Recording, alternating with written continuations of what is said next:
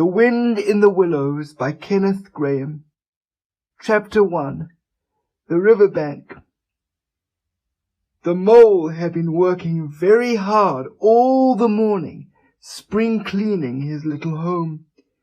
First with brooms, then with dusters, then on ladders and steps and chairs, with a brush and a pail of whitewash, till he had dust in his throat and eyes, and splashes of whitewash all over his black fur, and an aching back and weary arms. Spring was moving in the air above and in the earth below and around him, penetrating even his dark and lowly little house with its spirit of divine discontent and longing. It was small wonder, then, that he suddenly flung down his brush on the floor, said, "Bother!" and "Oh, blow!" and also "Hang spring cleaning!" and bolted out of the house without even waiting to put on his coat.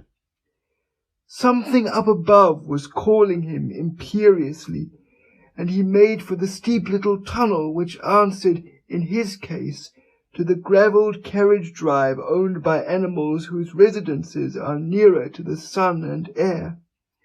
So he scraped and scratched and scrabbled and scrooged, and then he scrooged again and scrabbled and scratched and scraped, working busily with his little paws and muttering to himself, "Up we go, up we go," till at last, pop!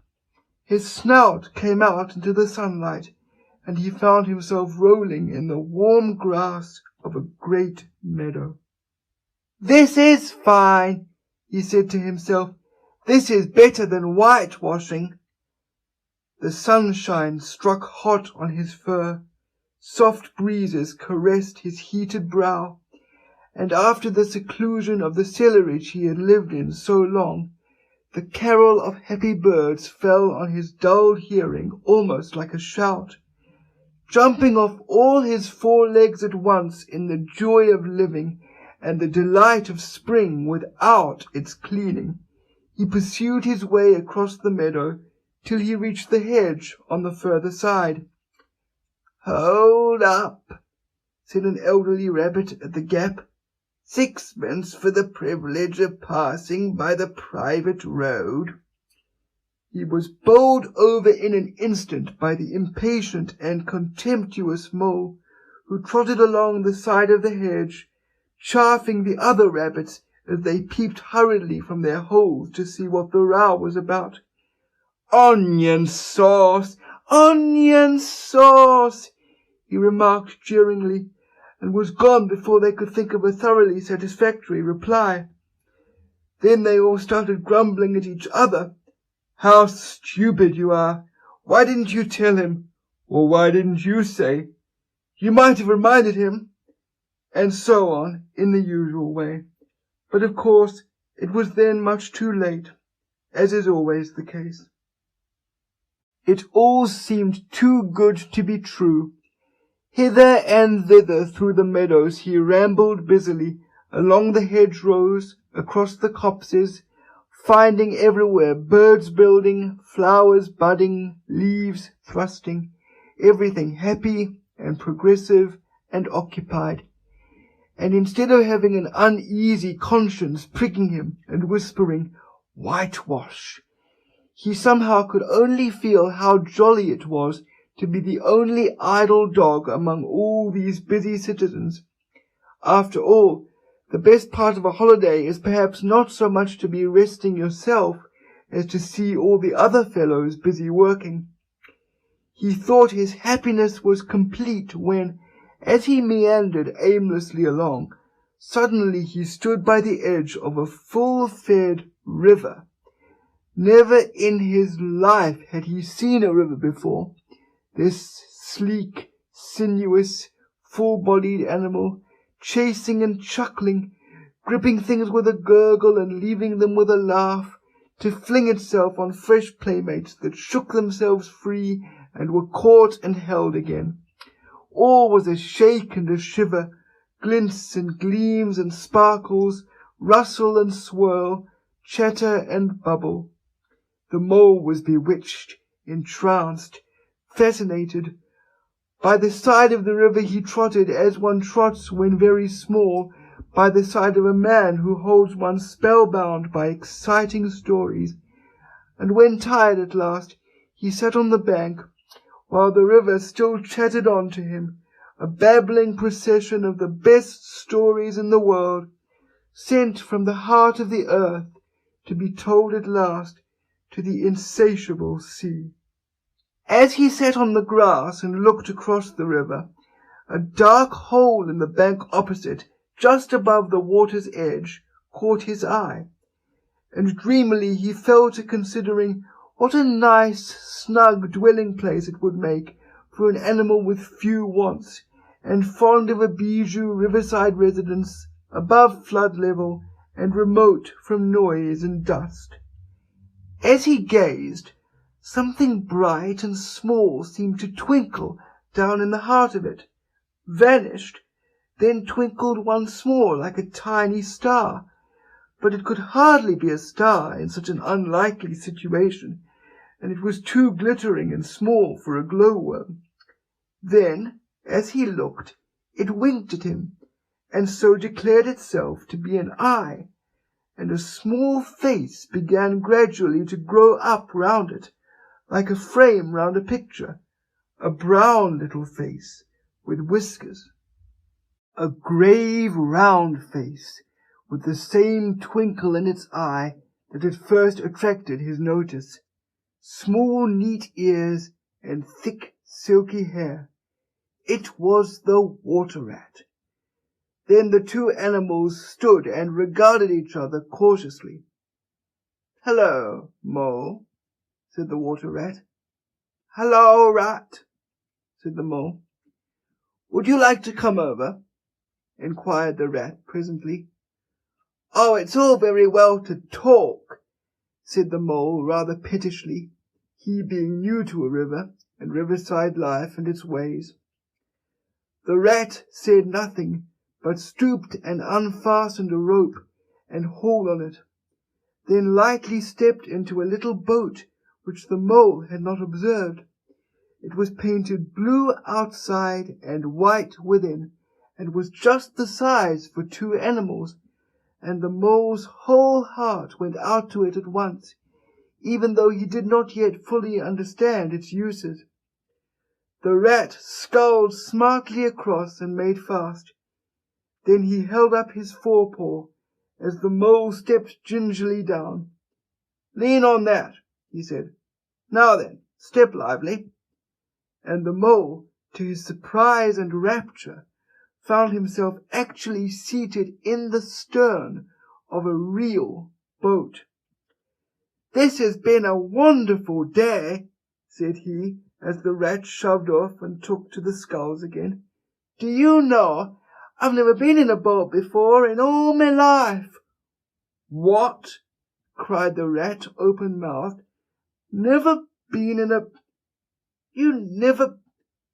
Well, what have you been doing then?" "Is it so nice as all that?"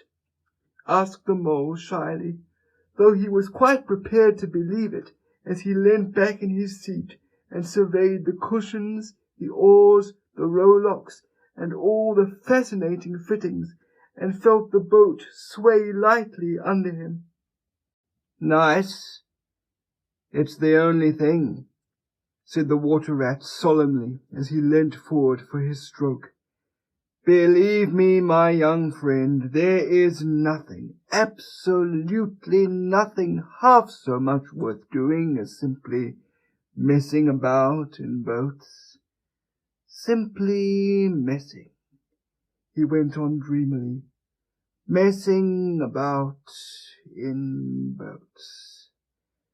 Messing—" "Look ahead, Rat!" cried the Mole suddenly. It was too late. The boat struck the bank full tilt. The dreamer, the joyous oarsman, lay on his back at the bottom of the boat, his heels in the air. "About in boats, all with boats," the rat went on composedly, picking himself up with a pleasant laugh. "In or out of 'em, it doesn't matter. Nothing seems really to matter. That's the charm of it. Whether you get away or whether you don't, whether you arrive at your destination or whether you reach somewhere else, or whether you never get anywhere at all, you're always busy. You never do anything in particular. And when you've done it, there's always something else to do. And you can do it if you like, but you'd much better not. Look here, if you've really nothing else on hand this morning, supposing we drop down the river together and have a long day of it." The mole waggled his toes from sheer happiness, spread his chest with a sigh of full contentment, and leaned back blissfully into the soft cushions. "What a day I'm having," he said. "Let us start at once." "Hold hard a minute then," said the rat. He looped the painter through a ring in his landing stage, climbed up into his hole above, and after a short interval reappeared, staggering under a fat wicker luncheon basket.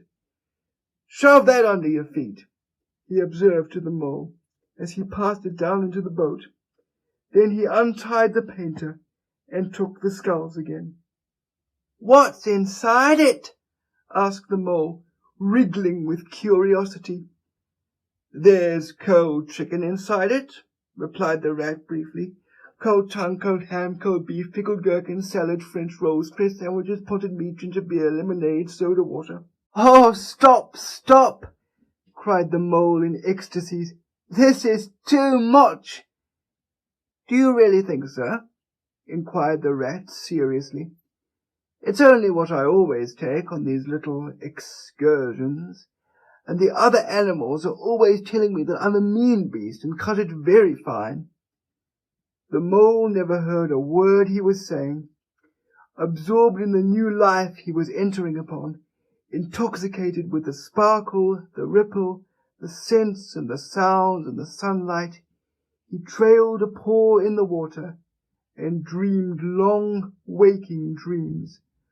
The water rat, like the good little fellow he was, sculled steadily on and forbore to disturb him. "I like your clothes awfully, old chap," he remarked after some half an hour or so had passed. "I'm going to get a black velvet smoking suit myself some day, as soon as I can afford it." "I beg your pardon," said the mole, pulling himself together with an effort. "You must think me very rude, but all this is so new to me. So, this is a river." "The river," corrected the rat. "And you really live by the river? What a jolly life!" "By it, and with it, and on it, and in it," said the rat.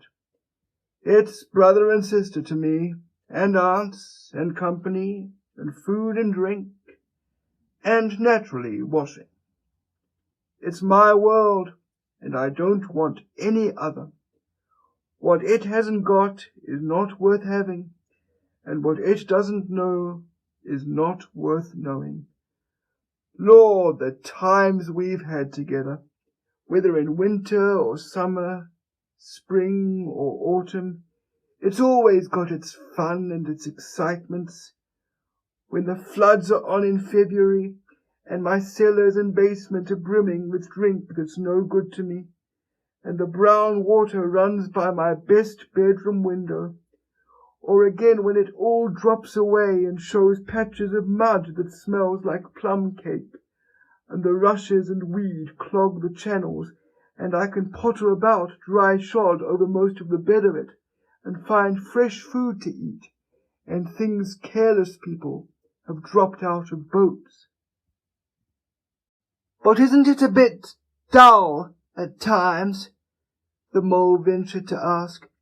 "Just you and the river, and no one else to pass a word with?" "No one else to—" "Well, I mustn't be hard on you," said the rat with forbearance. You're new to it, and of course you don't know. The bank is so crowded nowadays that many people are moving away altogether. Oh no, it isn't what it used to be at all. Otters, kingfishers, dab chicks, moorhens, all of them about all day long, and always wanting you to do something, as if a fellow had no business of his own to attend to. What lies over there? Asked the mole, waving a paw towards a background of woodland that darkly framed the water meadows on one side of the river. That's just the wild wood, said the rat shortly. We don't go there very much, we riverbankers. Aren't they very nice people in there? Said the mole, a trifle nervously. Well, replied the rat, let me see. The squirrels are all right, and the rabbits, some of them. But rabbits are a mixed lot. And then there's Badger, of course. He lives right in the heart of it. Wouldn't live anywhere else either if you paid him to do it. Dear old Badger. Nobody interferes with him. They'd better not, he added significantly. Why? Who should interfere with him? Asked the mole. Well, of course, there are others, explained the rat in a hesitating sort of way. Weasels and stoats and foxes and so on. They're all right in a way. I'm very good friends with them, past the time of day when we meet and all that. But they break out sometimes, there's no denying it. And then, well, you can't really trust them, and that's the fact. The mole knew well that it is quite against animal etiquette to dwell on possible trouble ahead, or even to allude to it, so he dropped the subject. And beyond the wild wood again, he asked, where it's all blue and dim, and one sees what may be hills, or perhaps they mayn't, and something like the smoke of towns, or is it only cloud drift? Beyond the wild wood comes the wide world, said the rat, and that's something that doesn't matter, either to you or me. I've never been there, and I'm never going, nor you either, if you've got any sense at all. Don't ever refer to it again, please. Now then, here's our backwater at last, where we're going to lunch. Leaving the main stream, they now passed into what seemed at first sight like a little landlocked lake. Green turf sloped down to either edge. Brown, snaky tree roots gleamed below the surface of the quiet water, while ahead of them the silvery shoulder and foamy tumble of a weir, arm in arm with a restless, dripping mill-wheel that held up in its turn a grey-gabled mill-house, filled the air with a soothing murmur of sound, dull and smothery, yet with little clear voices speaking up cheerfully out of it at intervals. It was so very beautiful that the mole could only hold up both forepaws and gasp, "Oh my! Oh my! Oh my!" The rat brought the boat alongside the bank, made her fast, helped the still awkward mole safely ashore, and swung out the luncheon basket. The mole begged as a favour to be allowed to unpack it all by himself, and the rat was very pleased to indulge him, and to sprawl at full length on the grass and rest, while his excited friend shook out the tablecloth and spread it, took out all the mysterious packets one by one, and arranged their contents in due order, still gasping, "Oh my," at each fresh revelation.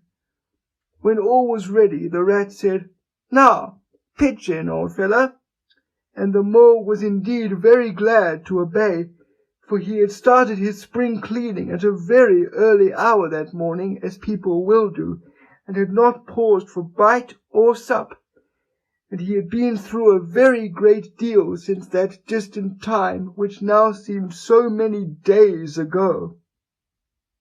"What are you looking at?" said the rat presently, when the edge of their hunger was somewhat dulled, and the mole's eyes were able to wander off the tablecloth a little. "I am looking," said the mole, "at a streak of bubbles that I see travelling along the surface of the water. That is the thing that strikes me as funny."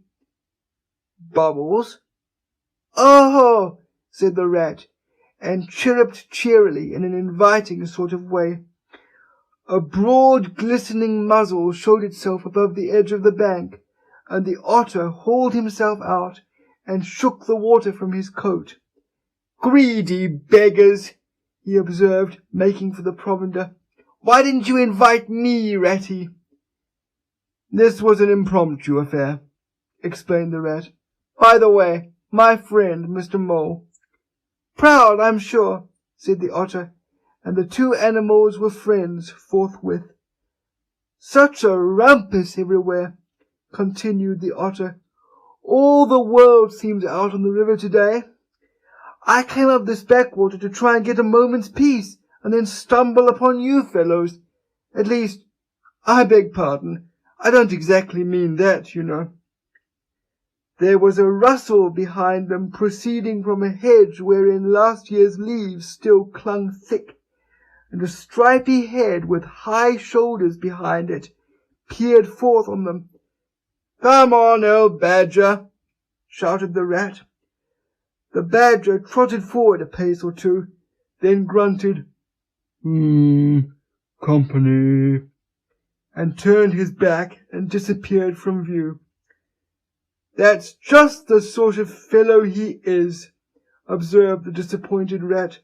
"Simply hates society. Now we shan't see any more of him today. Well, tell us, who's out on the river?" "Toad's out, for one," replied the otter, "in his brand new wager boat. New togs, new everything." The two animals looked at each other and laughed. "Once it was nothing but sailing," said the rat. "Then he tired of that and took to punting. Nothing would please him but to punt all day and every day, and a nice mess he made of it. Last year it was houseboating, and we all had to go and stay with him in his houseboat and pretend we liked it. He was going to spend the rest of his life in a houseboat. It's all the same, whatever he takes up. He gets tired of it and starts on something fresh. Such a good fellow, too," remarked the otter reflectively, "but no stability, especially in a boat."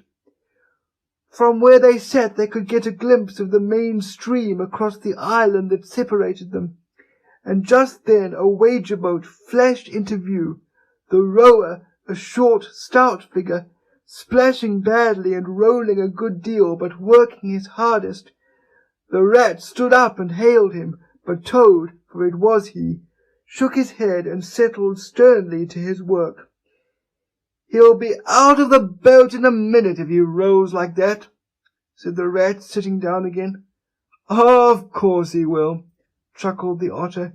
"Did I ever tell you that good story about Toad and the lock-keeper? It happened this way.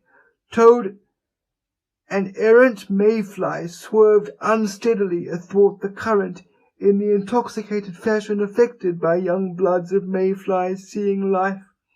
A swirl of water and a clop, and the mayfly was visible no more. Neither was the otter. The mole looked down. The voice was still in his ears, but the turf whereon he had sprawled was clearly vacant. Not an otter to be seen, as far as the distant horizon, but again there was a streak of bubbles on the surface of the river. The rat hummed a tune, and the mole recollected that animal etiquette forbade any sort of comment on the sudden disappearance of one's friends at any moment for any reason, or no reason whatever. "Well, well," said the rat, "I suppose we ought to be moving. I wonder which of us had better pack the luncheon basket."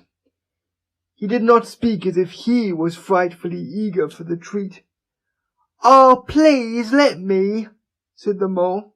So, of course, the rat let him. Packing the basket was not quite such pleasant work as unpacking the basket.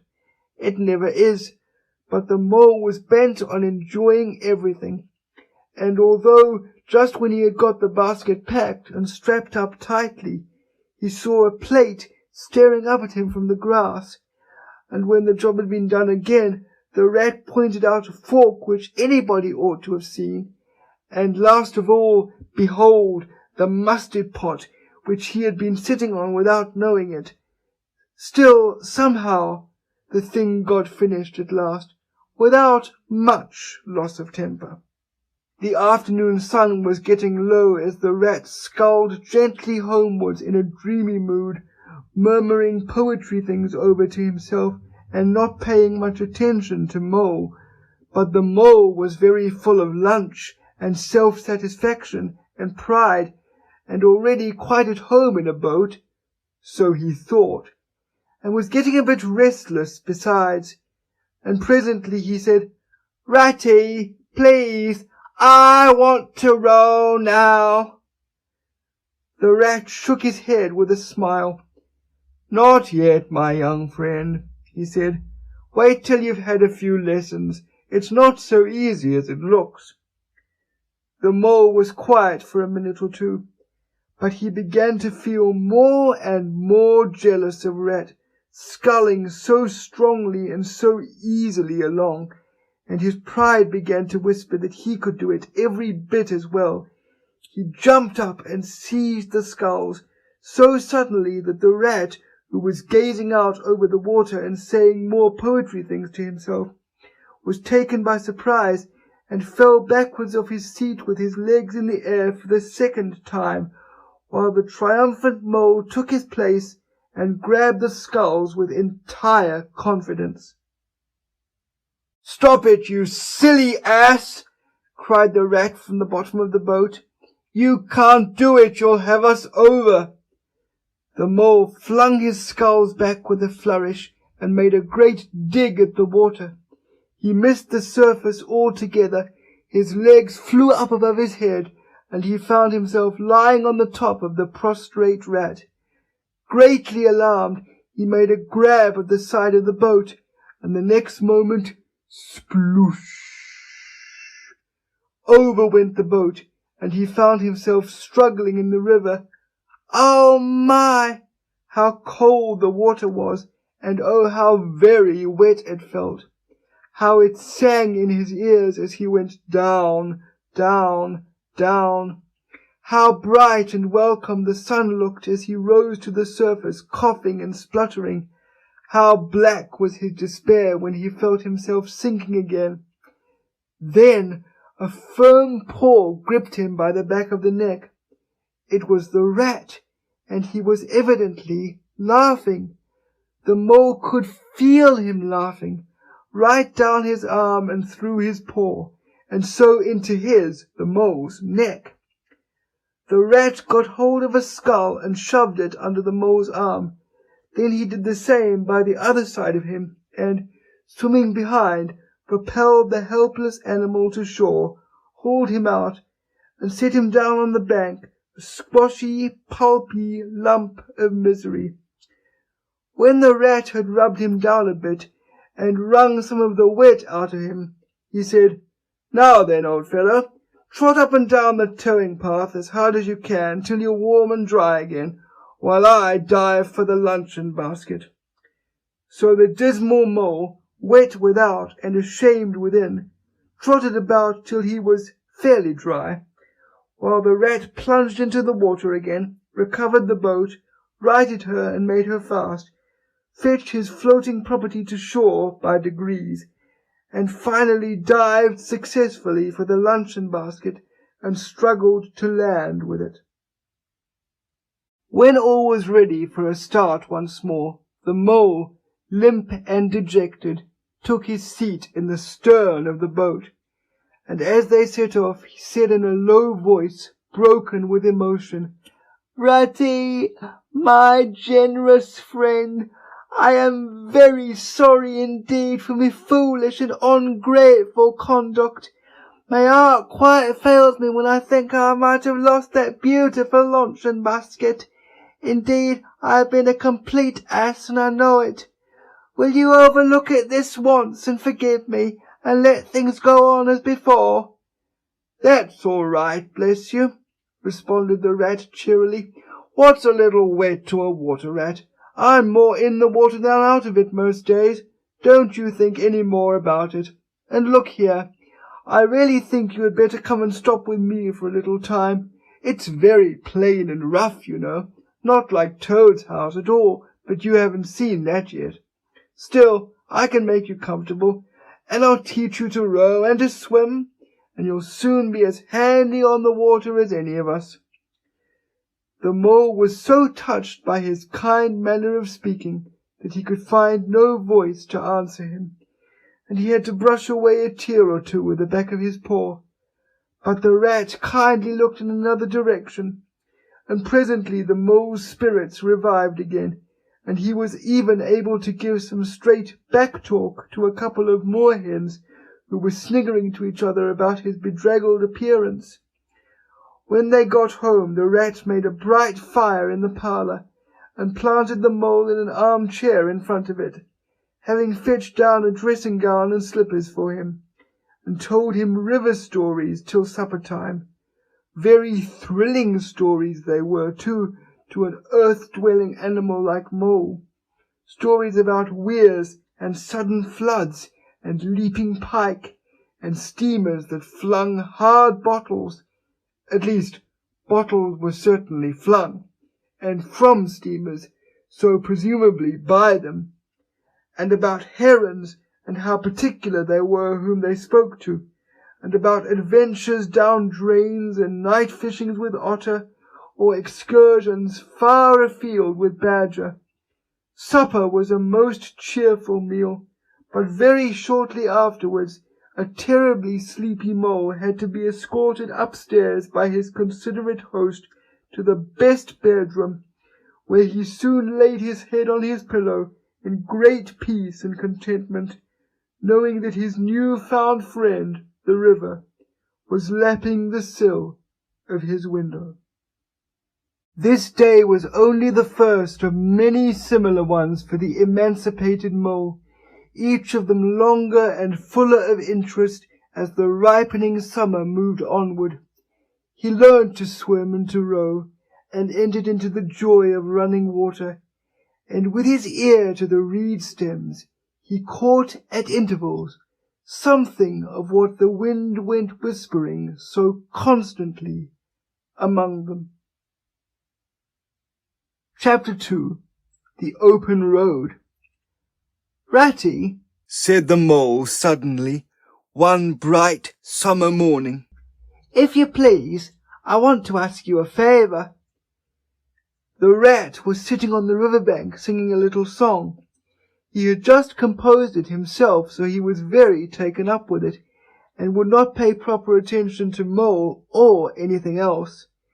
Since early morning he had been swimming in the river in company with his friends the ducks, and when the ducks stood on their heads suddenly, as ducks will, he would dive down and tickle their necks just under where their chins would be if ducks had chins, till they were forced to come to the surface again in a hurry, spluttering and angry and shaking their feathers at him, for it is impossible to say quite all you feel when your head is under water. At last they implored him to go away and attend to his own affairs and leave them to mind theirs. So the rat went away, and sat on the river-bank in the sun, and made up a song about them, which he called Duck's Ditty. All along the backwater, through the rushes tall, ducks are a-dabbling, up tails all. Duck's tails, drake's tails, yellow feet a-quiver, yellow bills all out of sight, busy in the river. Slushy green undergrowth, where the roach swim, here we keep our larder, cool and full and dim. Everyone for what he likes, We like to be heads down, tails up, dabbling free. High in the blue above, swifts whirl and call. We are down a-dabbling, up tails all. I don't know that I think so very much of that little song, Rat, observed the Mole cautiously. He was no poet himself and didn't care who knew it, and he had a candid nature. Nor don't the ducks neither, replied the Rat cheerfully. They say, why can't fellows be allowed to do what they like, when they like, and as they like, instead of other fellows sitting on banks and watching them all the time, and making remarks and poetry and things about them? What nonsense it all is! That's what the ducks say. So it is, said the Mole with great heartiness. No, it isn't, cried the Rat indignantly. Well, then it isn't, replied the Mole soothingly. But what I wanted to ask you was, won't you take me to call on Mr. Toad? I've heard so much about him, and I do so want to make his acquaintance. Why, certainly, said the good-natured Rat, jumping to his feet and dismissing poetry from his mind for the day. Get the boat out and we'll paddle up there at once. It's never the wrong time to call on Toad. Early or late, he's always the same fellow, always good-tempered, always glad to see you, always sorry when you go. He must be a very nice animal, observed the Mole, as he got into the boat and took the sculls, while the Rat settled himself comfortably in the stern. He is indeed the best of animals, replied Rat. So simple, so good-natured, and so affectionate. Perhaps he is not very clever. We can't all be geniuses. And it may be that he is both boastful and conceited, but he has got some great qualities as Toady. Rounding a bend in the river, they came in sight of a handsome and dignified old house of mellowed red brick, with well-kept lawns reaching down to the water's edge. There's Toad Hall, said the Rat, and that creek on the left where the notice board says, Private, no landing allowed, leads to his boathouse, where we'll leave the boat. The stables are over there to the right. That's the banqueting hall you're looking at now. Very old, that is. Toad is rather rich, you know, and this is really one of the nicest houses in these parts, though we never admit as much to Toad. They glided up the creek, and the Mole slipped his sculls as they passed into the shadow of a large boathouse. Here they saw many handsome boats, slung from the cross-beams or hauled up on a slip, but none in the water, and the place had an unused and a deserted air. The Rat looked around him. I understand, said he. Boating is played out. He's tired of it and done with it. I wonder what new fad he has taken up now. Come along and let's look him up. We shall hear all about it quite soon enough. They disembarked and strolled across the gay flower-decked lawns in search of Toad, whom they presently happened upon, resting in a wicker garden chair with a preoccupied expression of face, and a large map spread out on his knees. Hooray! He cried, jumping up on seeing them. This is splendid! He shook the paws of both of them warmly, never waiting for an introduction to the Mole. How kind of you! He went on, dancing round them. I was just going to send a boat down the river for you, Ratty, with strict orders that you were to be fetched up here at once, whatever you were doing. I want you badly, both of you. Now, what will you take? Come inside and have something. You don't know how lucky it is you're turning up just now.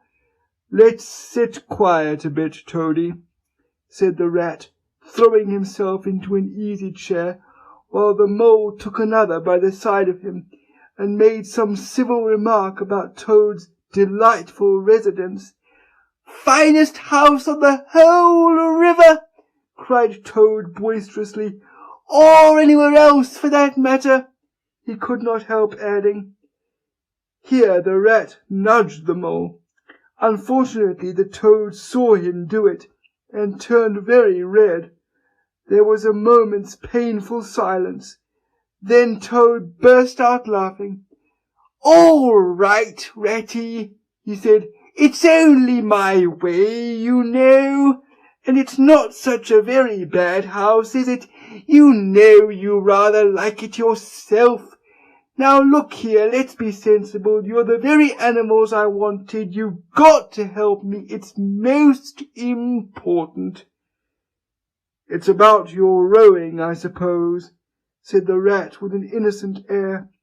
"You're getting on fairly well, though you splash a good bit still.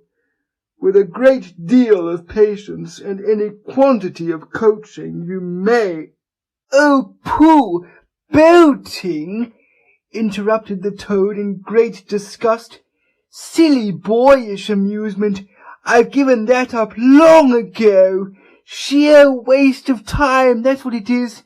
It makes me downright sorry to see you fellows, who ought to know better, spending all your energies in that aimless manner. No, I've discovered the real thing, the only genuine occupation for a lifetime. I propose to devote the remainder of mine to it, and can only regret the wasted years that lie behind me, squandered in trivialities. Come with me, dear Ratty, and your amiable friend also, if he will be so very good, just as far as the stable yard, and you shall see what you shall see." He led the way to the stable yard accordingly, the rat following with a most mistrustful expression, and there, drawn out of the coach-house into the open, they saw a gypsy caravan shining with newness, painted a canary yellow picked out with green and red wheels. "There you are!" cried the Toad, straddling and expanding himself. "There's real life for you, embodied in that little cart.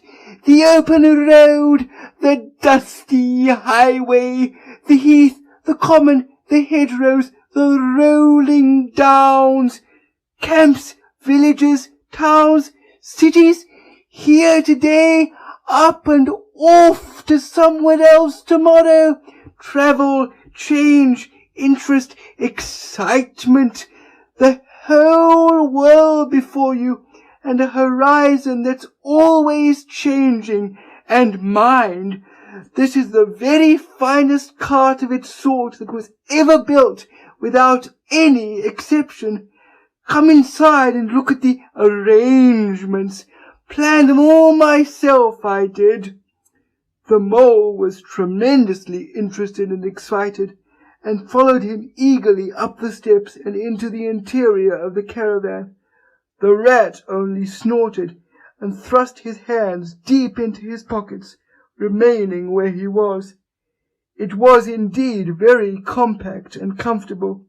Little sleeping bunks, a little table that folded up against the wall, a cooking stove, lockers, bookshelves, a bird cage with a bird in it, and pots, pans, jugs, and kettles of every size and variety. "All complete," said the Toad triumphantly, pulling open a locker. "You see, biscuits, potted lobster, sardines, everything you can possibly want. Soda water here, baccy there, letter paper, bacon, jam, cards and dominoes. You'll find," he continued, as they descended the steps again, "you'll find that nothing whatever has been forgotten when we make our start this afternoon." "I beg your pardon," said the rat slowly as he chewed a straw, "but did I overhear you say something about we and start and this afternoon?" "Now, you dear good old Ratty," said Toad imploringly, "don't begin talking in that stiff and sniffy sort of way, because you know you've got to come. I can't possibly manage without you, so please consider it settled and don't argue. It's the one thing I can't stand. You surely don't mean to stick to your dull, fusty old river all your life, and just live in a hole in a bank and boat. I want to show you the world. I'm going to make an animal of you, my boy." "I don't care," said the Rat doggedly. "I'm not coming, and that's flat. And I am going to stick to my old river and live in a hole and boat, as I've always done. And what's more, Mole's going to stick to me and do as I do, aren't you, Mole?" "Of course I am," said the Mole loyally. "I'll allus stick to you, Rat, and what you say is to be has got to be. All the same, it sounds as if it might have been, well, rather fun, you know," he added wistfully. Poor Mole. The life adventurous was so new a thing to him and so thrilling, and this fresh aspect of it was so tempting, and he had fallen in love at first sight with the canary-coloured cart and all its little fitments. The Rat saw what was passing in his mind and wavered. He hated disappointing people, and he was fond of the Mole and would do almost anything to oblige him. Toad was watching both of them closely. "Come along in and have some lunch," he said diplomatically, "and we'll talk it over. We needn't decide anything in a hurry. Of course I don't really care. I only want to give pleasure to you fellows. Live for others, that's my motto in life." During luncheon, which was excellent, of course, as everything at Toad Hall always was, the Toad simply let himself go. Disregarding the Rat, he proceeded to play upon the inexperienced Mole as on a harp. Naturally a voluble animal, and always mastered by his imagination, he painted the prospects of the trip and the joys of the open life and the roadside in such glowing colours that the Mole could hardly sit in his chair for excitement. Somehow it soon seemed taken for granted by all three of them that the trip was a settled thing, and the Rat, though still unconvinced in his mind, allowed his good nature to override his personal objections. He could not bear to disappoint his two friends, who were already deep in schemes and anticipations, planning out each day's separate occupation for several weeks ahead. When they were quite ready, the now triumphant Toad led his companions to the paddock and set them to capture the old grey horse, who, without having been consulted, and to his own extreme annoyance, had been told off by Toad for the dustiest job in this dusty expedition. He frankly preferred the paddock, and took a deal of catching. Meantime Toad packed the lockers still tighter with necessaries, and hung nose-bags, nets of onions, bundles of hay, and baskets from the bottom of the cart. At last the horse was caught and harnessed, and they set off, all talking at once, each animal either trudging by the side of the cart or sitting on the shaft as the humour took him. It was a golden afternoon. The smell of the dust they kicked up was rich and satisfying. Out of thick orchards on either side the road, birds called and whistled to them cheerily. Good-natured wayfarers passing them gave them "good day," or stopped to say nice things about their beautiful cart, and rabbits, sitting at their front doors in the hedgerows, held up their forepaws and said, "Oh my, oh my, oh my." Late in the evening, tired and happy and miles from home, they drew up on a remote common far from habitations, turned the horse loose to graze, and ate their simple supper, sitting on the grass by the side of the cart. Toad talked big about all he was going to do in the days to come, while stars grew fuller and larger all around them, and a yellow moon, appearing suddenly and silently from nowhere in particular, came to keep them company and listen to their talk. At last they turned in to their little bunks in the cart, and Toad, kicking out his legs, sleepily said, "Well, good night, you fellows. This is the real life for a gentleman. Talk about your old river." "I don't talk about my river," replied the patient rat. "You know I don't, Toad. But I think about it," he added pathetically, in a lower tone. "I think about it all the time."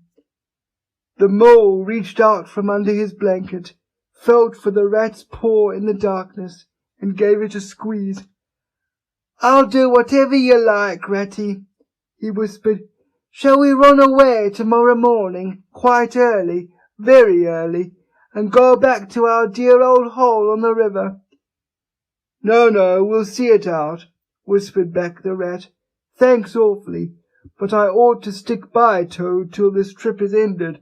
It wouldn't be safe for him to be left to himself.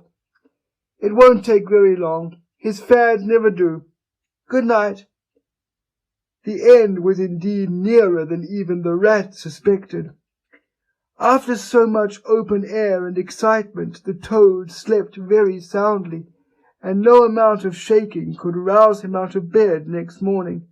So the mole and rat turned to, quietly and manfully, and while the rat saw to the horse and lit a fire and cleared last night's cups and platters and got things ready for breakfast, the mole trudged off to the nearest village, a long way off, for milk and eggs and various necessaries the Toad had of course forgotten to provide. The hard work had all been done, and the two animals were resting, thoroughly exhausted, by the time Toad appeared on the scene, fresh and gay, remarking what a pleasant, easy life it was they were all leading now, after the cares and worries and fatigues of housekeeping at home. They had a pleasant ramble that day over grassy downs and along narrow by-lanes, and camped as before on a common, only this time the two guests took care that Toad should do his fair share of work. In consequence, when the time came for starting next morning, Toad was by no means so rapturous about the simplicity of the primitive life, and indeed attempted to resume his place in his bunk, whence he was hauled by force. Their way lay, as before, across country by narrow lanes, and it was not till the afternoon that they came out on the high road, their first high road, and there disaster, fleet and unforeseen, sprang out on them. Disaster momentous indeed to their expedition, but simply overwhelming in its effect on the after-career of Toad. They were strolling along the high road easily, the mole by the horse's head talking to him, since the horse had complained that he was being frightfully left out of it, and nobody considered him in the least. The Toad and the water rat walking behind the car talking together, at least Toad was talking, and Rat was saying at intervals, "Yes, precisely, and what did you say to him?" and thinking all the time of something very different, when far behind them they heard a faint warning hum, like the drone of a distant bee. Glancing back, they saw a small cloud of dust with a dark centre of energy advancing on them at incredible speed, while from out the dust a faint poop, poop, wailed like an uneasy animal in pain. Hardly regarding it, they turned to resume their conversation, when in an instant, as it seemed, the peaceful scene was changed, and with a blast of wind and a whirl of sound that made them jump for the nearest ditch, it was on them. The poop, poop rang with a brazen shout in their ears. They had a moment's glimpse of an interior of glittering plate glass and rich morocco, and the magnificent motor car, immense, breath-snatching, passionate, with its pilot tense and hugging his wheel, possessed all earth and air for the fraction of a second, flung an enveloping cloud of dust that blinded and enwrapped them utterly, and then dwindled to a speck in the far distance, changed back into a droning bee once more. The old grey horse, dreaming as he plodded along of his quiet paddock, in a new raw situation such as this, simply abandoned himself to his natural emotions, rearing, plunging, backing steadily, in spite of all the mole's efforts at his head, and all the mole's lively language directed at his better feelings. He drove the cart backwards towards the deep ditch at the side of the road. It wavered an instant, then there was a heart-rending crash, and the canary-coloured cart, their pride and their joy, lay on its side in the ditch, an irredeemable wreck. The rat danced up and down in the road, simply transported with passion. "You villains!" he shouted, shaking both fists. "You scoundrels, you highwaymen, you road hogs! I'll have the law on you. I'll report you. I'll take you through all the courts." His homesickness had quite slipped away from him, and for the moment he was the skipper of the canary-coloured vessel driven on a shoal by the reckless jockeying of rival mariners, and he was trying to recollect all the fine and biting things he used to say to masters of steam launches when their wash, as they drove too near the bank, used to flood his parlour carpet at home. Toad sat straight down in the middle of the dusty road, his legs stretched out before him, and stared fixedly in the direction of the disappearing motor car. He breathed short. His face wore a placid, satisfied expression, and at intervals he faintly murmured, "Poop, poop." The mole was busy trying to quiet the horse, which he succeeded in doing after a time. Then he went to look at the cart on its side in the ditch. It was indeed a sorry sight. Panels and windows smashed, axles hopelessly bent, one wheel off, sardine tins scattered over the wide world, and the bird in the bird-cage sobbing pitifully and calling to be let out. The rat came to help him, but their united efforts were not sufficient to right the cart. "Hi, Toad!" they cried. "Come and bear a hand, can't you?" The toad never answered a word, or budged from his seat in the road, so they went to see what was the matter with him. They found him in a sort of trance, a happy smile on his face, his eyes still fixed on the dusty wake of their destroyer. At intervals he was still heard to murmur, "Poop, poop." The rat shook him by the shoulder. "Are you coming to help us, Toad?" he demanded sternly. "Glorious, stirring sight," murmured Toad, never offering to move. "The poetry of motion, the real way to travel, the only way to travel. Here today, in next week tomorrow. Villages skipped, towns and cities jumped. Always somebody else's horizon. Oh bliss, oh poop, poop, oh my, oh my." "Oh, stop being an ass, Toad," cried the mole despairingly. "And to think I never knew," went on the toad in a dreamy monotone. "All those wasted years that lie behind me, I never knew, never even dreamt. But now that I know, now that I fully realize, oh, what a flowery track lies spread before me henceforth. What dust cloud shall spring up behind me as I speed on my reckless way? What carts I shall fling carelessly into the ditch in the wake of my magnificent onset? Horrid little carts, common carts, canary-coloured carts. What are we to do with them? Asked the mole of the water rat. Nothing at all, replied the rat firmly, because there is really nothing to be done. You see, I know him from of old. He is now possessed. He has got a new craze, and it always takes him that way in its first stage. He'll continue like that for days now, like an animal walking in a happy dream, quite useless for all practical purposes. Never mind him. Let's go and see what there is to be done about the cart. A careful inspection showed them that even if they succeeded in righting it by themselves, the cart would travel no longer. The axles were in a hopeless state, and the missing wheel was shattered into pieces. The rat knotted the horse's reins over his back and took him by the head, carrying the bird cage and its hysterical occupant in the other hand. "Come on," he said grimly to the mole. "It's 5 or 6 miles to the nearest town, and we shall just have to walk it. The sooner we make a start, the better."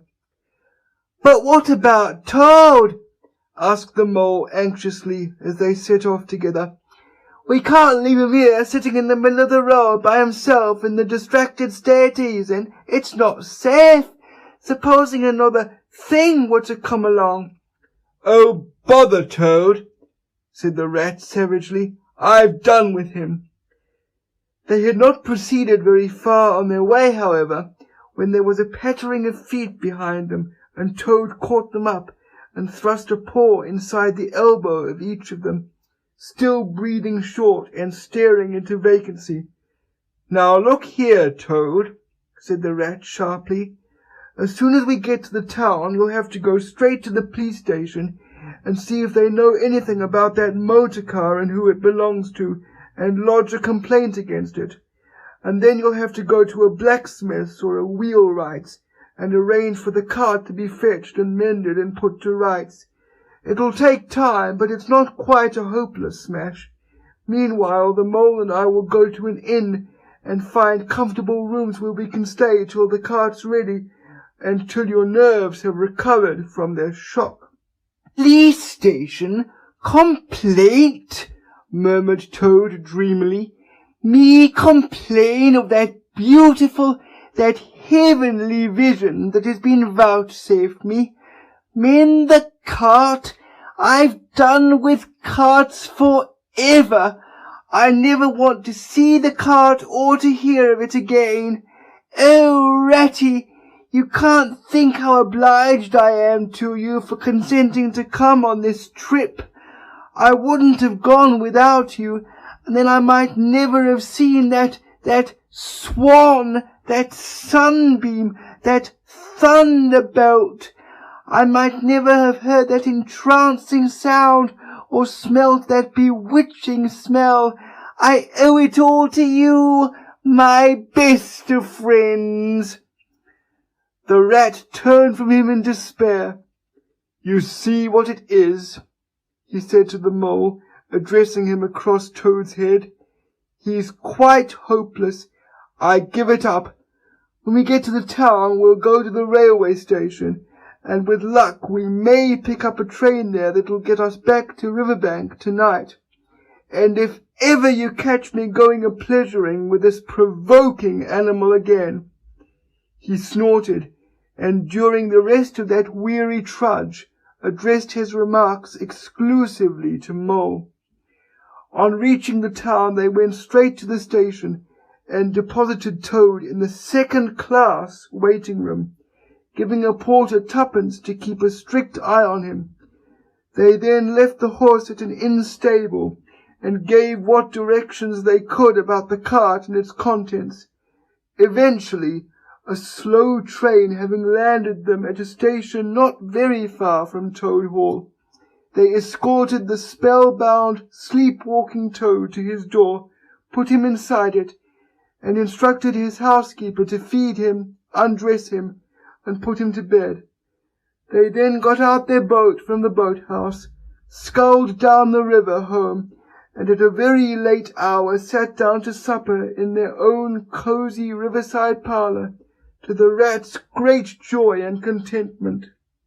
The following evening the mole, who had risen late and taken things very easy all day, was sitting on the bank fishing, when the rat, who had been looking up his friends and gossiping, came strolling along to find him.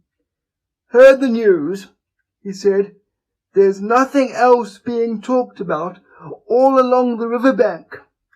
Toad went up to town by an early train this morning, and he has ordered a large and very expensive motor car." Chapter 3. The Wild Wood. The mole had long wanted to make the acquaintance of the badger.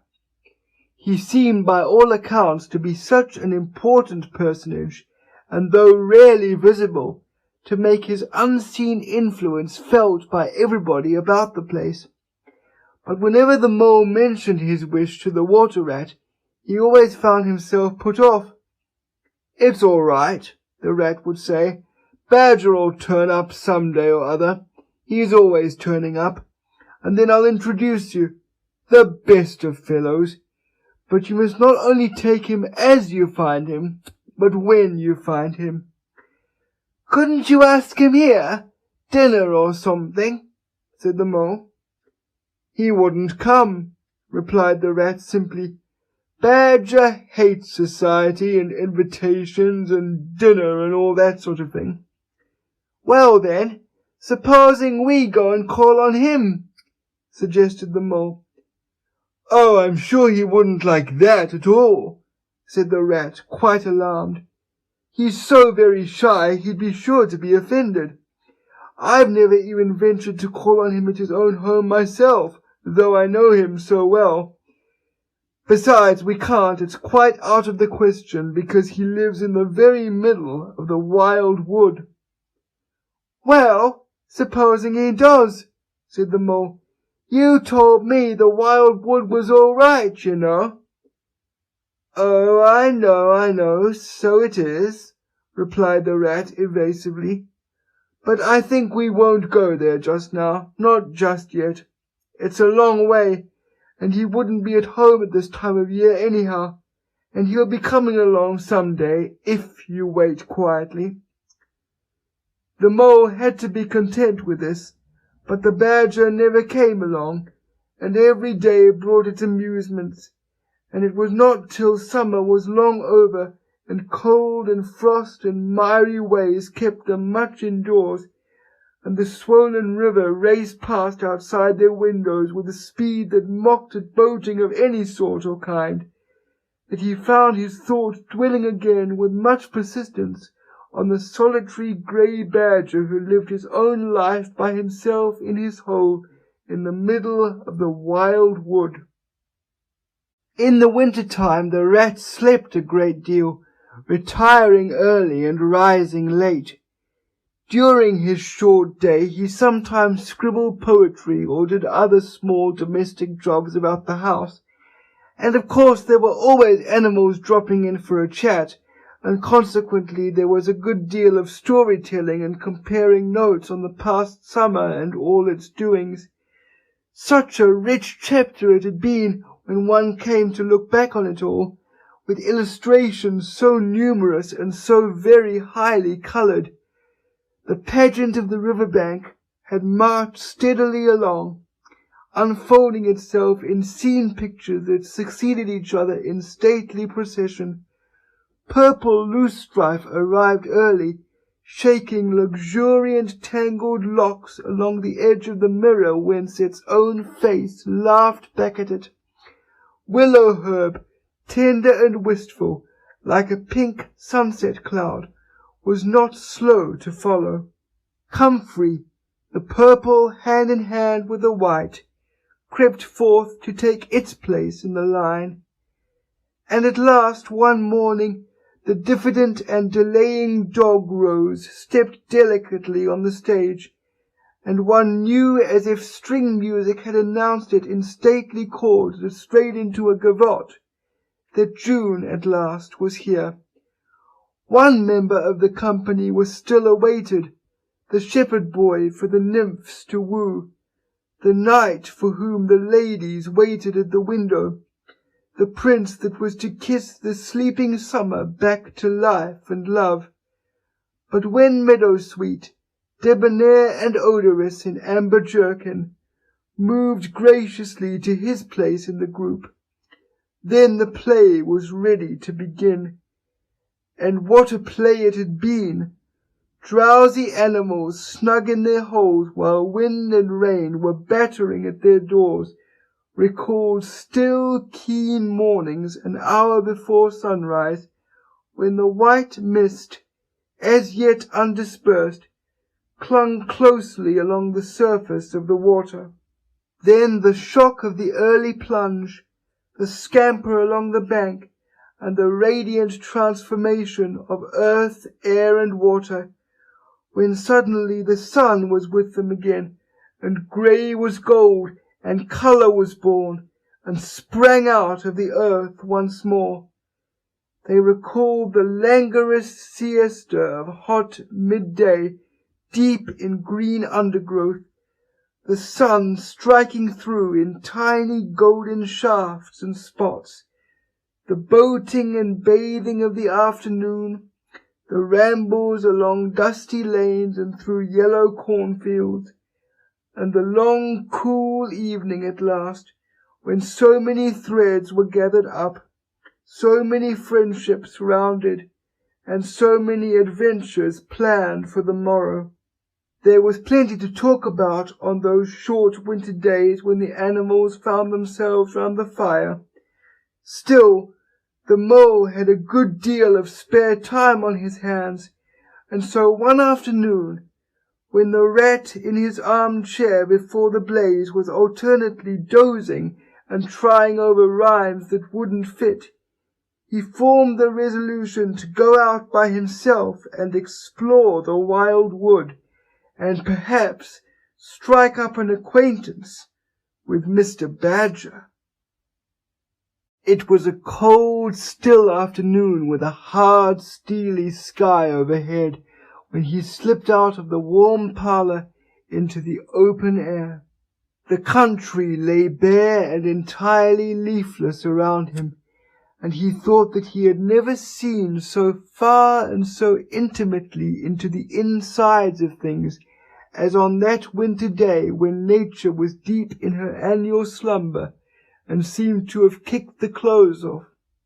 Copses, dells, quarries, and all hidden places which had been mysterious mines for exploration in leafy summer, now exposed themselves and their secrets pathetically, and seemed to ask him to overlook their shabby poverty for a while, till they could riot in rich masquerade as before, and trick and entice him with the old deceptions. It was pitiful in a way, and yet cheering, even exhilarating. He was glad that he liked the country undecorated, hard, and stripped of its finery.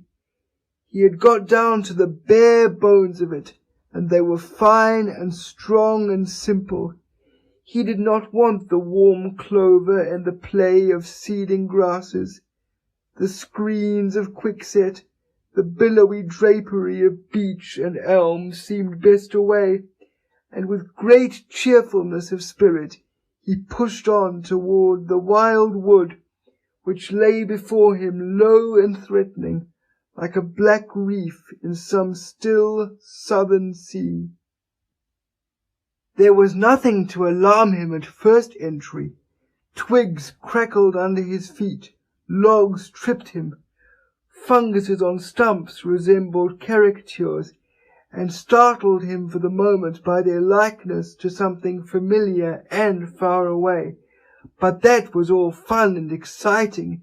It led him on, and he penetrated to where the light was less, and trees crouched nearer and nearer, and holes made ugly mouths at him on either side.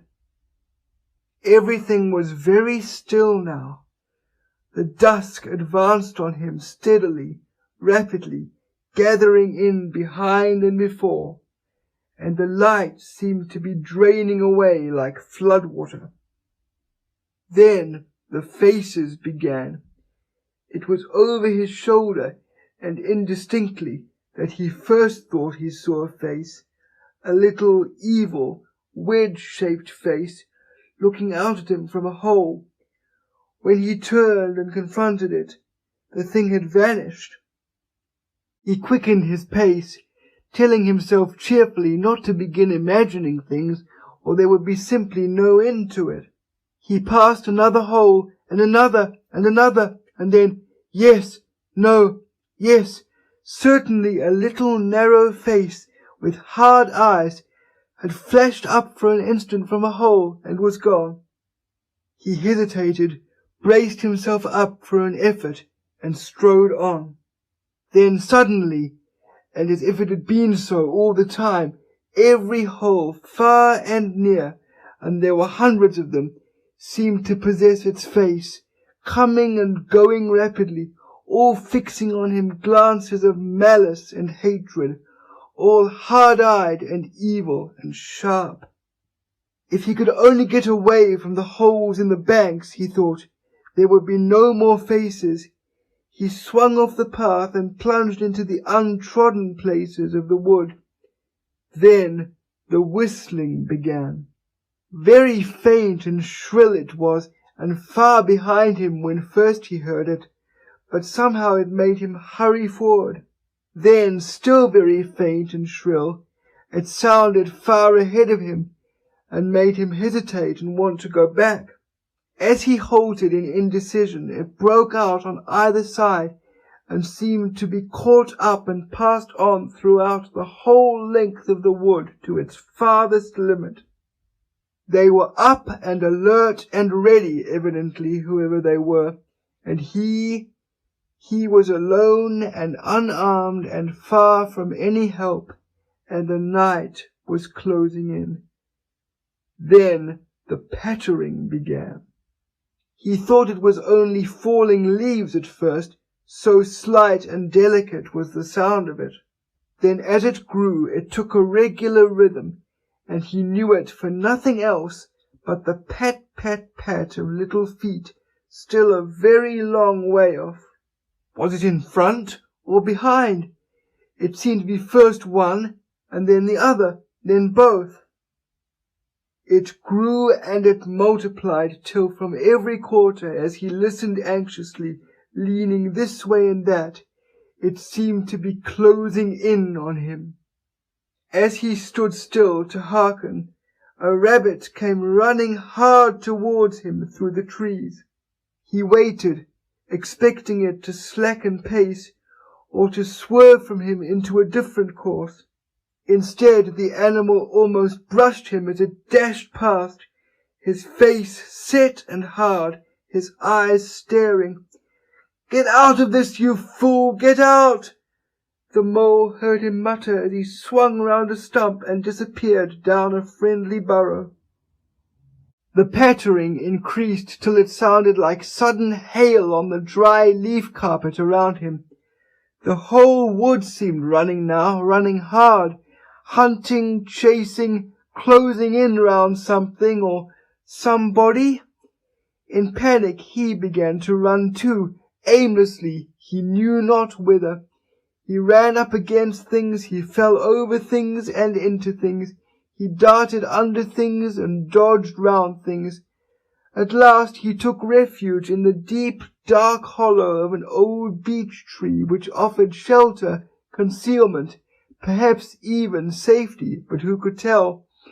Anyhow, he was too tired to run any further, and could only snuggle down into the dry leaves which had drifted into the hollow, and hope he was safe for a time.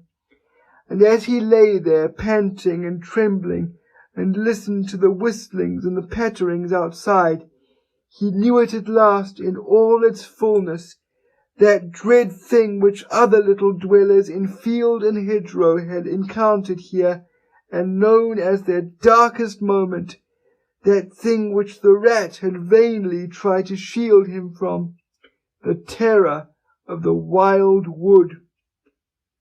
Meantime the rat, warm and comfortable, dozed by his fireside. His paper of half-finished verses slipped from his knee, his head fell back, his mouth opened, and he wandered by the verdant banks of dream rivers. Then a coal slipped, the fire crackled and sent up a spurt of flame, and he woke with a start. Remembering what he had been engaged upon, he reached down to the floor for his verses, pored over them for a minute, and then looked round for the mole to ask him if he knew a good rhyme for something or other. But the mole was not there. He listened for a time. The house seemed very quiet. Then he called, "Mole," several times, and receiving no answer, got up and went out into the hall. The mole's cap was missing from its accustomed peg. His goloshes, which always lay by the umbrella stand, were also gone. The rat left the house and carefully examined the muddy surface of the ground outside, hoping to find the mole's tracks. There they were, sure enough. The goloshes were new, just bought for the winter, and the pimples on their soles were fresh and sharp. He could see the imprints of them in the mud, running along straight and purposeful, leading direct to the wild wood. The rat looked very grave and stood in deep thought for a minute or two. Then he re-entered the house, strapped a belt round his waist, shoved a brace of pistols into it, took up a stout cudgel that stood in a corner of the hall, and set off for the wild wood at a smart pace. It was already getting towards dusk when he reached the first fringe of trees and plunged without hesitation into the wood, looking anxiously on either side for any sign of his friend. Here and there wicked little faces popped out of holes, but vanished immediately at sight of the valorous animal, his pistols, and the great ugly cudgel in his grasp. And the whistling and pattering, which he had heard quite plainly on his first entry, died away and ceased, and all was very still. He made his way manfully through the length of the wood to its furthest edge. Then, forsaking all paths, he set himself to traverse it, laboriously working over the whole ground, and all the time calling out cheerfully, "Mole! Mole! Mole, where are you? It's me, it's old Rat." He had patiently hunted through the wood for an hour or more, when at last, to his joy, he heard a little answering cry. Guiding himself by the sound, he made his way through the gathering darkness to the foot of an old beech tree with a hole in it, and from out of the hole came a feeble voice saying, "Ratty, is that really you?" The rat crept into the hollow, and there he found the mole, exhausted and still trembling.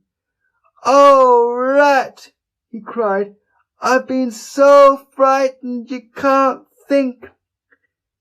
"Oh, I quite understand," said the rat soothingly. "You shouldn't really have gone and done it, Mole. I did my best to keep you from it. We riverbankers, we hardly ever come here by ourselves. If we have to come, we come in couples at least. Then we're generally all right. Besides, there are 100 things one has to know which we understand all about and you don't as yet. I mean passwords and signs and sayings which have power and effect, and plants you carry in your pocket, and verses you repeat, and dodges and tricks you practice, all simple enough when you know them, but they've got to be known if you're small, or you'll find yourself in trouble. Of course, if you were badger or otter, would be quite another matter." "Surely the brave Mr. Toad wouldn't mind coming here by himself, would he?" inquired the Mole. "Old Toad," said the Rat, laughing heartily. "He wouldn't show his face here alone, not for a whole hatful of golden guineas, Toad wouldn't."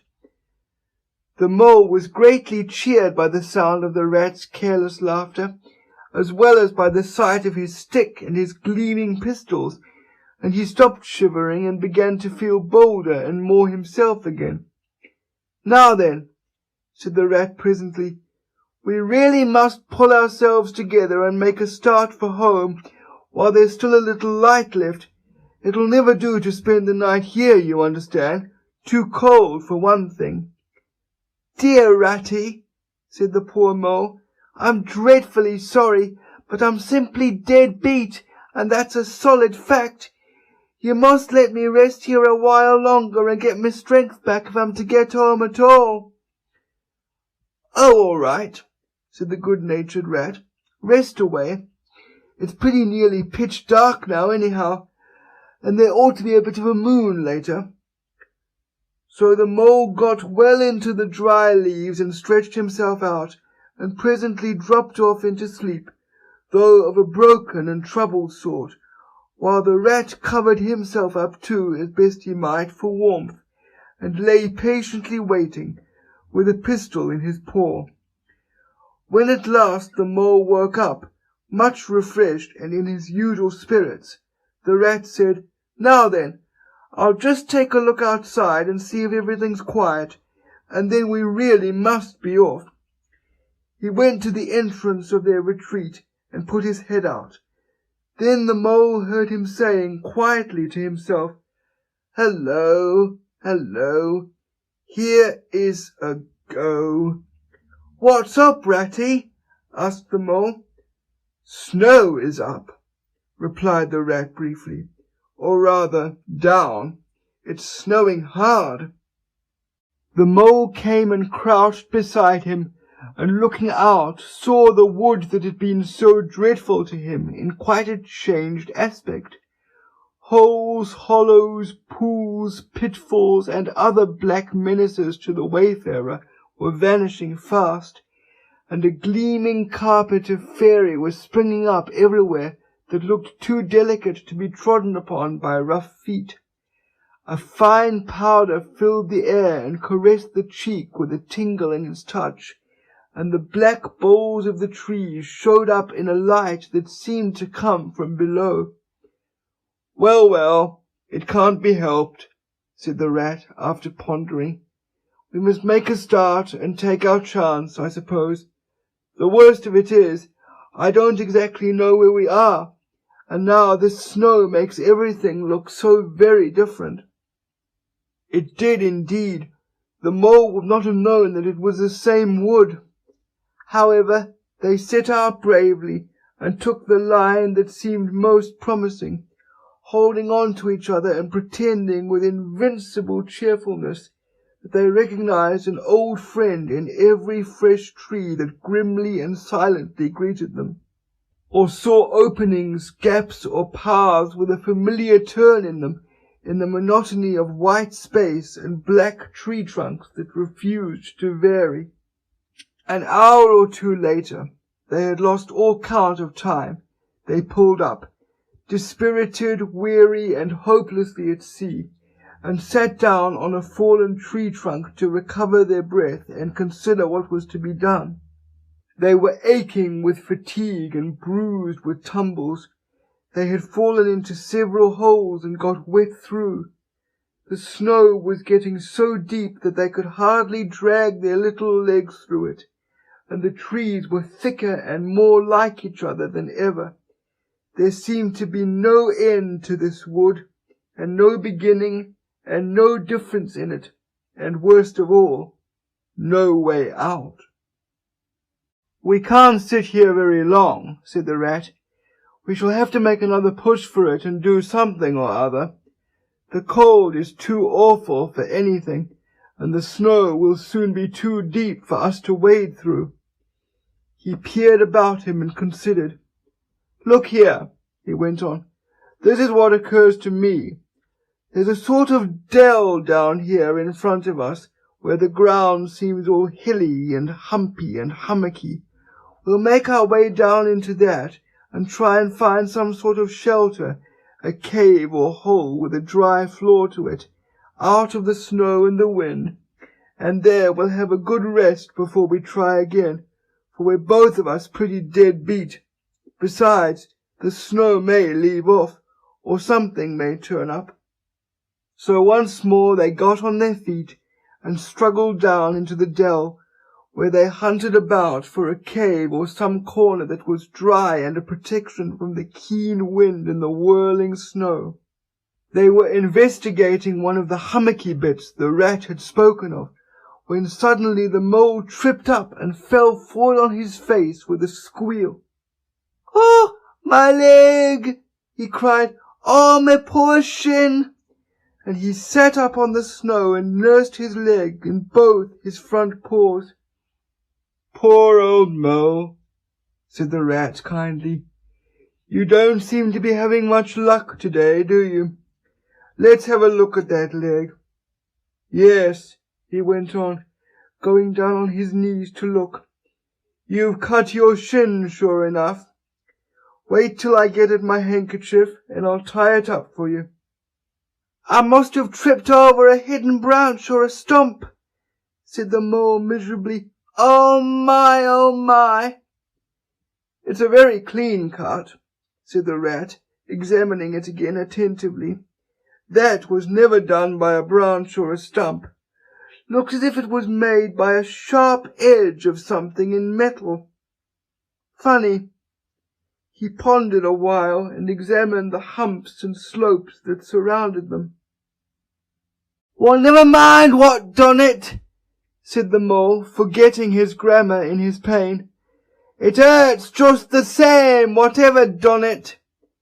But the rat, after carefully tying up the leg with his handkerchief, had left him and was busy scraping in the snow. He scratched and shovelled and explored, all four legs working busily, while the mole waited impatiently, remarking at intervals, "Oh, come on, rat!" Suddenly the rat cried, "Hooray!" and then, "Hooray, hooray, hooray, hooray!" and fell to executing a feeble jig in the snow. "What have you found, Ratty?" asked the mole, still nursing his leg. "Come and see," said the delighted rat as he jigged on. The mole hobbled up to the spot and had a good look. "Well," he said at last slowly, "I see it right enough. Seen the same sort of thing before, lots of times. Familiar object, I call it. A door scraper. Well, what of it?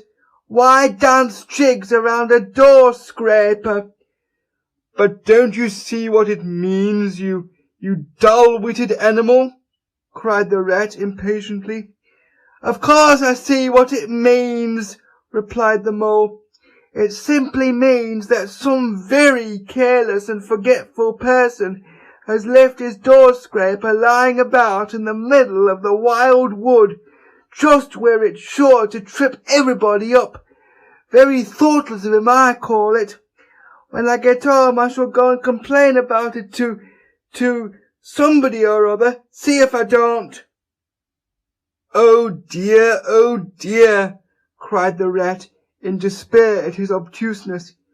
"Here, stop arguing and come and scrape." And he set to work again and made the snow fly in all directions around him. After some further toil his efforts were rewarded, and a very shabby doormat lay exposed to view. "There, what did I tell you?" exclaimed the rat in great triumph. "Absolutely nothing whatever," replied the mole with perfect truthfulness. "Well now," he went on, "you seem to have found another piece of domestic litter done for and thrown away, and I suppose you're perfectly happy. Better go ahead and dance your jig round that if you've got to, and get it over, and then perhaps we can go on and not waste any more time over rubbish heaps. Can we eat a doormat, or sleep under a doormat, or sit on a doormat and sledge home over the snow on it, you exasperating rodent?" "Do you mean to say," cried the excited rat, "that this doormat doesn't tell you anything?" "Really, rat," said the mole quite pettishly, "I think we've had enough of this folly. Who ever heard of a doormat telling anyone anything? They simply don't do it. They're not that sort at all. Doormats know their place." "Now look here, you thick-headed beast," replied the rat, really angry. "This must stop. Not another word, but scrape. Scrape and scratch and dig and hunt round, especially on the sides of the hummocks, if you want to sleep dry and warm tonight, for it's our last chance." The rat attacked a snowbank beside them with ardour, probing with his cudgel everywhere and then digging with fury. And the mole scraped busily too, more to oblige the rat than for any other reason, for his opinion was that his friend was getting light-headed.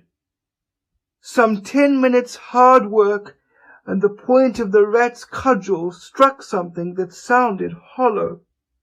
He worked till he could get a paw through and feel, then called the mole to come and help him.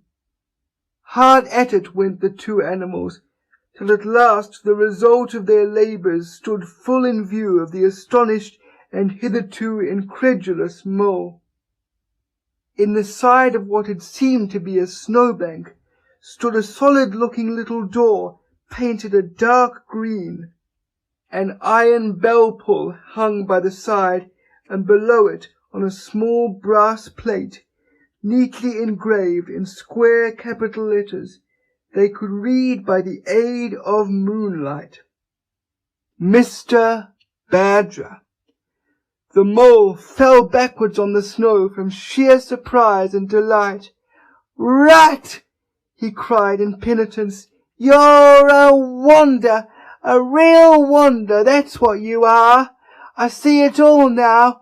You argued it out step by step in that wise head of yours from the very moment that I fell and caught my shin, and you looked at the cot, and at once your majestic mind said to itself, 'Door scraper,' and then you turned to and found the very door scraper that done it. Did you stop there? No. Some people would have been quite satisfied, but not you. Your intellect went on working. 'Let me only just find a doormat,' says you to yourself, 'and my theory is proved.' And of course you found your doormat. You're so clever. I believe you could find anything you liked. 'Now,' says you, 'that door exists, as plain as if I saw it. There's nothing else remains to be done but to find it.' Well, I've read about that sort of thing in books, but I've never come across it before in real life. You ought to go where you'll be properly appreciated. You're simply wasted here among us fellows. If I only had your head, Ratty, but as you haven't," interrupted the rat rather unkindly, "I suppose you're going to sit on the snow all night and talk. Get up at once and hang on to that bell-pull you see there, and ring hard as you can, while I hammer." While the rat attacked the door with his stick, the mole sprang up at the bell-pull, clutched it, and swung there, both feet well off the ground, and from quite a long way off they could faintly hear a deep-toned bell respond.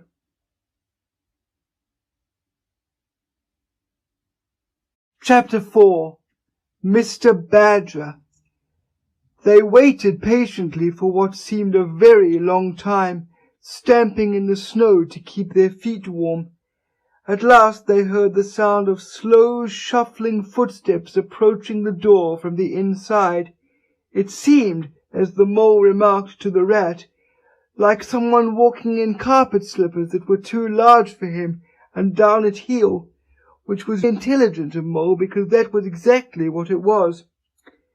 there was the noise of a bolt shot back, and the door opened a few inches, enough to show a long snout and a pair of sleepy, blinking eyes.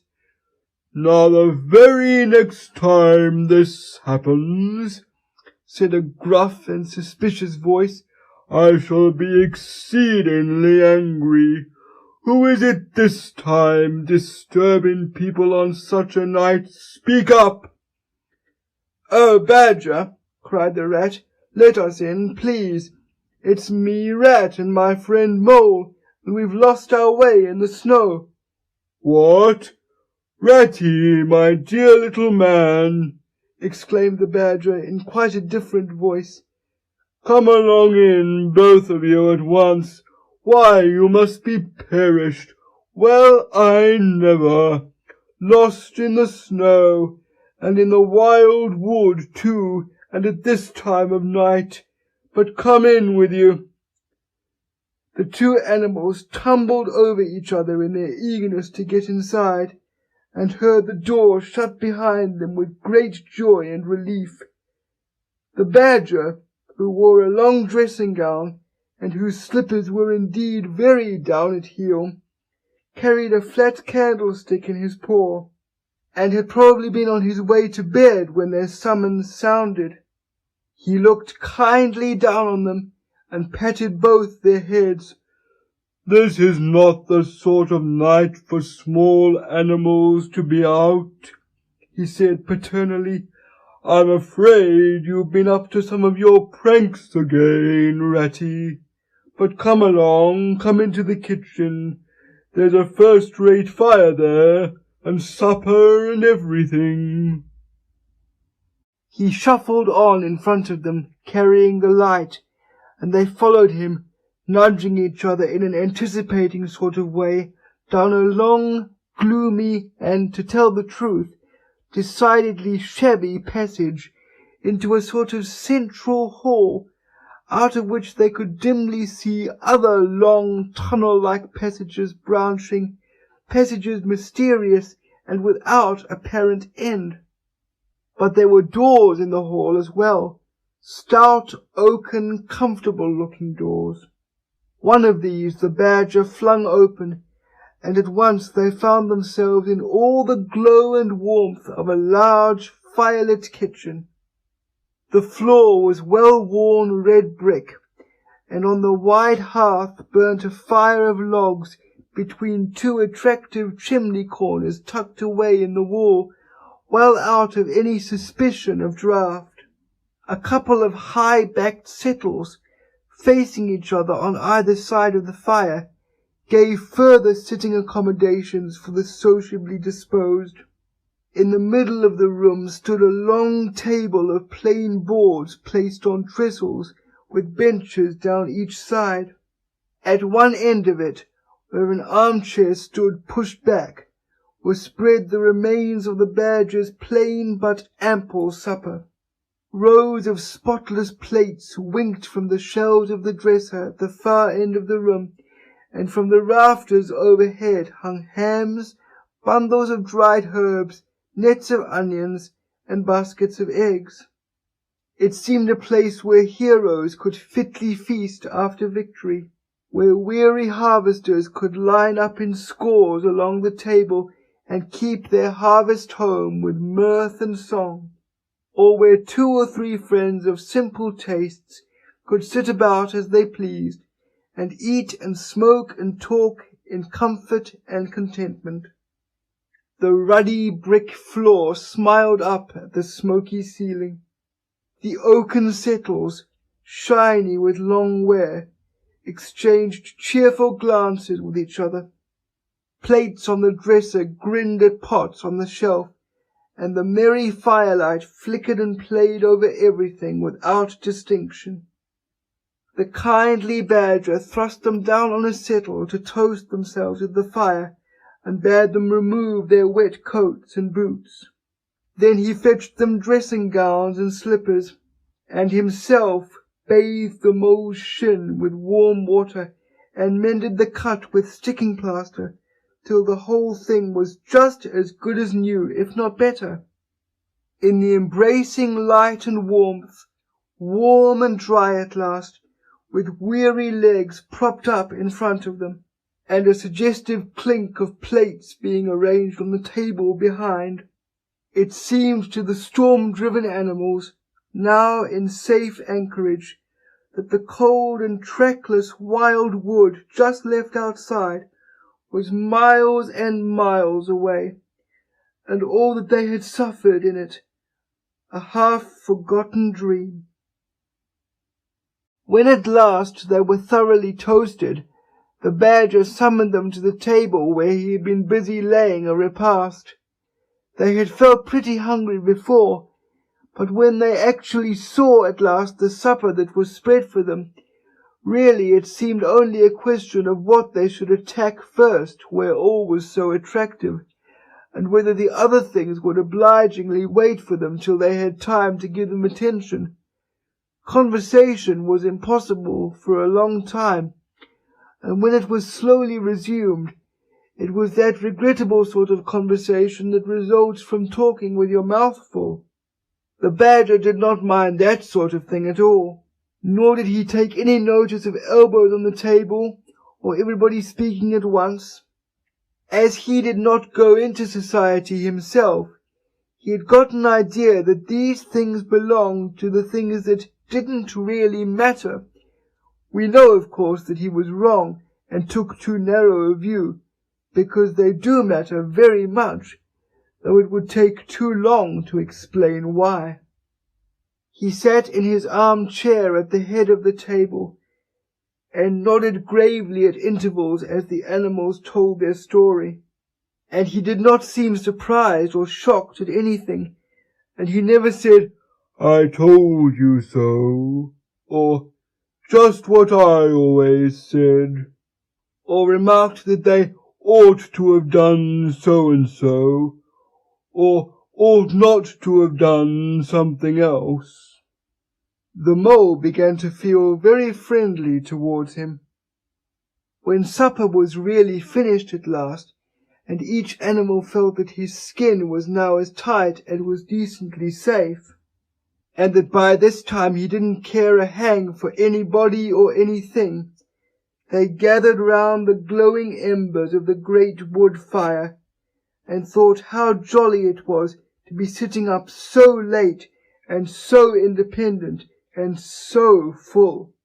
And after they had chatted for a time about things in general, the badger said heartily, "Now then, tell us the news from your part of the world. How's old Toad getting on?" "Oh, from bad to worse," said the rat gravely, while the mole, cocked up on a settle and basking in the firelight, his heels higher than his head, tried to look properly mournful. "Another smash-up only last week, and a bad one. You see, he will insist on driving himself, and he's hopelessly incapable. If he'd only employ a decent, steady, well-trained animal, pay him good wages, and leave everything to him, he'd get on all right. But no, he's convinced he's a heaven-born driver, and nobody can teach him anything, and all the rest follows." "How many has he had?" inquired the badger gloomily. "Smashes or machines?" asked the rat. "Oh, well, after all, it's the same thing with Toad. This is the 7th. As for the others, you know that coach house of his? Well, it's piled up, literally piled up to the roof, with fragments of motor cars, none of them bigger than your hat. That accounts for the other 6, so far as they can be accounted for." "He's been in hospital 3 times, put in the mole, "and as for the fines he's had to pay, it's simply awful to think of." "Yes, and that's part of the trouble," continued the rat. "Toad's rich, we all know, but he's not a millionaire, and he's a hopelessly bad driver, and quite regardless of law and order. Killed or ruined. It's got to be one of the two things sooner or later. Badger, we're his friends. Oughtn't we to do something? The Badger went through a bit of hard thinking. Now look here, he said at last, rather severely. Of course you know I can't do anything now. His two friends assented, quite understanding his point. No animal, according to the rules of animal etiquette, is ever expected to do anything strenuous or heroic or even moderately active during the off-season of winter. All are sleepy, some actually asleep. All are weather-bound, more or less, and all are resting from arduous days and nights during which every muscle in them has been severely tested and every energy kept at full stretch. Very well, then, continued the Badger. But when once the year has really turned and the nights are shorter, and halfway through them one rouses and feels fidgety and wanting to be up and doing by sunrise, if not before, you know. Both animals nodded gravely. They knew. Well, then, went on the Badger, we, that is, you and me and our friend the Mole here, will take Toad seriously in hand. We'll stand no nonsense whatever. We'll bring him back to reason by force if need be. We'll make him be a sensible Toad. You're asleep, Rat. Not me, said the Rat, waking with a jerk. He's been asleep 2 or 3 times since supper, said the Mole, laughing. He himself was feeling quite wakeful and even lively, though he didn't know why. The reason was, of course, that he being naturally an underground animal by birth and breeding, the situation of Badger's house exactly suited him and made him feel at home, while the Rat, who slept every night in a bedroom the windows of which opened on a breezy river, naturally felt the atmosphere still and oppressive. Well, it's time you were all in bed, said the Badger, getting up and fetching flat candlesticks. Come along, you two, and I'll show you your quarters, and take your time tomorrow morning. Breakfast at any hour you please. He conducted the 2 animals to a long room that seemed half bedchamber and half loft. The Badger's winter stores, which indeed were visible everywhere, took up half the room. Piles of apples, turnips and potatoes, baskets full of nuts and jars of honey. But the 2 little white beds on the remainder of the floor looked soft and inviting, and the linen on them, though coarse, was clean and smelt beautifully of lavender. And the Mole and the Water Rat, shaking off their garments in some 30 seconds, tumbled in between the sheets in great joy and contentment. In accordance with the kindly Badger's injunctions, the 2 tired animals came down to breakfast very late next morning, and found a bright fire burning in the kitchen, and 2 young hedgehogs sitting on a bench at the table, eating oatmeal porridge out of wooden bowls. The hedgehogs dropped their spoons, rose to their feet, and ducked their heads respectfully as the 2 entered. There, sit down, said the Rat pleasantly, and go on with your porridge. Where have you youngsters come from? Lost your way in the snow, I suppose? Yes, please, sir, said the elder of the 2 hedgehogs respectfully. Me and little Billy here, we was trying to find our way to school. Mother would have us go, was the weather ever so, and of course we lost ourselves, sir, and Billy he got frightened and took and cried, being young and faint-hearted, and at last we happened up against Mr. Badger's back door, and made so bold as to knock, sir, for Mr. Badger, he's a kind-hearted gentleman, as everyone knows."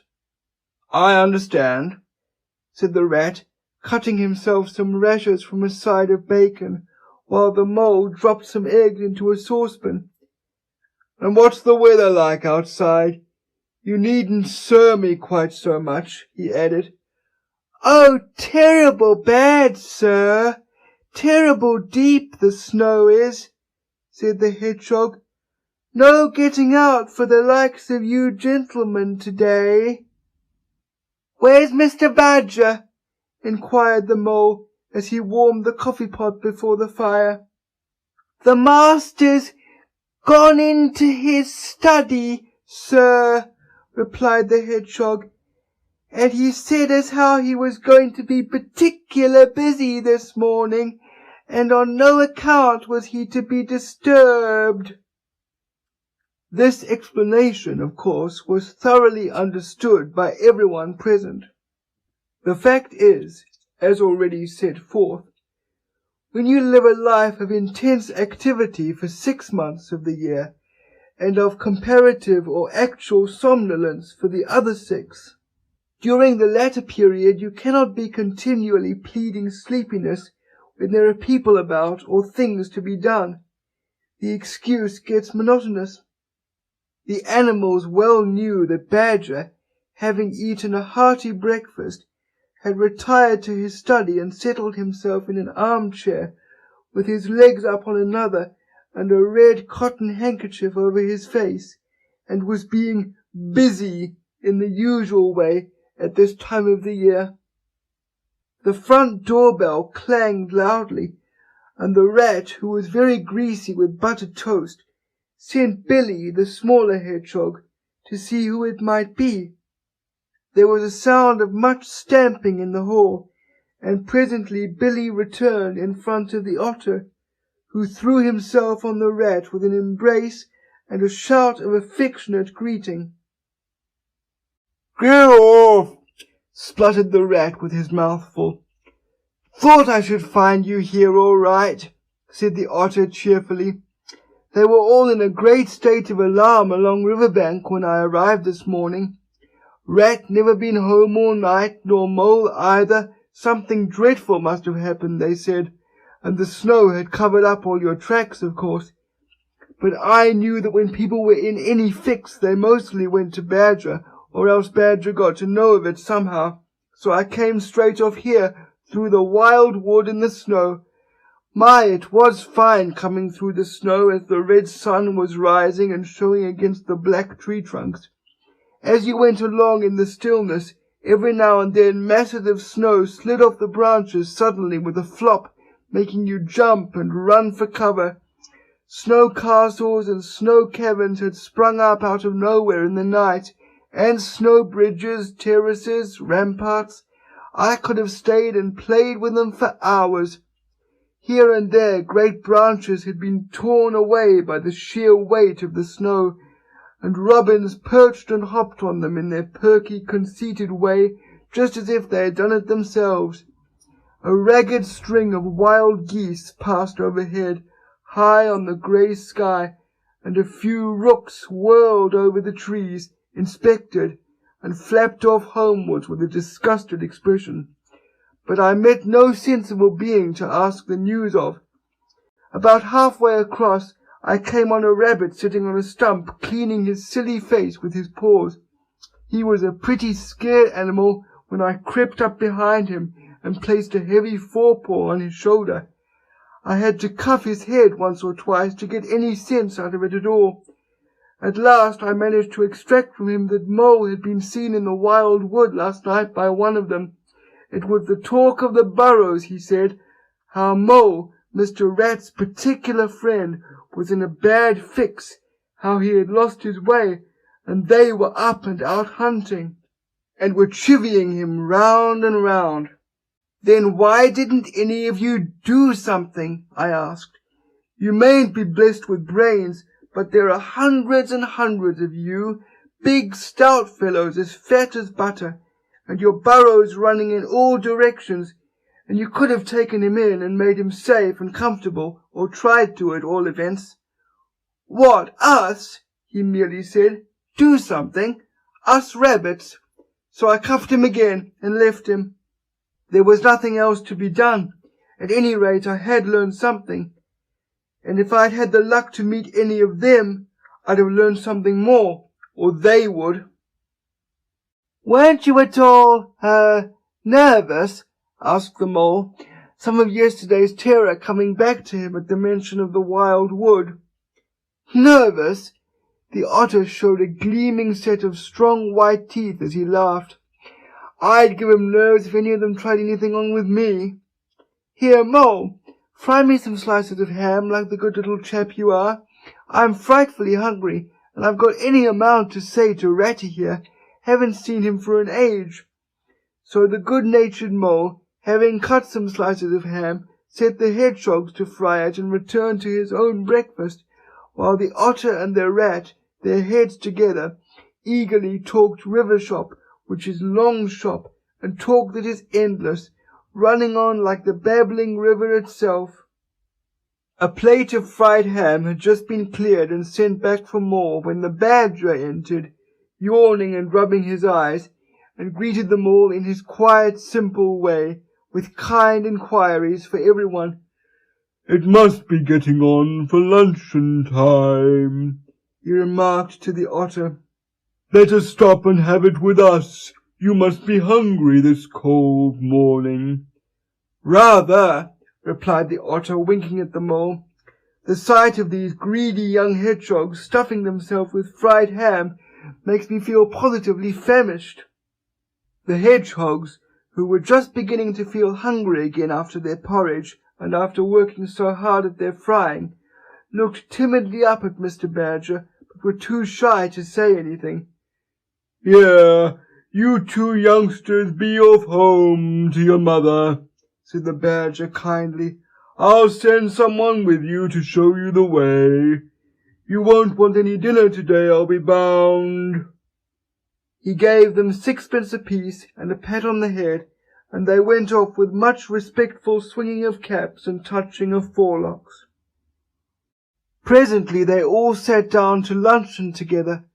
The mole found himself placed next to Mr. Badger, and as the other two were still deep in river gossip from which nothing could divert them, he took the opportunity to tell Badger how comfortable and home-like it all felt to him. Once well underground, he said, you know exactly where you are. Nothing can happen to you, and nothing can get at you. You're entirely your own master. You don't have to consult anybody or mind what they say.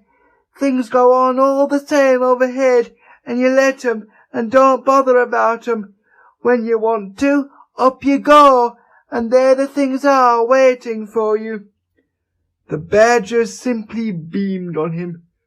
That's exactly what I say, he replied.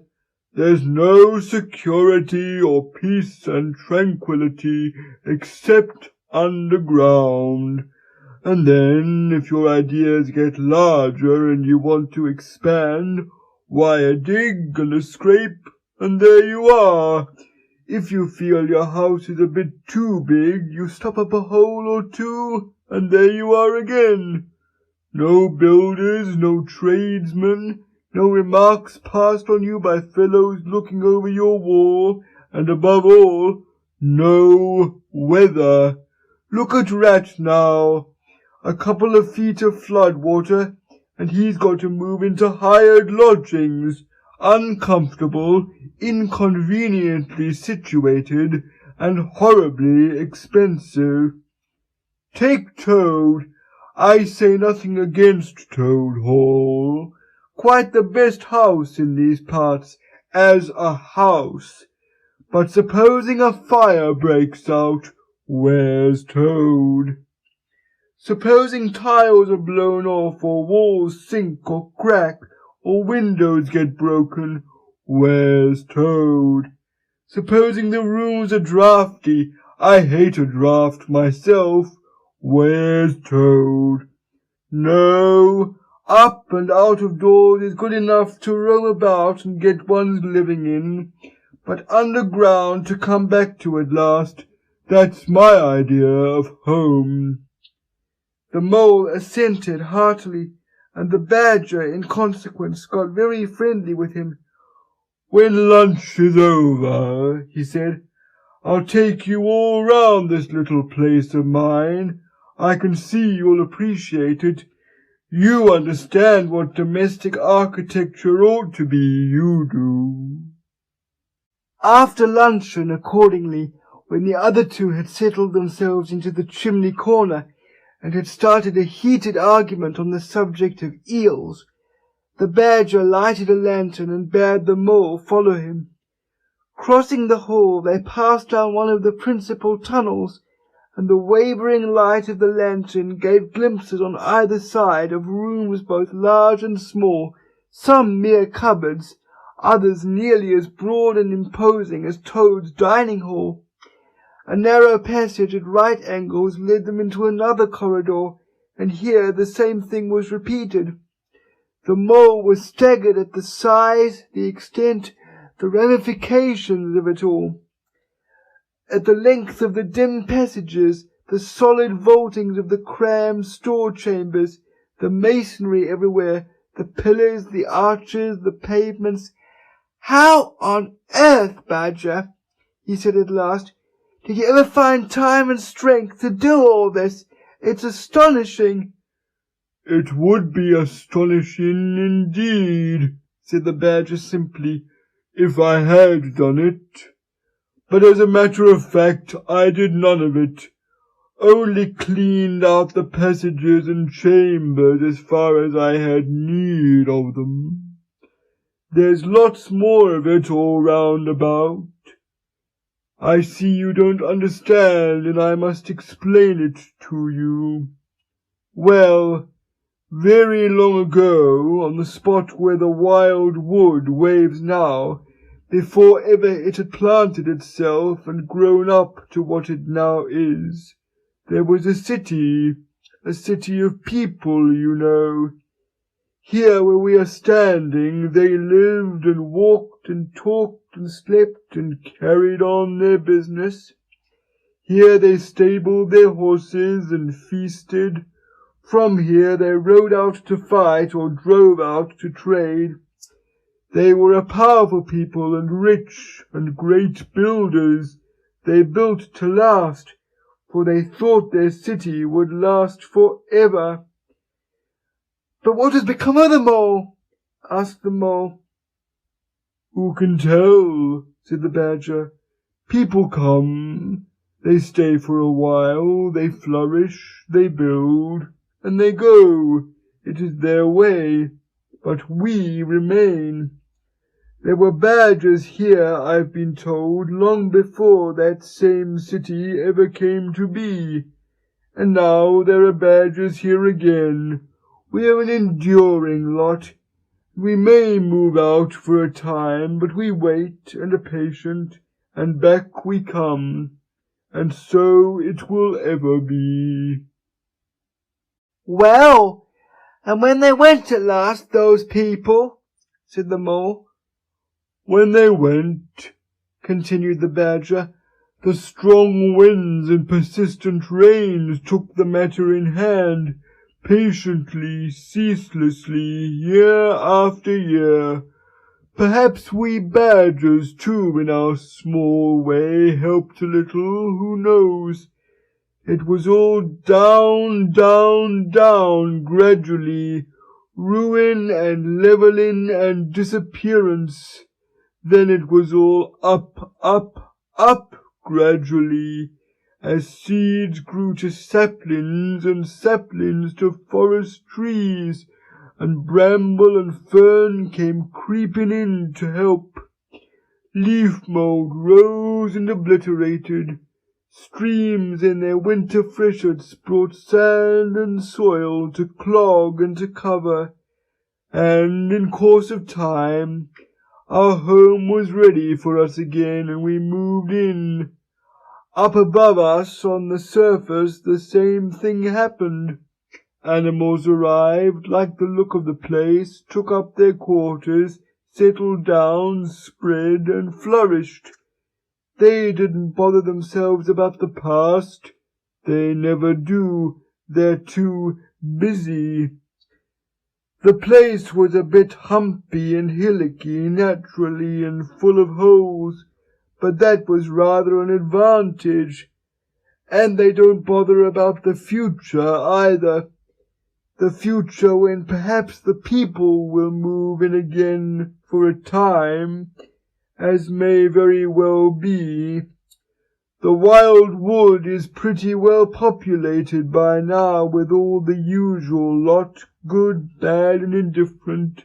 I name no names. It takes all sorts to make a world, but I fancy you know something about them yourself by this time. I do indeed, said the mole with a slight shiver. Well, well, said the badger, patting him on the shoulder. It was your first experience of them, you see. They're not so bad, really. We must all live and let live. But I'll pass the word around tomorrow, and I think you'll have no further trouble. Any friend of mine walks where he likes in this country, or I'll know the reason why. When they got back to the kitchen again, they found the rat walking up and down, very restless. The underground atmosphere was oppressing him and getting on his nerves, and he seemed really to be afraid that the river would run away if he wasn't there to look after it. So he had his overcoat on and his pistol thrust into his belt again. "Come along, Mo," he said anxiously as soon as he caught sight of them. "We must get off while it's daylight. Don't want to spend another night in the wild wood again." "It'll be all right, my fine fellow," said the otter. "I'm coming along with you, and I know every path blindfold, and if there's a head that needs to be punched, you can confidently rely upon me to punch it." "You really needn't fret, Ratty," added the badger placidly. "My passages run further than you think, and I've bolt holes to the edge of the wood in several directions, though I don't care for everybody to know about them. When you really have to go, you shall leave by one of my shortcuts. Meantime, make yourself easy and sit down again." The rat was nevertheless still anxious to be off and attend to his river, so the badger, taking up his lantern again, led the way along a damp and airless tunnel that wound and dipped, part vaulted, part hewn through solid rock, for a weary distance that seemed to be miles. At last daylight began to show itself confusedly through tangled growth overhanging the mouth of the passage, and the badger, bidding them a hasty good-bye, pushed them hurriedly through the opening, made everything look as natural as possible again with creepers, brushwood, and dead leaves, and retreated. They found themselves standing on the very edge of the wild wood. Rocks and brambles and tree roots behind them, confusedly heaped and tangled. In front, a great space of quiet fields hemmed by lines of hedges black on the snow, and far ahead a glint of the familiar old river, while the wintry sun hung red and low on the horizon. The otter, as knowing all the paths, took charge of the party, and they trailed out on a bee-line for a distant stile. Pausing there a moment and looking back, they saw the whole mass of the wild wood, dense, menacing, compact, grimly set in vast white surroundings. Simultaneously they turned and made swiftly for home, for firelight and the familiar things it played on, for the voice sounding cheerily outside their window of the river that they knew and trusted in all its moods, that never made them afraid with any amazement. As he hurried along, eagerly anticipating the moment when he would be at home again among the things he knew and liked, the mole saw clearly that he was an animal of tilled field and hedgerow, linked to the ploughed furrow, the frequented pasture, the lane of evening lingerings, the cultivated garden plot. For others, the asperities, the stubborn endurance, or the clash of actual conflict that went with nature in the rough. He must be wise, must keep to the pleasant places in which his lines were laid, and which held adventure enough in their way to last for a lifetime.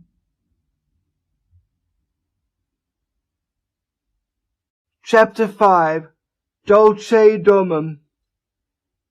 The sheep ran huddling together against the hurdles, blowing out thin nostrils and stamping with delicate forefeet, their heads thrown back and a light steam rising from the crowded sheep pen into the frosty air, as the two animals hastened by in high spirits with much chatter and laughter.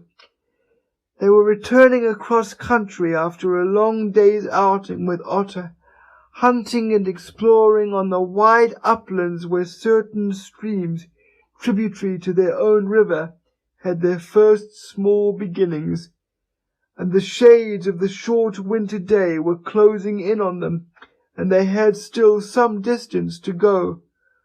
Plodding at random across the plough, they had heard the sheep and had made for them, and now, leading from the sheep pen, they found a beaten track that made walking a lighter business, and responded moreover to that small inquiring something which all animals carry inside them, saying unmistakably, "Yes, quite right, this leads home."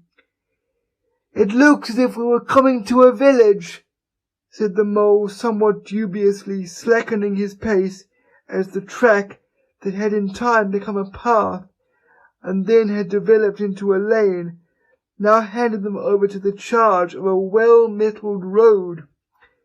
The animals did not hold with villages, and their own highways, thickly frequented as they were, took an independent course, regardless of church, post office, or public house.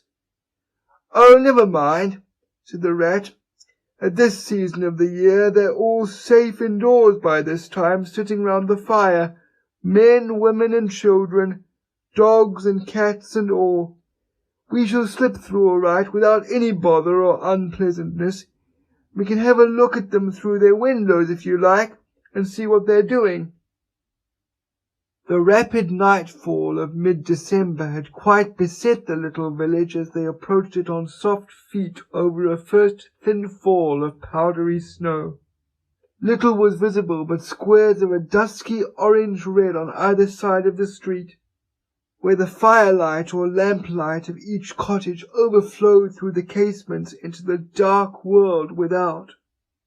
Most of the low latticed windows were innocent of blinds, and to the lookers in from outside, the inmates, gathered round the tea-table, absorbed in handiwork, or talking with laughter and gesture, had each that happy grace which is the last thing the skilled actor shall capture, the natural grace which goes with perfect unconsciousness of observation. Moving at will from one theatre to another, the two spectators, so far from home themselves, had something of wistfulness in their eyes as they watched a cat being stroked, a sleepy child picked up and huddled off to bed, or a tired man stretch and knock out his pipe on the end of a smouldering log. But it was from one little window with its blind drawn down, a mere blank transparency on the night, that the sense of home in the little curtained world within walls, the larger stressful world of outside nature shut out and forgotten, most pulsated. Close against the white blind hung a birdcage clearly silhouetted, every wire, perch, and appurtenance distinct and recognizable, even to yesterday's dull-edged lump of sugar. On the middle perch the fluffy occupant, head tucked well into feathers, seemed so near to them as to be easily stroked had they tried. Even the delicate tips of his plumped-out plumage penciled plainly on the illuminated screen. As they looked, the sleepy little fellow stirred uneasily, woke, shook himself, and raised his head. They could see the gape of his tiny beak as he yawned in a bored sort of way, looked round, and then settled his head into his back again, while the ruffled feathers gradually subsided into perfect stillness. Then a gust of bitter wind took them in the back of the neck. A small sting of frozen sleet on the skin woke them as from a dream, and they knew their toes to be cold and their legs tired, and their own home distant a weary way. Once beyond the village, where the cottages ceased abruptly, on either side of the road they could smell through the darkness the friendly fields again, and they braced themselves for the last long stretch, the home stretch, the stretch that we know is bound to end sometime in the rattle of the door latch, the sudden firelight, and the sight of familiar things greeting us as long-absent travellers from far oversea. They plodded along steadily and silently, each of them thinking his own thoughts. The moles ran a good deal on supper, as it was pitch dark, and it was all a strange country for him as far as he knew, and he was following obediently in the wake of the rat, leaving the guidance entirely to him. As for the rat, he was walking a little way ahead, as his habit was, his shoulders humped, his eyes fixed on the straight grey road in front of him. So he did not notice poor Mole when suddenly the summons reached him, and took him like an electric shock. We others, who have long lost the more subtle of the physical senses, have not even proper terms to express an animal's intercommunications with his surroundings, living or otherwise, and have only the word smell, for instance, to include the whole range of delicate thrills which murmur in the nose of the animal night and day, summoning, warning, inciting, repelling. It was one of these mysterious fairy calls from out the void that suddenly reached Mole in the darkness, making him tingle through and through with its very familiar appeal, even while yet he could not clearly remember what it was. He stopped dead in his tracks, his nose searching hither and thither in its efforts to recapture the fine filament, the telegraphic current that had so strongly moved him. A moment, and he had caught it again, and with it this time came recollection in fullest flood. Home! That was what they meant, those caressing appeals, those soft touches wafted through the air, those invisible little hands pulling and tugging all one way. Why, it must be quite close by him at that moment, his old home that he had hurriedly forsaken and never sought again, that day when he first found the river. And now it was sending out its scouts and its messengers to capture him and bring him in. Since his escape on that bright morning, he had hardly given it a thought, so absorbed had he been in his new life, in all its pleasures, its surprises, its fresh and captivating experiences. Now, with a rush of old memories, how clearly it stood up before him in the darkness, shabby indeed, and small and poorly furnished, and yet his, the home he had made for himself, the home he had been so happy to get back to after his day's work. And the home had been heavy with him too, evidently, and was missing him and wanted him back, and was telling him so through his nose, sorrowfully, reproachfully, but with no bitterness or anger, only with plaintive reminder that it was there and wanted him. The call was clear, the summons was plain. He must obey it instantly and go. "Ratty!" he called, full of joyful excitement. "Hold on! Come back, I want you quick!" "Oh, come along, Mole, do," replied the rat cheerfully, still plodding along. "Please stop, Ratty," pleaded the poor mole in anguish of heart. "You don't understand. It's me home, me old home. I've just come across the smell of it, and it's close by here, really quite close, and I must go to it. I must. Oh, come back, Ratty, please, please come back." The rat was by this time very far ahead, too far to hear clearly what the mole was calling, too far to catch the sharp note of painful appeal in his voice. And he was much taken up with the weather, for he too could smell something suspiciously like approaching snow. "Mo, we mustn't stop now, really," he called back. "We'll come for it tomorrow, whatever it is you've found. But I daren't stop now, it's late and the snow's coming on again, and I'm not sure of the way. And I want your nose, Mole, so come on quick, there's a good fellow." And the rat pressed forward on his way without waiting for an answer. Poor Mole stood alone in the road, his heart torn asunder, and a big sob gathering, somewhere low down inside him, to leap up to the surface presently, he knew, in passionate escape. But even under such a test as this, his loyalty to his friends stood firm. Never for a moment did he dream of abandoning him. Meanwhile the wafts from his old home pleaded, whispered, conjured, and finally claimed him imperiously. He dared not tarry longer within their magic circle. With a wrench that tore his very heartstrings, he set his face down the road and followed submissively in the track of the rat, while faint, thin little smells, still dogging his retreating nose, reproached him for his new friendship and his callous forgetfulness. With an effort he caught up to the unsuspecting rat, who began chattering cheerfully about what they would do when they got back, and how jolly a fire of logs in the parlour would be, and what a supper he meant to eat, never noticing his companion's silence and distressful state of mind.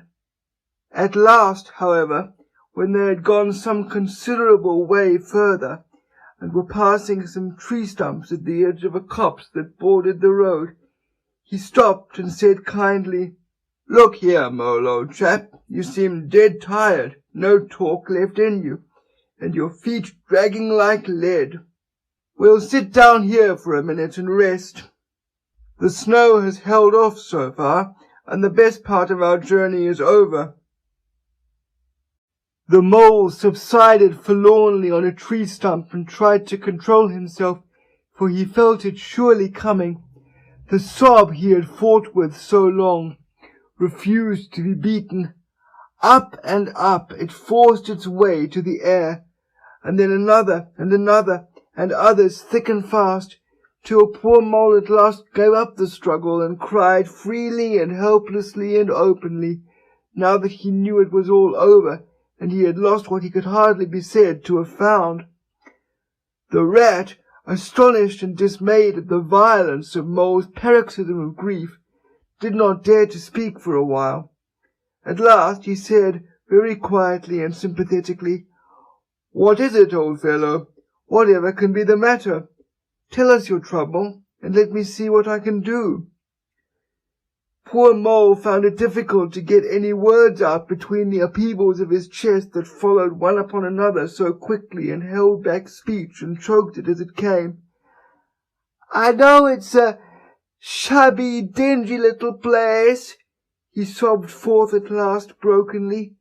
"Not like your cosy quarters, or Toad's beautiful hall, or Badger's great house, but it was me own little home, and I was fond of it, and I went away and forgot all about it, and then I smelt it suddenly on the road when I called and you wouldn't listen, Rat, and everything came back to me with a rush, and I wanted it. Oh dear, oh dear. And when you wouldn't turn back, Ratty, and I had to leave it, though I was smelling it all the time, I thought my heart would break. We might have just gone and had one look at it, Ratty, only one look. It was close by, but you wouldn't turn back, Ratty, you wouldn't turn back. Oh dear, oh dear." Recollection brought fresh waves of sorrow, and sobs again took full charge of him, preventing further speech. The Rat stared straight in front of him, saying nothing, only patting Mole gently on the shoulder. After a time he muttered gloomily, "I see it all now. What a pig I've been. A pig, that's me. Just a pig, a plain pig." He waited till Mole's sobs became gradually less stormy and more rhythmical. He waited till at last sniffs were frequent and sobs only intermittent. Then he rose from his seat and, remarking carelessly, "Well now, we'd really better be getting on, old chap," set off up the road again, over the toilsome way they had come. "Wherever are you going to, Ratty?" cried the tearful Mole, looking up in alarm. "We're going to find that home of yours, old fellow," replied the Rat pleasantly, "so you had better come along, for it will take some finding, and we shall want your nose." "Oh, come back, Ratty, do!" cried the Mole, getting up and hurrying after him. "It's no good, I tell you. It's too late and too dark, and the place is too far off, and the snow's coming, and I never meant to let you know I was feeling that way about it. It was all an accident and a mistake. And think of Riverbank and your supper." "Hang Riverbank and supper too," said the Rat heartily. "I tell you, I'm going to find this place now if I stay out all night. So cheer up, old chap, and take my arm, and we'll very soon be back there again." Still snuffling, pleading, and reluctant, Mole suffered himself to be dragged back along the road by his imperious companion, who, by a flow of cheerful talk and anecdote, endeavoured to beguile his spirits back and make the weary way seem shorter.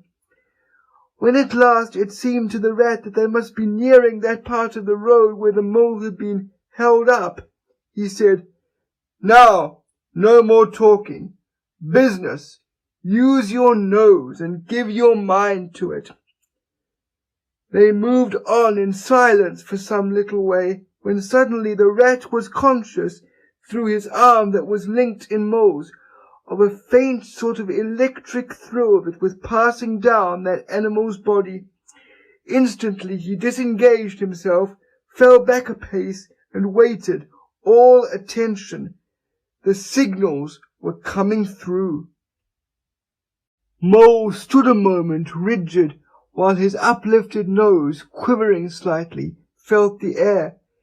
Then a short, quick run forward, a fault, a check, a try back, and then a slow, steady, confident advance.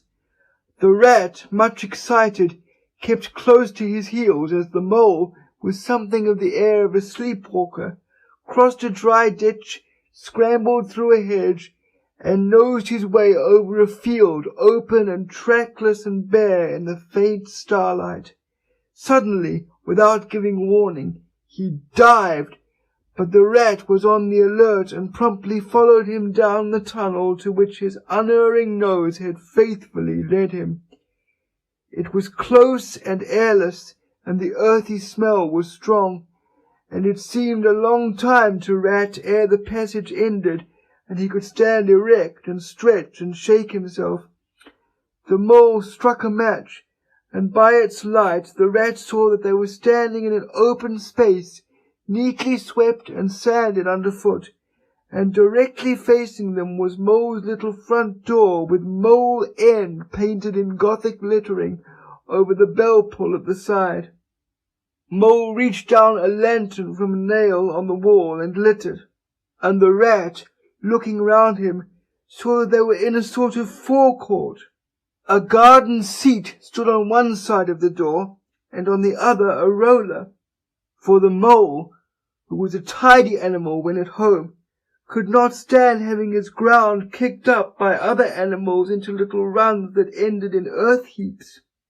On the walls hung wire baskets with ferns in them, alternating with brackets carrying plaster statuary, Garibaldi and the infant Samuel and Queen Victoria and other heroes of modern Italy.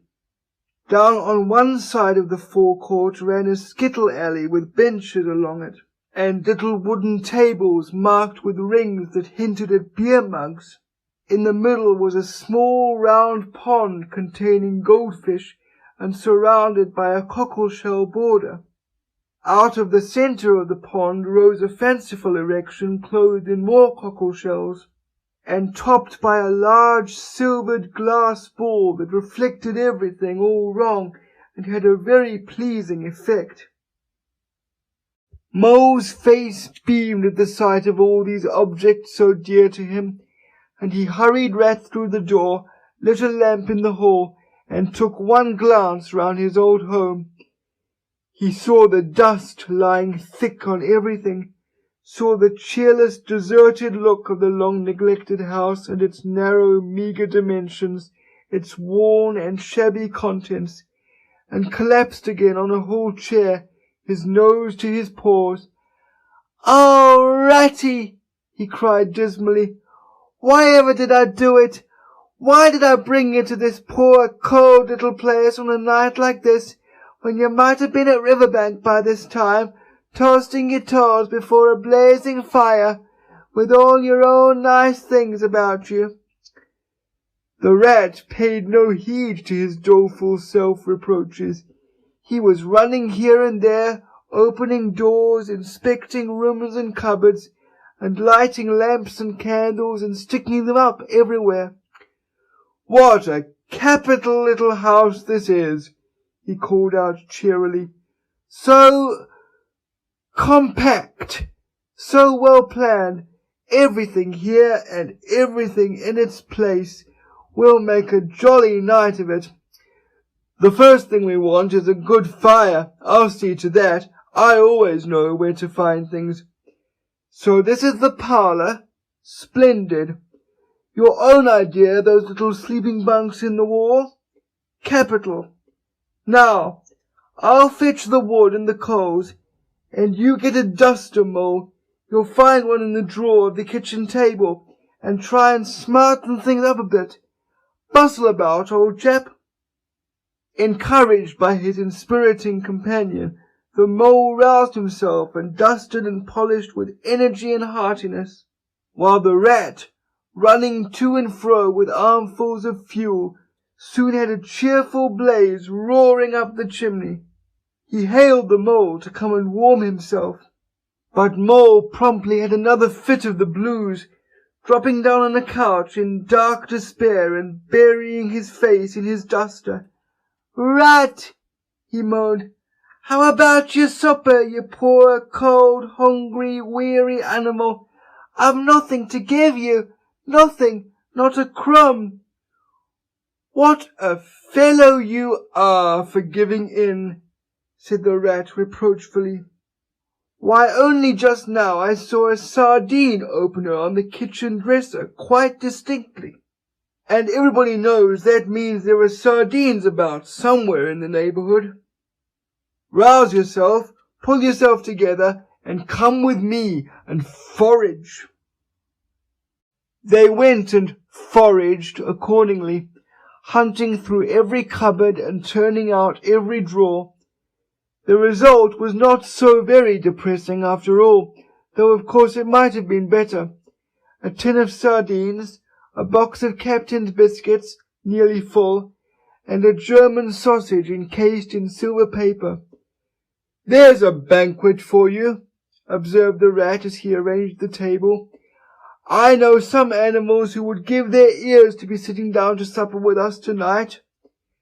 "No bread," groaned the mole dolorously. "No butter, no pâté de foie gras, no champagne," continued the rat, grinning. "And that reminds me, what's that little door at the end of the passage? Your cellar, of course. Every luxury in this house. Just you wait a minute." He made for the cellar door and presently reappeared, somewhat dusty, with a bottle of beer in each paw and another under each arm. "Self-indulgent beggar you seem to be, Mole," he observed. "Deny yourself nothing. This is really the jolliest little place I ever was in. Now, wherever did you pick up those prints? Make the place look so home-like, they do. No wonder you're so fond of it, Mole. Tell us all about it, and how you came to make it what it is." Then, while the rat busied himself fetching plates and knives and forks, and mustard which he mixed in an egg cup, the mole, his bosom still heaving with the stress of his recent emotion, related, somewhat shyly at first, but with more freedom as he warmed to his subject, how this was planned, and how that was thought out, and how this was got through a windfall from an aunt, and that was a wonderful find and a bargain, and this other thing was bought out of laborious savings and a certain amount of going without. His spirits finally quite restored, he must needs go and caress his possessions, and take a lamp and show off their points to his visitor and expatiate on them, quite forgetful of the supper they both so much needed. Rat, who was desperately hungry but strove to conceal it, nodding seriously, examining with a puckered brow, and saying "Wonderful" and "Most remarkable" at intervals, when the chance for an observation was given him. At last the rat succeeded in decoying him to the table, and had just got seriously to work with a sardine opener when sounds were heard from the forecourt without, sounds like the scuffling of small feet in the gravel and a confused murmur of tiny voices, while broken sentences reached them. "Now, all in a line. Hold the lantern up a bit, Tommy. Clear your throats first. No coughing after I say 1, 2, 3. Where's young Bill? Here, come on, do, we're all a-waiting." "What's up?" inquired the rat, pausing in his labours. "I think it must be the field mice," replied the mole with a touch of pride in his manner. "They go round carol-singing regularly at this time of the year. They're quite an institution in these parts, and they never pass me over. They come to Mole End last of all, and I used to give them hot drinks, and supper too sometimes when I could afford it. It'll be like old times to hear them again." "Let's have a look at them," cried the rat, jumping up and running to the door. It was a pretty sight, and a seasonable one, that met their eyes when they flung the door open. In the forecourt, lit by the dim rays of a horn lantern, some 8 or 10 little field mice stood in a semicircle, red worsted comforters round their throats, their forepaws thrust deep into their pockets, their feet jigging for warmth. With bright, beady eyes they glanced shyly at each other, sniggering a little, sniffing and applying coat sleeves a good deal. As the door opened, one of the elder ones that carried the lantern was just saying, Now then, 1, 2, 3. And forthwith their shrill little voices uprose on the air, singing one of the old-time carols that their forefathers composed in fields that were fallow and held by frost, or when snowbound in chimney corners, and handed down to be sung in the miry street to lamplit windows at Yule-time. Villagers all, this frosty tide, let your doors swing open wide, though wind may follow and snow beside, yet draw us in by your fire to bide. Joy shall be yours in the morning. Here we stand in the cold and the sleet, blowing fingers and stamping feet, come from far away you to greet, you by the fire and we in the street, bidding you joy in the morning. For ere one half of the night was gone, sudden a star has led us on, raining bliss and benison, bliss tomorrow and more anon, joy for every morning. Good man Joseph toiled through the snow, saw the star o'er a stable low, Mary she might not further go, welcome thatch and litter below, joy was hers in the morning. And then they heard the angels tell, who were the first to cry Noel, animals all as it befell, in the stable where they did dwell, joy shall be theirs in the morning. The voices ceased. The singers, bashful but smiling, exchanged sidelong glances, and silence succeeded, but for a moment only. Then, from up above and far away, down the tunnel they had so lately travelled, was borne to their ears in a faint musical hum, the sound of distant bells ringing a joyful and clangorous peal. "Very well sung, boys," cried the rat heartily.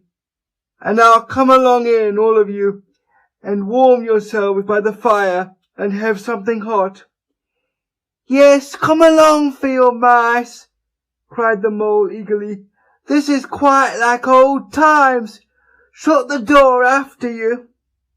Pull up that settle to the fire. Now, you just wait a minute while we— Oh, Ratty!" he cried in despair, plumping down on a seat with tears impending. "Whatever are we doing? We've nothing to give them." "You leave all that to me," said the masterful rat. "Here, you with the lantern, come over this way. I want to talk to you. Now tell me, are there any shops open at this hour of the night?" "Why, certainly, sir," replied the field mouse respectfully. "At this time of the year our shops keep open to all sorts of hours." "Then look here," said the rat. "You go off at once, you and your lantern, and you get me—" Here much muttered conversation ensued, and the mole only heard bits of it, such as, "Fresh, mind? No, a pound of that will do. See you get Bugginses, for I won't have any other. No, only the best. If you can't get it there, try somewhere else. Yes, of course, homemade, no tin stuff. Well, then do the best you can." Finally there was a chink of coin passing from paw to paw. The field mouse was provided with an ample basket for his purchases, and off he hurried, he and his lantern. The rest of the field mice, perched in a row on the settle, their small legs swinging, gave themselves up to enjoyment of the fire, and toasted their chilblains till they tingled, while the mole, failing to draw them into easy conversation, plunged into family history, and made each of them recite the names of his numerous brothers, who were too young, it appeared, to be allowed to go out a-carolling this year, but looked forward very shortly to winning the parental consent. The rat, meanwhile, was busy examining the label on one of the beer bottles. "I perceive this to be old Burton," he remarked approvingly. "Sensible mole, the very thing. Now we shall be able to mull some ale. Get the things ready, Mole, while I draw the corks." It did not take long to prepare the brew and thrust the tin heater well into the red heart of the fire, and soon every field mouse was sipping and coughing and choking, for a little mulled ale goes a long way, and wiping his eyes and laughing and forgetting he had ever been cold in all his life. "They act plays too, these fellows," the mole explained to the rat. "Make 'em up all by themselves and act them afterwards, and very well they do it too. They gave us a capital one last year, about a field mouse who was captured at sea by a Barbary corsair, and made to row in a galley. And when he escaped and got home again, his lady love had gone into a convent. Here, you were in it, I remember. Get up and recite a bit." The field mouse addressed got up on his legs, giggled shyly, looked round the room, and remained absolutely tongue-tied. His comrades cheered him on, Mole coaxed and encouraged him, and the rat went so far as to take him by the shoulders and shake him, but nothing could overcome his stage fright. They were all busily engaged on him like watermen applying the Royal Humane Society's regulations to a case of long submersion, when the latch clicked, the door opened, and the field mouse with the lantern reappeared, staggering under the weight of his basket. There was no more talk of play-acting once the very real and solid contents of the basket had been tumbled out on the table. Under the generalship of Rat, everybody was set to do something or to fetch something. In a very few minutes supper was ready, and Mole, as he took the head of the table in a sort of a dream, saw a lately barren board set thick with savoury comforts, saw his little friends' faces brighten and beam as they fell to without delay, and then let himself loose, for he was famished indeed, on the provender so magically provided, thinking what a happy homecoming this had turned out after all. As they ate, they talked of old times, and the field mice gave him the local gossip up to date, and answered as well as they could the 100 questions he had to ask them. The rat said little or nothing, only taking care that each guest had what he wanted and plenty of it, and that Mole had no trouble or anxiety about anything. They clattered off at last, very grateful and showering wishes of the season, with their jacket pockets stuffed with remembrances for the small brothers and sisters at home. When the door had closed on the last of them, and the chink of the lanterns had died away, Mole and Rat kicked the fire up, drew their chairs in, brewed themselves a last nightcap of mulled ale, and discussed the events of the long day. At last the rat, with a tremendous yawn, said, "Well, old chap, I'm ready to drop. Sleepy is simply not the word. That's your own bunk over on that side. Very well then, I'll take this. What a ripping little house this is. Everything's so handy." He clambered into his bunk and rolled himself well up in the blankets, and slumber gathered him forthwith, as a swathe of barley is folded into the arms of the reaping machine.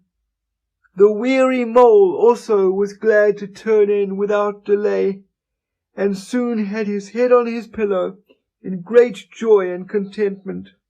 But ere he closed his eyes, he let them wander round his old room.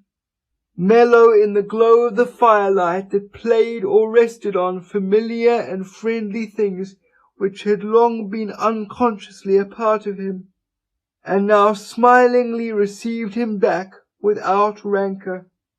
He was now in just the frame of mind that the tactful rat had quietly worked to bring about in him. He saw clearly how plain and simple, how narrow even, it all was, but clearly too how much it all meant to him, and the special value of some such anchorage in one's existence. He did not at all want to abandon the new life and its splendid spaces, to turn his back on sun and air and all they offered him, and creep home and stay there. The upper world was all too strong. It called to him still, even down there, and he knew he must return to the larger stage. But it was good to think he had this to come back to, this place which was all his own, these things which were so glad to see him again, and could always be counted upon for the same simple welcome. Chapter 6. Mr. Toad.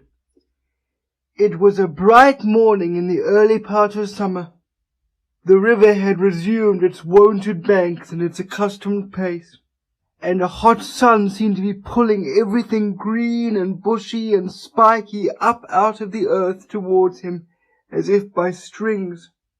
The mole and the water rat had been up since dawn, very busy on matters connected with boats and the opening of the boating season, painting and varnishing, mending paddles, repairing cushions, hunting for missing boat hooks, and so on, and were finishing breakfast in their little parlour, and eagerly discussing their plans for the day, when a heavy knock sounded at the door.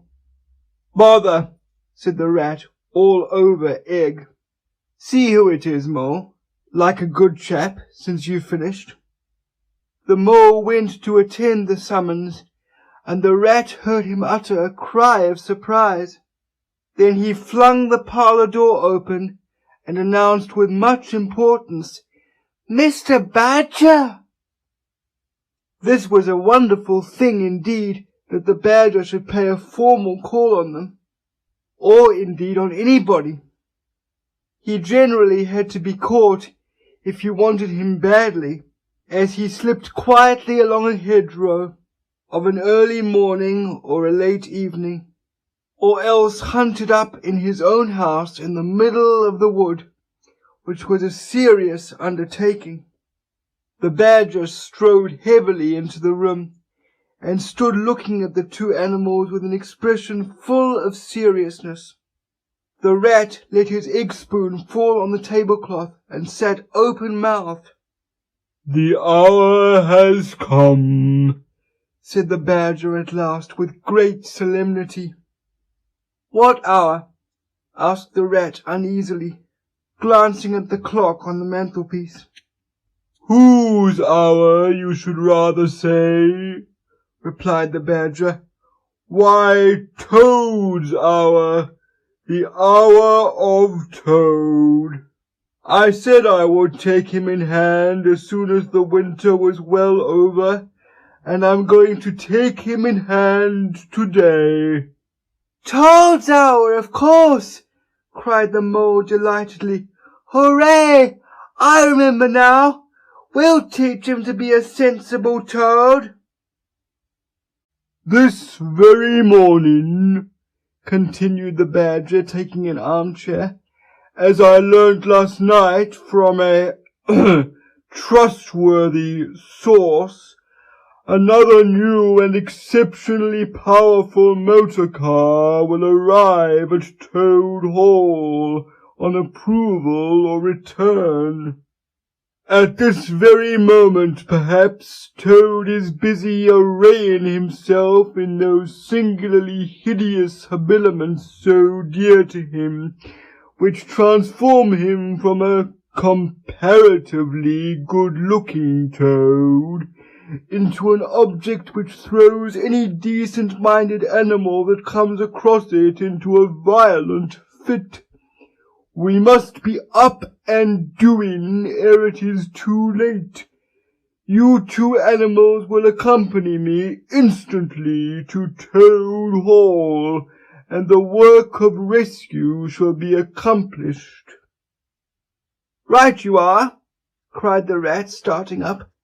"We'll rescue the poor unhappy animal. We'll convert him. He'll be the most converted toad that ever was before we've done with him." They set off up the road on their mission of mercy, Badger leading the way. Animals, when in company, walk in a proper and sensible manner, in single file, instead of sprawling all across the road and being of no use or support to each other in case of sudden trouble or danger. They reached the carriage drive of Toad Hall to find, as the Badger had anticipated, a shiny new motor car of great size painted a bright red, Toad's favourite colour, standing in front of the house. As they neared the door, it was flung open, and Mr. Toad, arrayed in goggles, cap, gaiters, and enormous overcoat, came swaggering down the steps, drawing on his gauntleted gloves. "Hello! Come on, you fellows!" he cried cheerfully on catching sight of them. "You're just in time to come with me for a jolly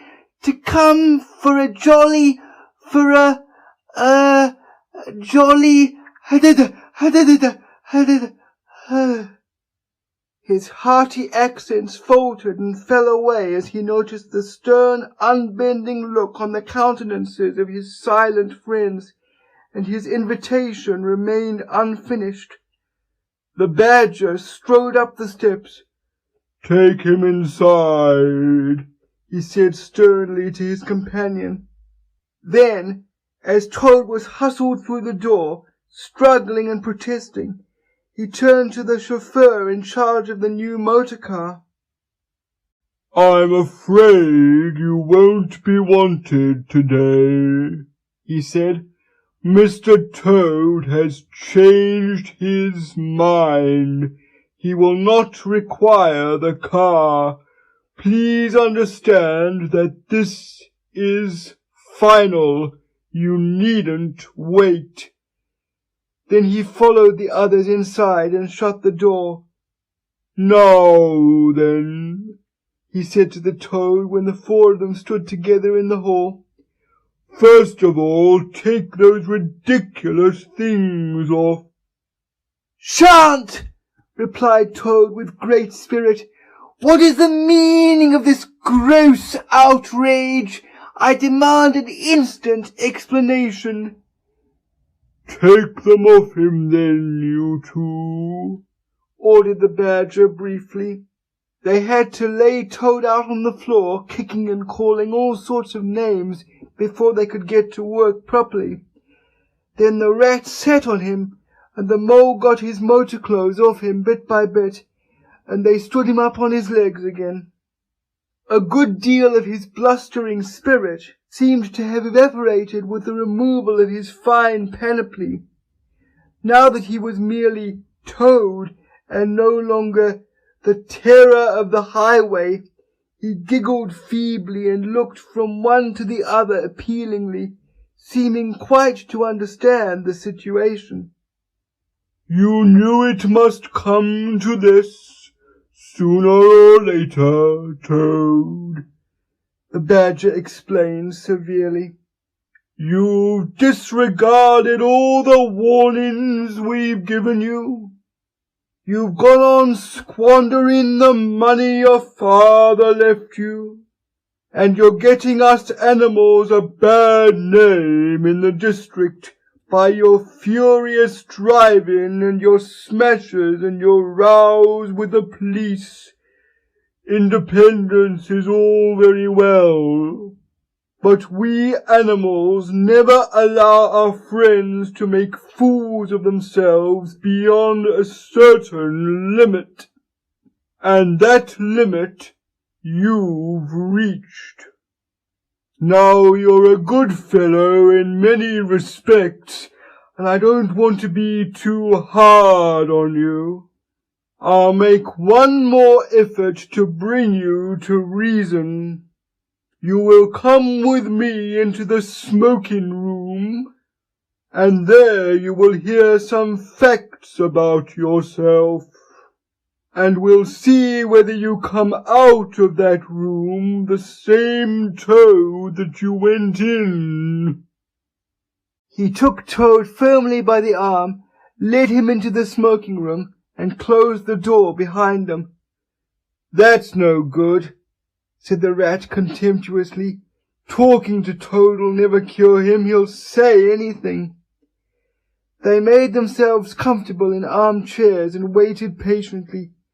Through the closed door they could just hear the long, continuous drone of the Badger's voice, rising and falling in waves of oratory, and presently they noticed that the sermon began to be punctuated at intervals by long-drawn sobs, evidently proceeding from the bosom of Toad, who was a soft-hearted and affectionate fellow, very easily converted for the time being to any point of view. After some 3/4 of an hour the door opened, and the Badger reappeared, solemnly leading by the paw a very limp and dejected Toad. His skin hung baggily about him, his legs wobbled, and his cheeks were furrowed by the tears so plentifully called forth by the Badger's moving discourse. "Sit down there, Toad," said the Badger kindly, pointing to a chair. "My friends," he went on, "I am pleased to inform you that Toad has at last seen the error of his ways. He is truly sorry for his misguided conduct in the past, and he has undertaken to give up motor cars entirely and forever. I have his solemn promise to that effect." "That is very good news," said the Mole gravely. "Very good news indeed," observed the Rat dubiously. If only... He was looking very hard at Toad as he said this, and could not help thinking he perceived something vaguely resembling a twinkle in that animal's still sorrowful eye. "There's only one thing more to be done," continued the gratified Badger. "Toad, I want you solemnly to repeat before your friends here what you fully admitted to me in the smoking room just now. First, you are sorry for what you've done, and you see the folly of it all." There was a long, long pause. Toad looked desperately this way and that, while the other animals waited in grave silence. At last he spoke. "No," he said, a little sullenly but stoutly. "I'm not sorry, and it wasn't folly at all. It was simply glorious." "What?" cried the Badger, greatly scandalized. "You backsliding animal! Didn't you tell me just now in there?" "Oh, yes, in there," said Toad impatiently. "I'd have said anything in there. You're so eloquent, dear Badger, and so moving, and so convincing, and put all your points so frightfully well. You can do what you like with me in there, and you know it. But I've been searching my mind since, and going over things in it, and I find that I'm not a bit sorry or repentant really, so it's no earthly good saying I am, now is it?" "Then you don't promise," said the Badger, "never to touch a motor car again?" "Certainly not," replied Toad emphatically. "On the contrary, I faithfully promise that the very first motor car I see, poop, poop, off I go in it." "Told you so, didn't I?" observed the Rat to the Mole.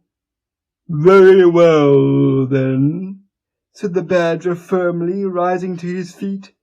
"Since you won't yield to persuasion, we'll try what force can do. I feared it would come to this all along.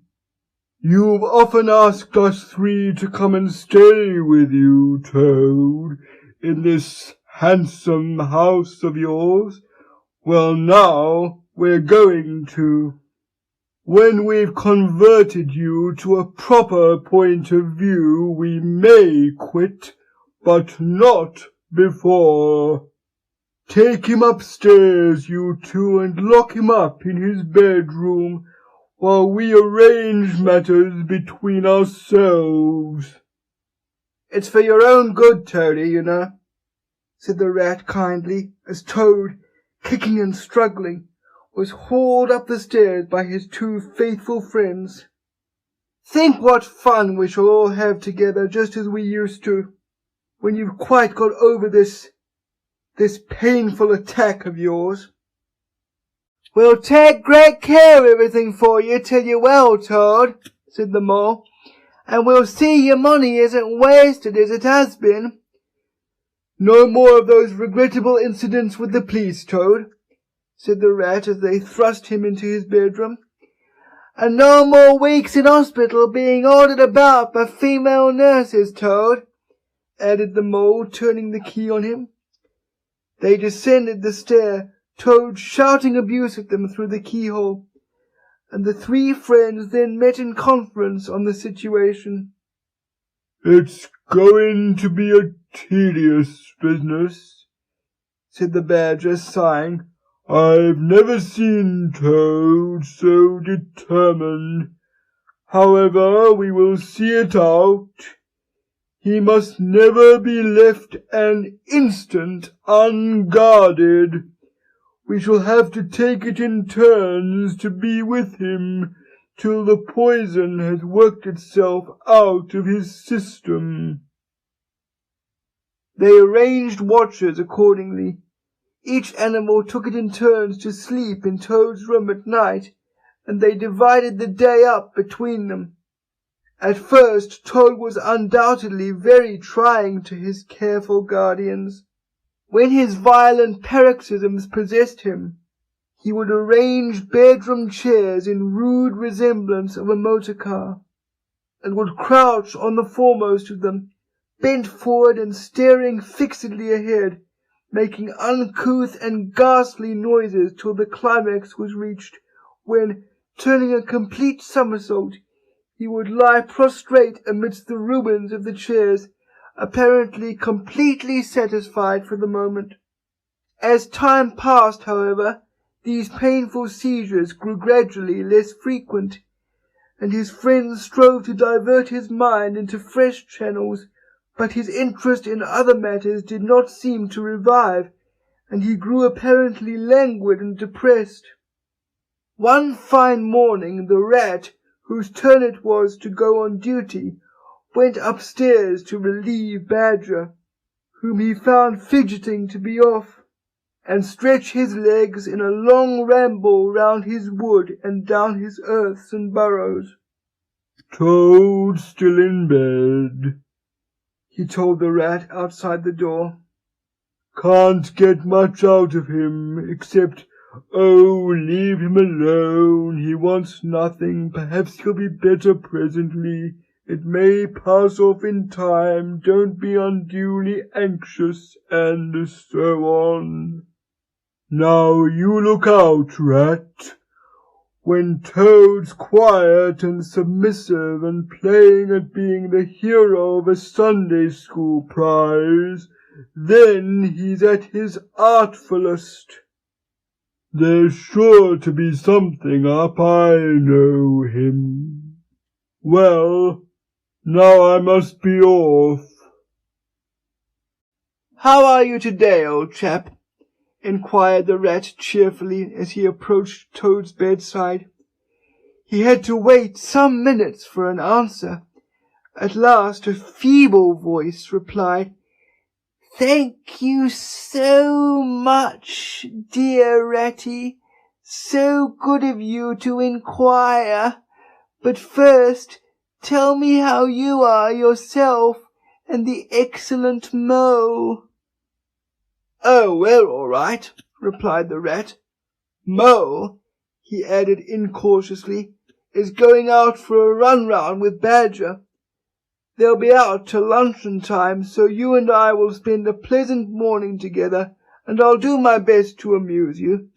Now jump up, there's a good fellow, and don't lie moping there on a fine morning like this." "Dear, kind rat," murmured Toad, "how little you realize my condition, and how very far I am from jumping up now, if ever. But do not trouble about me. I hate being a burden to my friends, and I do not expect to be one much longer. Indeed, I almost hope not." "Well, I hope not too," said the rat heartily.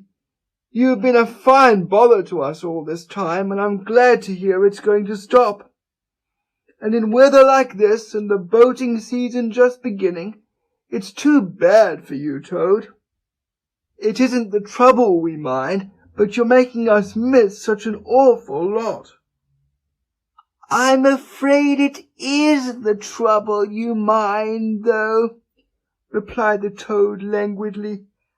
"I can quite understand it. It's natural enough. You're tired of bothering about me. I mustn't ask you to do anything further. I'm a nuisance, I know." "You are indeed," said the rat. "But I tell you, I'd take any trouble on earth for you, if only you'd be a sensible animal." "If I thought that, Ratty," murmured Toad more feebly than ever, "then I would beg you, for the last time probably, to step round to the village as quickly as possible.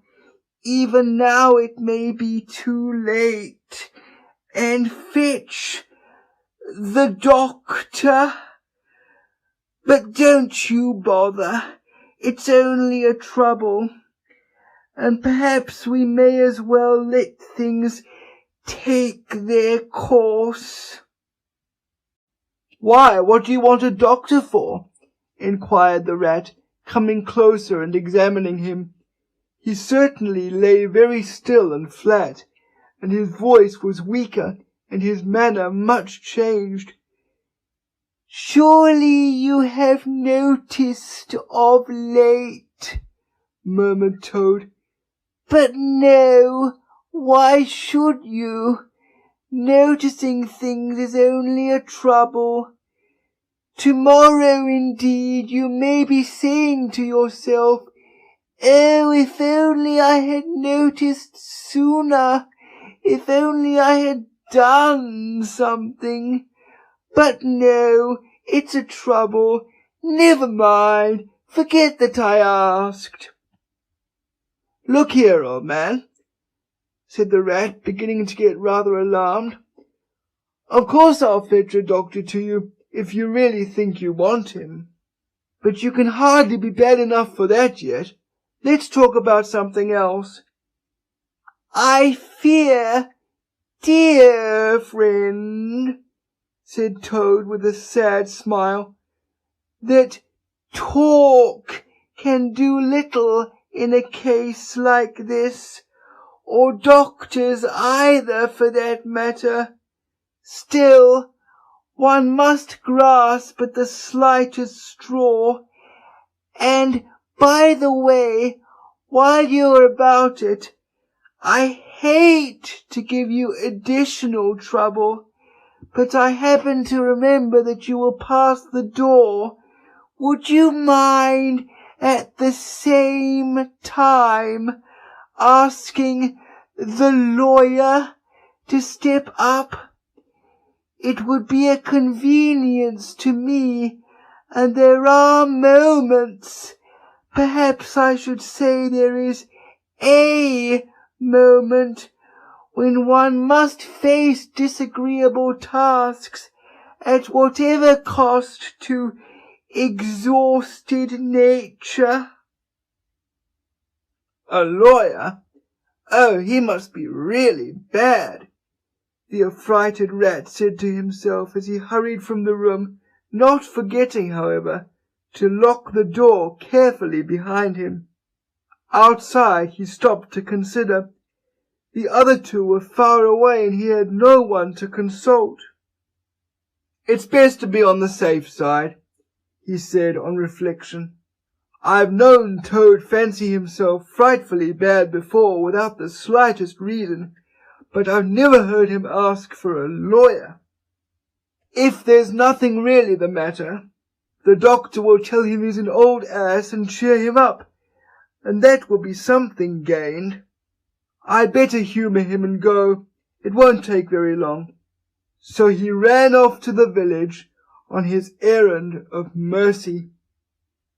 The Toad, who had hopped lightly out of bed as soon as he heard the key turn in the lock, watched him eagerly from the window till he disappeared down the carriage drive. Then, laughing heartily, he dressed as quickly as possible in the smartest suit he could lay hands on at the moment, filled his pockets with cash, which he took from a small drawer in the dressing-table, and next, knotting the sheets from his bed together, and tying one end of the improvised rope round the central mullion of the handsome Tudor window, which formed such a feature of his bedroom, he scrambled out, slid lightly to the ground, and, taking the opposite direction to the rat, marched off light-heartedly, whistling a merry tune. It was a gloomy luncheon for Rat when the Badger and the Mole at length returned, and he had to face them at table with his pitiful and unconvincing story. The Badger's caustic, not to say brutal remarks may be imagined, and therefore passed over. But it was painful to the Rat that even the Mole, though he took his friend's side as far as possible, could not help saying, "You've been a bit of a duffer this time, Ratty." "Toad, too, of all animals." "He did it awfully well," said the crestfallen Rat. "He did you awfully well," rejoined the Badger hotly. "However, talking won't mend matters. He's got clear away for the time, that's certain. And the worst of it is, he'll be so conceited with what he'll think is his cleverness that he may commit any folly. One comfort is we're free now, and needn't waste any more of our precious time doing sentry go. But we'd better continue to sleep at Toad Hall for a while longer. Toad may be brought back at any moment on a stretcher or between two policemen." So spoke the Badger, not knowing what the future held in store, or how much water, and of how turbid a character, was to run under bridges before Toad should sit at ease again in his ancestral hall. Meanwhile Toad, gay and irresponsible, was walking briskly along the high road some miles from home. At first he had taken by-paths and crossed many fields and changed his course several times in case of pursuit, but now, feeling by this time safe from recapture, and the sun smiling brightly on him, and all nature joining in a chorus of approval to the song of self-praise that his own heart was singing to him. He almost danced along the road in his satisfaction and conceit. "Smart piece of work that!" he remarked to himself, chuckling. "Brain against brute force, and brain came out on the top as it's bound to do. Poor old Ratty! My, won't he catch it when the badger gets back? A worthy fellow, Ratty, with many good qualities, but very little intelligence and absolutely no education. I must take him in hand some day and see if I can make something of him." Filled full of conceited thoughts such as these, he strode along, his head in the air, till he reached a little town where the sign of the Red Lion, swinging across the road halfway down the main street, reminded him that he had not breakfasted that day, and that he was exceedingly hungry after his long walk. He marched into the inn, ordered the best luncheon that could be provided at so short a notice, and sat down to eat it in the coffee-room. He was about halfway through his meal when an only too familiar sound, approaching down the street, made him start and fall a-trembling all over. The poop, poop drew nearer and nearer. The car could be heard to turn into the inn yard and come to a stop, and Toad had to hold on to the leg of the table to conceal his overmastering emotion. Presently the party entered the coffee-room, hungry, talkative, and gay, voluble on their experiences of the morning, and the merits of the chariot that had brought them along so well. Toad listened eagerly, all ears for a time. At last he could stand it no longer. He slipped out of the room quietly, paid his bill at the bar, and as soon as he got outside, sauntered round quietly to the inn yard. "There cannot be any harm," he said to himself, "in my only just looking at it." The car stood in the middle of the yard quite unattended, the stable helps and other hangers-on being all at their dinner. Toad walked slowly round it, inspecting, criticizing, musing deeply. "I wonder," he said to himself presently, "I wonder if this sort of car starts easily."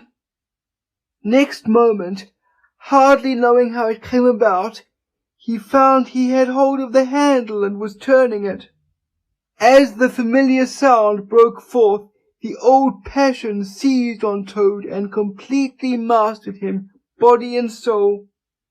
As if in a dream, he found himself somehow seated in the driver's seat. As if in a dream, he pulled the lever and swung the car round the yard and out through the archway, and, as if in a dream, all sense of right and wrong, all fear of obvious consequences, seemed temporarily suspended. He increased his pace, and as the car devoured the street and leapt forth on the high road through the open country, he was only conscious that he was Toad once more, Toad at his best and highest, Toad the terror, the traffic queller, the lord of the lone trail, before whom all must give way or be smitten into nothingness and everlasting night. He chanted as he flew, and the car responded with sonorous drone. The miles were eaten up under him as he sped he knew not whither, fulfilling his instincts, living his hour, reckless of what might come to him. "To my mind," observed the chairman of the bench of magistrates cheerfully, The only difficulty that presents itself in this otherwise very clear case is how we can possibly make it sufficiently hot for the incorrigible rogue and hardened ruffian whom we see cowering in the dock before us. Let me see. He has been found guilty on the clearest of evidence, first, of stealing a valuable motor car, secondly, of driving to the public danger, and thirdly, of gross impertinence to the rural police.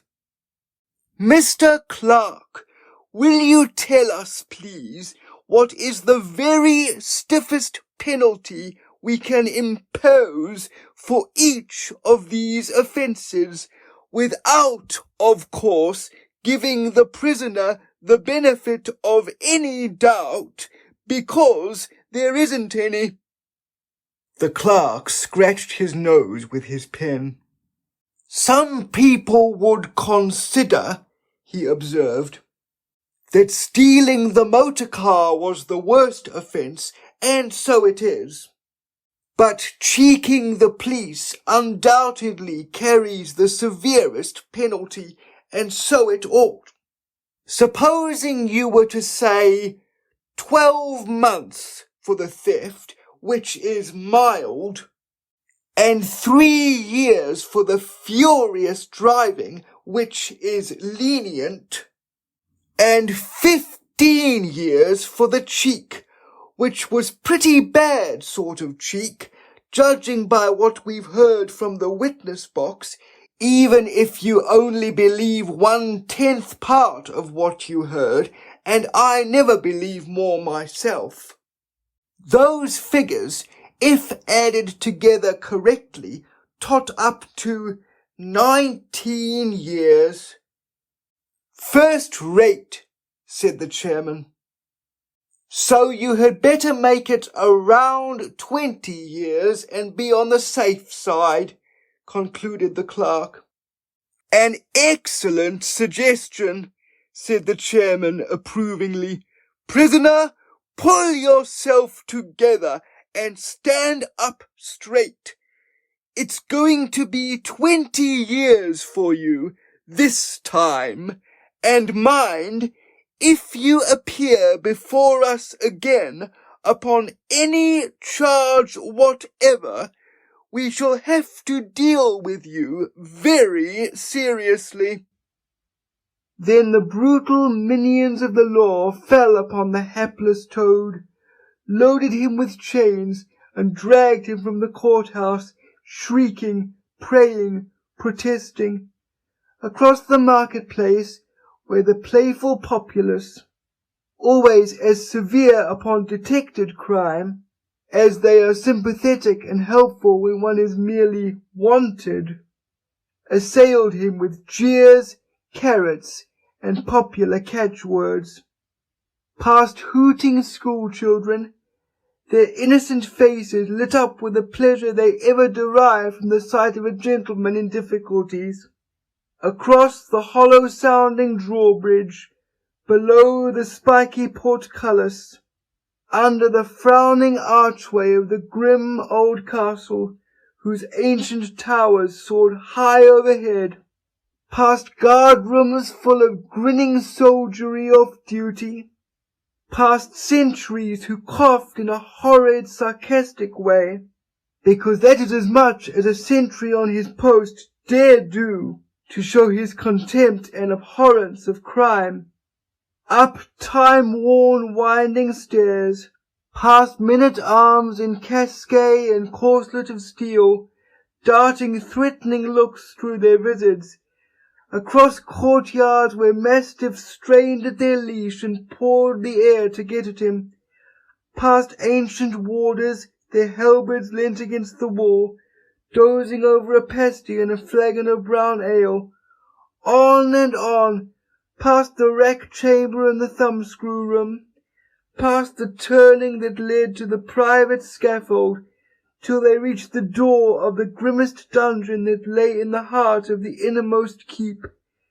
There at last they paused, where an ancient jailer sat fingering a bunch of mighty keys. "Odds bodikins," said the sergeant of police, taking off his helmet and wiping his forehead. "Rouse thee, old loon, and take over from us this vile toad, a criminal of deepest guilt and matchless artfulness and resource. Watch and ward him with all thy skill. And mark thee well, greybeard, should aught untoward befall, thy old head shall answer for his, and a murrain on both of them." The jailer nodded grimly, laying his withered hand on the shoulder of the miserable toad. The rusty key creaked in the lock.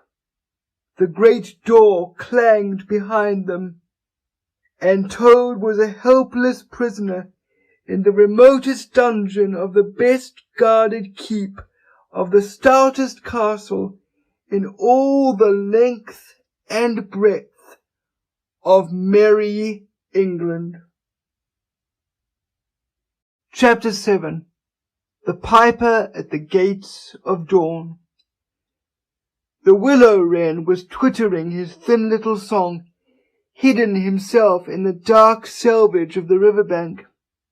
Though it was past 10 o'clock at night, the sky still clung to and retained some lingering skirts of light from the departed day, and the sullen heats of the torrid afternoon broke up and rolled away at the dispersing touch of the cool fingers of the short midsummer night.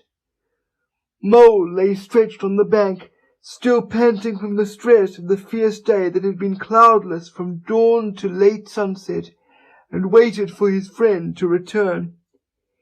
He had been on the river with some companions, leaving the water rat free to keep an engagement of long standing with Otter, and he had come back to find the house dark and deserted and no sign of Rat, who was doubtless keeping it up late with his old comrade.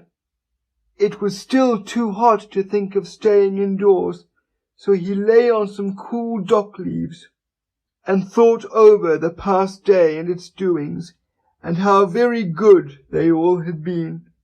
The rat's light footfall was presently heard approaching over the parched grass. "Oh, the blessed coolness," he said, and sat down, gazing thoughtfully into the river, silent and preoccupied. "You stayed to supper, of course," said the mole presently. "Simply had to," said the rat. "They wouldn't hear of my going before. You know how kind they always are.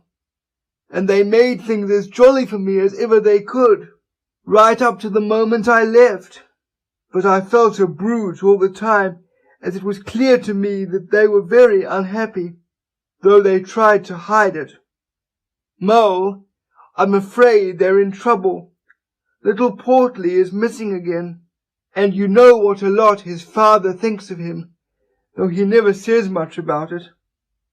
"What, that child?" said the mole lightly. "Well, suppose he is. Why worry about it? He's allus straying off and getting lost and turning up again. He's so adventurous. But no harm ever happens to him. Everybody hereabouts knows him and likes him just as they do old Otter. And you may be sure some animal or other will come across him and bring him back again all right. Why, we found him ourselves miles from home, and quite self-possessed and cheerful." "Yes, but this time it's more serious," said the rat gravely. "He's been missing for some days now, and the otters have hunted everywhere high and low without finding the slightest trace. And they've asked every animal too for miles around, and no one knows anything about him. Otter's evidently more anxious than he'll admit. I got out of him that young Portly hasn't learned to swim very well yet, and I can see he's thinking of the weir. There's a lot of water coming down still, considering the time of the year, and the place always had a fascination for the child. And then there are, well, traps and things, you know. Otter's not the fellow to be nervous about any son of his before it's time. And now he is nervous. When I left, he came out with me, said he wanted some air, and talked about stretching his legs. But I could see it wasn't that. So I drew him out and pumped him, and got it all from him at last. He was going to spend the night watching by the ford. You know the place where the old ford used to be in bygone days before they built the bridge. I know it well, said the mole, but why should Otter choose to watch there?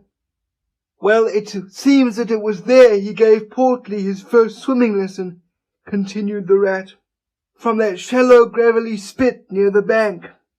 And it was there he used to teach him fishing, and there young Portly caught his first fish, of which he was so very proud. The child loves the spot, and Otter thinks that if he came wandering back from wherever he is, if he is anywhere by this time, poor little chap, he might make for the ford he was so fond of, or if he came across it he'd remember it well, and stop there and play perhaps. So Otter goes there every night and watches, on the chance, you know, just on the chance. They were silent for a time, both thinking of the same thing.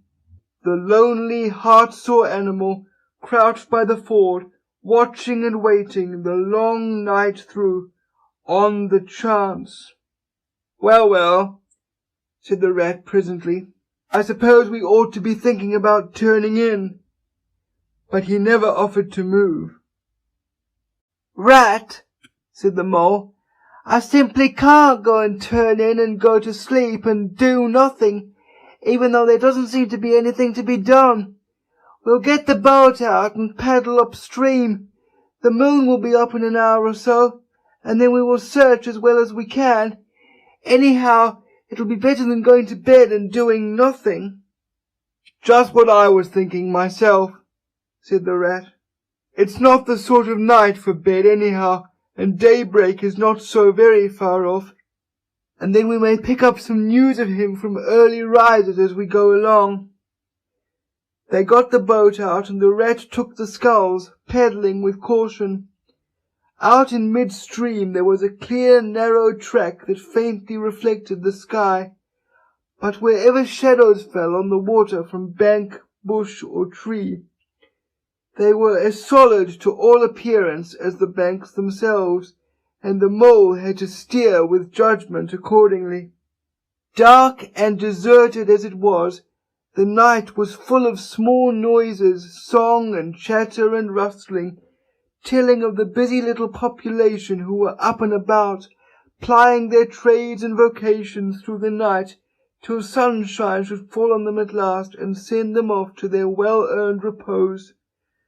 The water's own noises, too, were more apparent than by day, its gurglings and clips more unexpected and near at hand, and constantly they started at what seemed a sudden clear call from an actual articulate voice. The line of the horizon was clear and hard against the sky, and in one particular quarter it showed black against a silvery climbing phosphorescence that grew and grew. At last, over the rim of the waiting earth, the moon lifted with slow majesty till it swung clear of the horizon and rode off free of moorings, and once more they began to see surfaces, meadows widespread, and quiet gardens, and the river itself from bank to bank, all softly disclosed, all washed clean of mystery and terror, all radiant again as by day, but with a difference that was tremendous. Their old haunts greeted them again in other raiment, as if they had slipped away and put on this pure new apparel, and come quietly back, smiling as they shyly waited to see if they would be recognized again under it. Fastening their boat to a willow, the friends landed in this silent silver kingdom, and patiently explored the hedges, the hollow trees, the runnels and their little culverts, the ditches and dry waterways. Embarking again and crossing over, they worked their way up the stream in this manner, while the moon, serene and detached in a cloudless sky, did what she could, though so far off, to help them in their quest, till her hour came and she sank earthwards reluctantly and left them, and mystery once more held field and river. Then a change began slowly to declare itself. The horizon became clearer, field and tree came more into sight, and somehow with a different look. The mystery began to drop away from them. A bird piped suddenly and was still, and a light breeze sprang up and set the reeds and bulrushes rustling.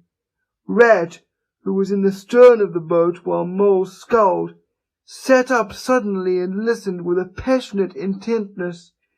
Mole, who with gentle strokes was just keeping the boat moving while he scanned the banks with care, looked at him with curiosity. "It's gone," sighed the Rat, sinking back in his seat again. "So beautiful and strange and new. Since it was to end so soon, I almost wish I had never heard it, for it has roused a longing in me that is pain, and nothing seems worth while but just to hear that sound once more and go on listening to it for ever. No, there it is again," he cried, alert once more. Entranced, he was silent for a long space, spellbound. "Now it passes on and I begin to lose it," he said presently. "Oh, Mole, the beauty of it! The merry bubble and joy, the thin, clear, happy call of the distant piping. Such music I never dreamed of, and the call in it is stronger even than the music is sweet. Row on, Mole, row, for the music and the call must be for us." The Mole, greatly wondering, obeyed. "I hear nothing myself," he said, "but the wind playing in the reeds and rushes and osiers." The Rat never answered, if indeed he heard.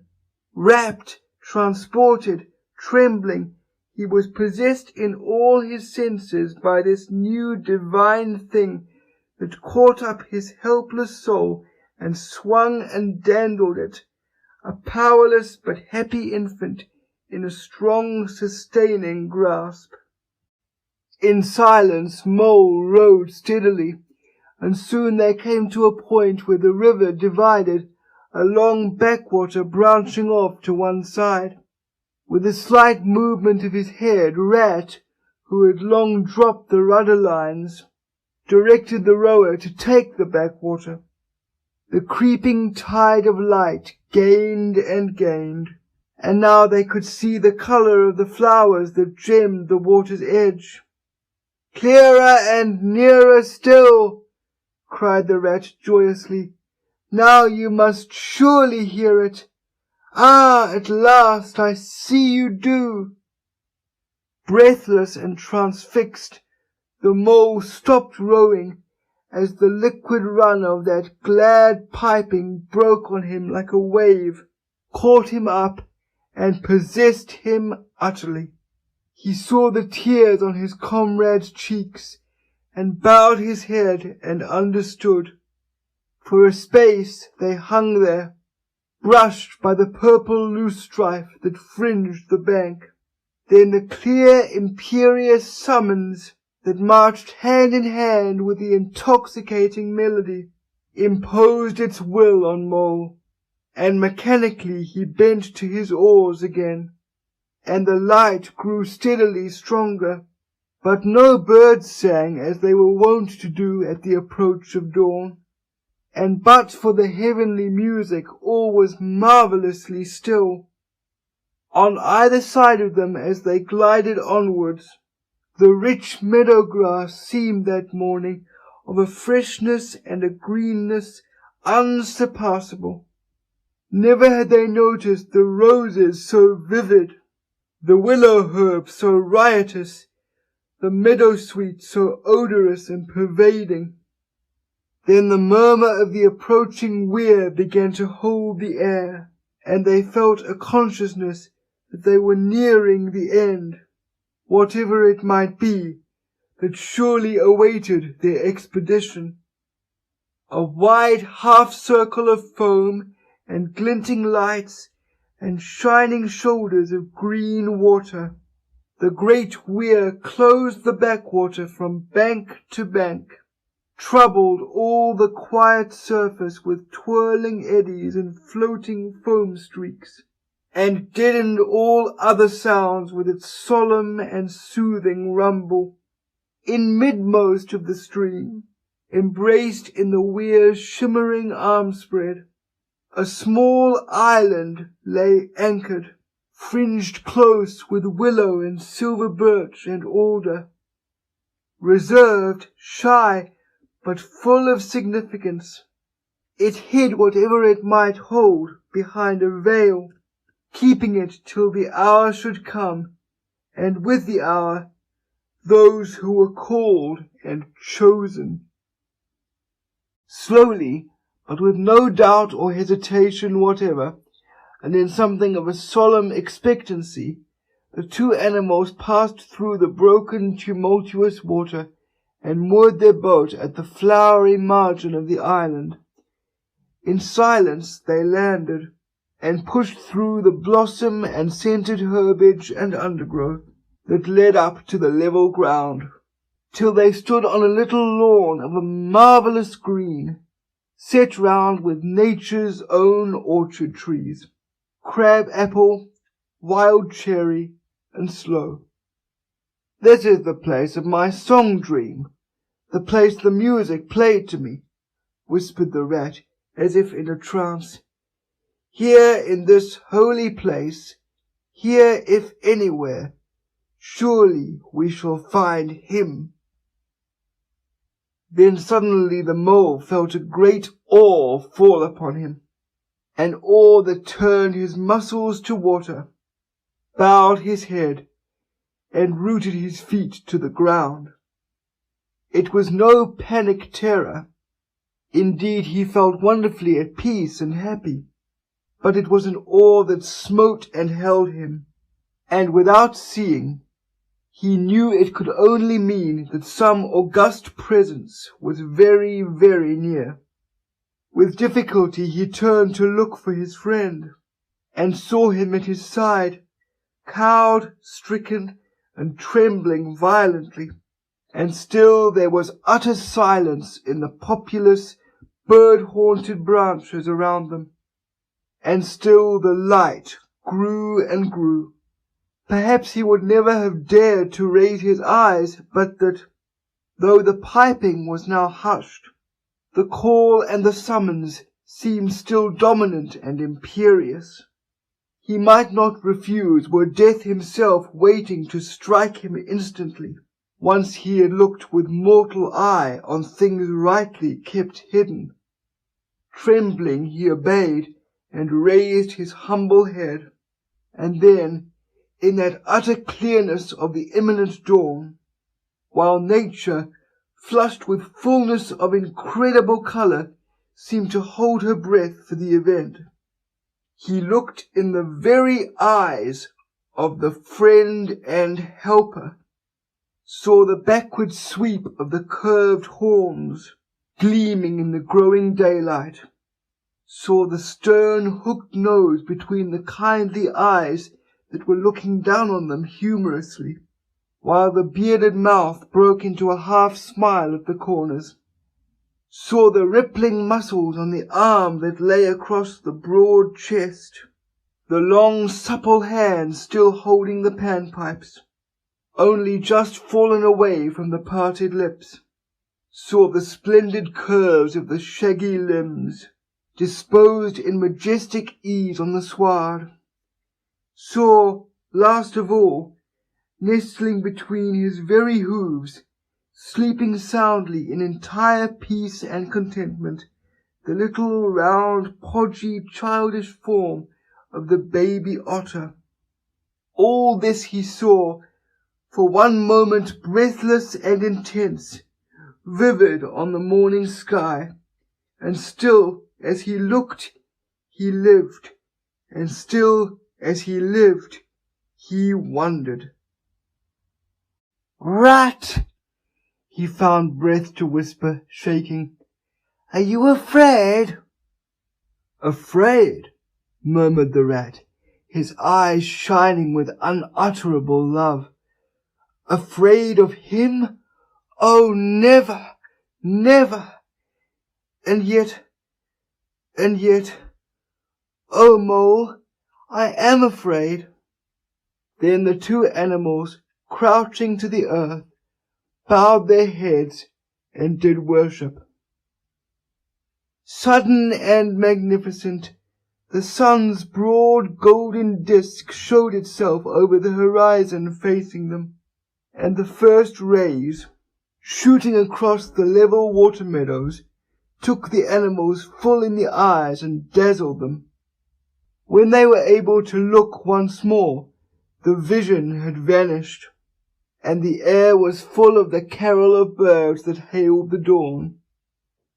As they stared blankly, in dumb misery deepening as they slowly realized all they had seen and all they had lost, a capricious little breeze, dancing up from the surface of the water, tossed the aspens, shook the dewy roses, and blew lightly and caressingly in their faces. And with its soft touch came instant oblivion. For this is the last, best gift that the kindly demigod is careful to bestow on those to whom he has revealed himself in their helping, the gift of forgetfulness. Lest the awful remembrance should remain and grow, and overshadow mirth and pleasure, and the great haunting memory should spoil all the afterlives of little animals helped out of difficulties, in order that they should be happy and light-hearted as before. Mole rubbed his eyes and stared at Rat, who was looking about him in a puzzled sort of way. "I beg your pardon, what did you say, Rat?" he asked. "I think I was only remarking," said Rat slowly, "that this was the right sort of place, and that here, if anywhere, we should find him. And look! Why, there he is, the little fellow!" And with a cry of delight he ran towards the slumbering Portly. But Mole stood still a moment, held in thought, as one wakened suddenly from a beautiful dream, who struggles to recall it, and can recapture nothing but a dim sense of the beauty of it, the beauty, till that, too, fades away in its turn, and the dreamer bitterly accepts the hard, cold waking and all its penalties. So Mole, after struggling with his memory for a brief space, shook his head sadly and followed the Rat. Portly woke up with a joyous squeak and wriggled with pleasure at the sight of his father's friends who had played with him so often in past days. In a moment, however, his face grew blank, and he fell to hunting round in a circle with pleasing whine. As a child that has fallen happily asleep in its nurse's arms, and wakes to find itself alone and laid in a strange place, and searches corners and cupboards and runs from room to room, despair growing silently in its heart, even so Portly searched the island and searched, dogged and unwearying, till at last the black moment came for giving it up and sitting down and crying bitterly.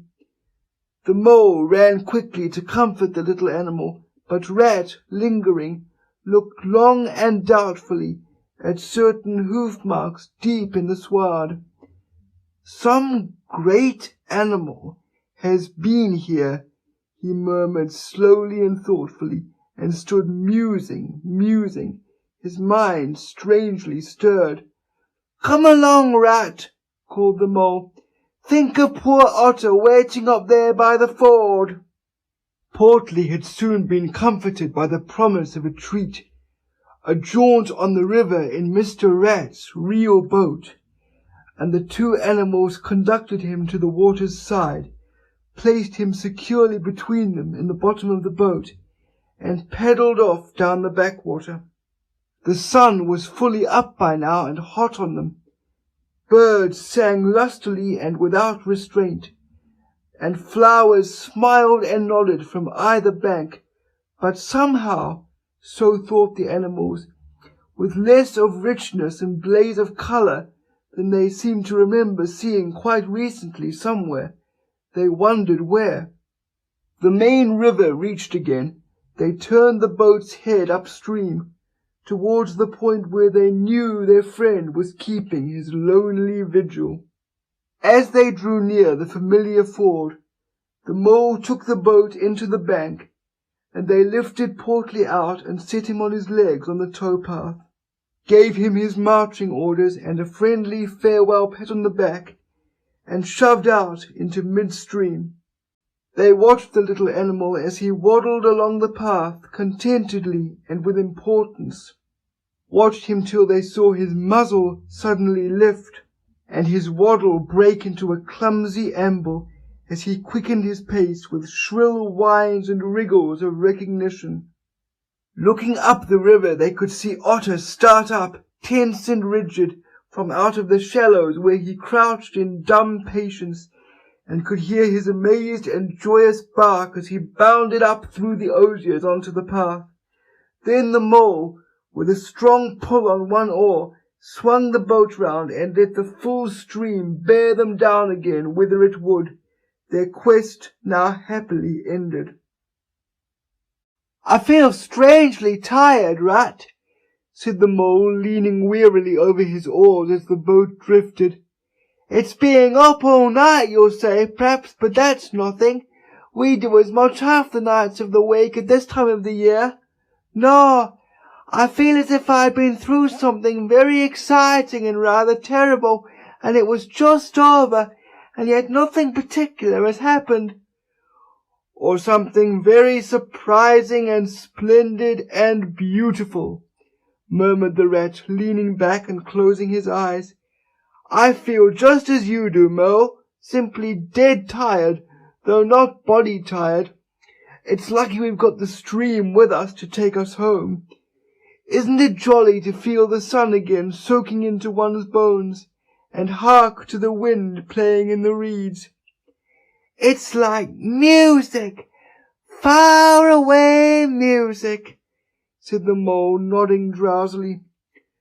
"So I was thinking," murmured the Rat, dreamful and languid. "Dance music, the lilting sort that runs on without a stop, but with words in it too. It passes into words and out of them again. I catch them at intervals. Then it is dance music once more, and then nothing but the reed's soft, thin whispering." "You hear better than I," said the Mole sadly. "I cannot catch the words." "Let me try and give you them," said the Rat softly, his eyes still closed. "Now it is turning into words again, faint but clear. Lest the oar should dwell, and turn your frolic to fret, you shall look on my power at the helping hour, but then you shall forget." Now the reeds take it up. "Forget,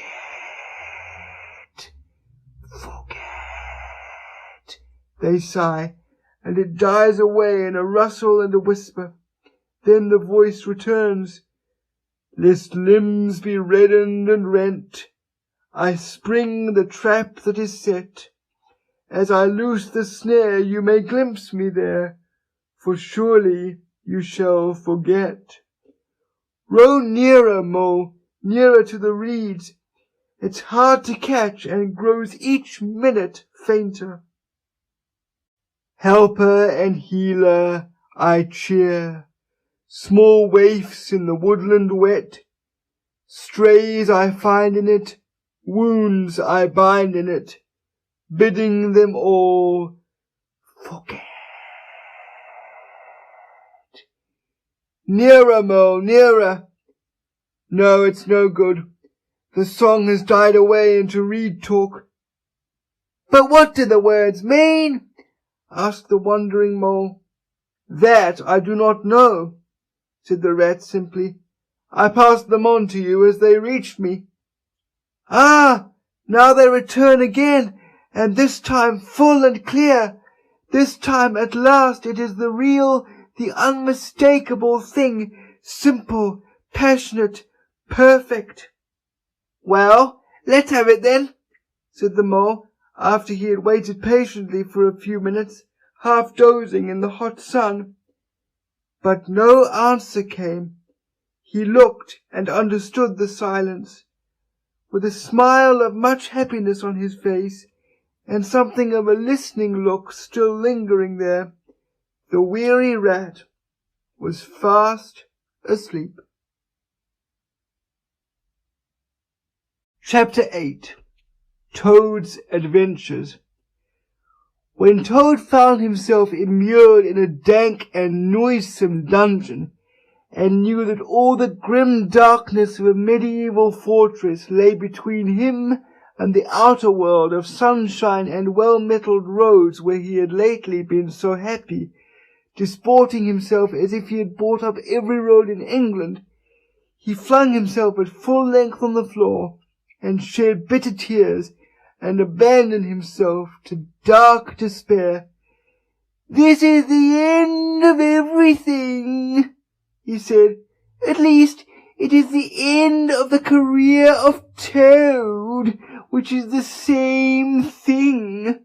The popular and handsome Toad, the rich and hospitable Toad, the Toad so free and careless and debonair. How can I hope to be ever set at large again," he said, "who have been imprisoned so justly for stealing so handsome a motor car in such an audacious manner, and for such lurid and imaginative cheek bestowed upon such a number of fat, red-faced policemen?" Here his sobs choked him. "Stupid animal that I was," he said. "Now I must languish in this dungeon, till people who were proud to say they knew me have forgotten the very name of Toad. Oh, wise old badger," he said. "Oh, clever, intelligent Rat and sensible Mole, what sound judgments, what a knowledge of men and matters you possess! Oh, unhappy and forsaken Toad!" With lamentations such as these, he passed his days and nights for several weeks, refusing his meals or intermediate light refreshments, though the grim and ancient jailer, knowing that Toad's pockets were well lined, frequently pointed out that many comforts and indeed luxuries could by arrangement be sent in at a price from outside. Now the jailer had a daughter, a pleasant wench and good-hearted, who assisted her father in the lighter duties of his post. She was particularly fond of animals, and besides her canary, whose cage hung on a nail in the massive wall of the keep by day, to the great annoyance of prisoners who relished an after-dinner nap, and was shrouded in an antimacassar on the parlour table at night, she kept several piebald mice and a restless revolving squirrel. This kind-hearted girl, pitying the misery of Toad, said to her father one day, "Father, I can't bear to see that poor beast so unhappy and getting so thin. You let me have the managing of him. You know how fond of animals I am. I'll make him eat from my hand, and sit up, and do all sorts of things." Her father replied that she could do what she liked with him. He was tired of Toad, and his sulks and his airs and his meanness. So that day she went on her errand of mercy and knocked at the door of Toad's cell. "Now cheer up, Toad," she said coaxingly on entering, "and sit up and dry your eyes and be a sensible animal, and do try and eat a bit of dinner. See, I've brought you some of mine, hot from the oven." It was bubble and squeak between two plates, and its fragrance filled the narrow cell. The penetrating smell of cabbage reached the nose of Toad as he lay prostrate in his misery on the floor, and gave him the idea for a moment that perhaps life was not such a blank and desperate thing as he had imagined. But still he wailed and kicked with his legs and refused to be comforted. So the wise girl retired for the time.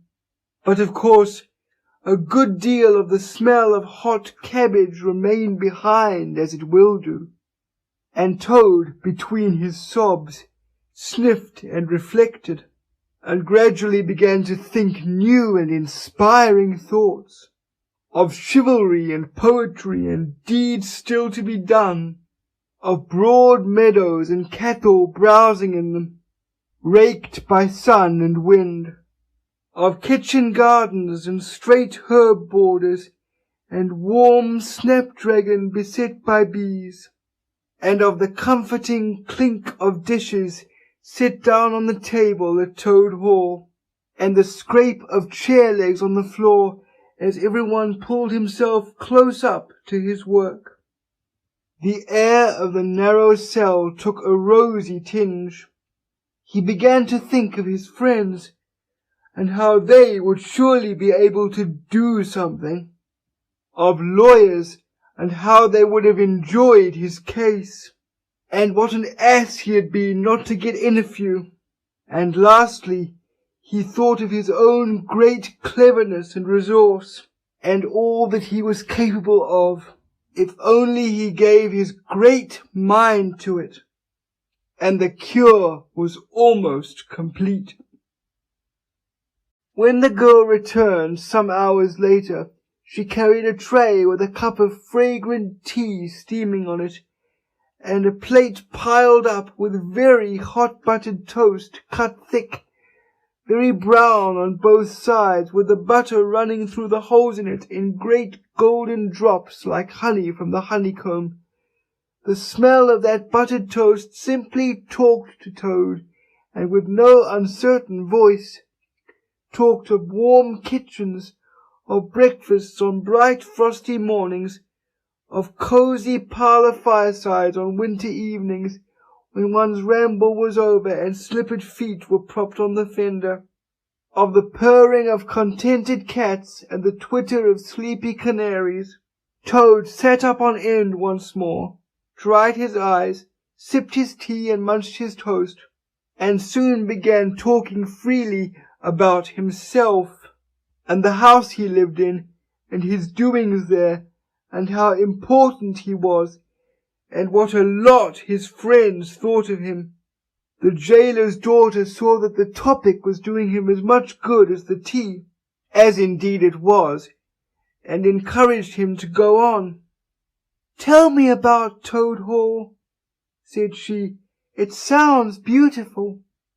"Toad Hall," said the Toad proudly, "is an eligible, self-contained gentleman's residence, very unique, dating in part from the 14th century, but replete with every modern convenience, up-to-date sanitation, 5 minutes from church, post office and golf links, suitable for—" "Bless the animal," said the girl, laughing. "I don't want to take it. Tell me something real about it. But first, wait till I fetch you some more tea and toast." She tripped away and presently returned with a fresh trayful, and Toad, pitching into the toast with avidity, his spirits quite restored to their usual level, told her about the boathouse and the fish pond and the old walled kitchen garden, and about the pigsties and the stables, and the pigeon house and the hen house, and about the dairy and the wash house, and the china cupboards and the linen presses. She liked that bit especially, and about the banqueting hall, and the fun they had there when the other animals were gathered round the table and Toad was at his best, singing songs, telling stories, carrying on generally. Then she wanted to know about his animal friends, and was very interested in all he had to tell her about them and how they lived, and what they did to pass their time. Of course, she did not say she was fond of animals as pets, because she had the sense to see that Toad would be extremely offended. When she said good night, having filled his water jug and shaken up his straw for him, Toad was very much the same sanguine, self-satisfied animal that he had been of old. He sang a little song or two, of the sort he used to sing at his dinner parties, curled himself up in the straw, and had an excellent night's rest and the pleasantest of dreams.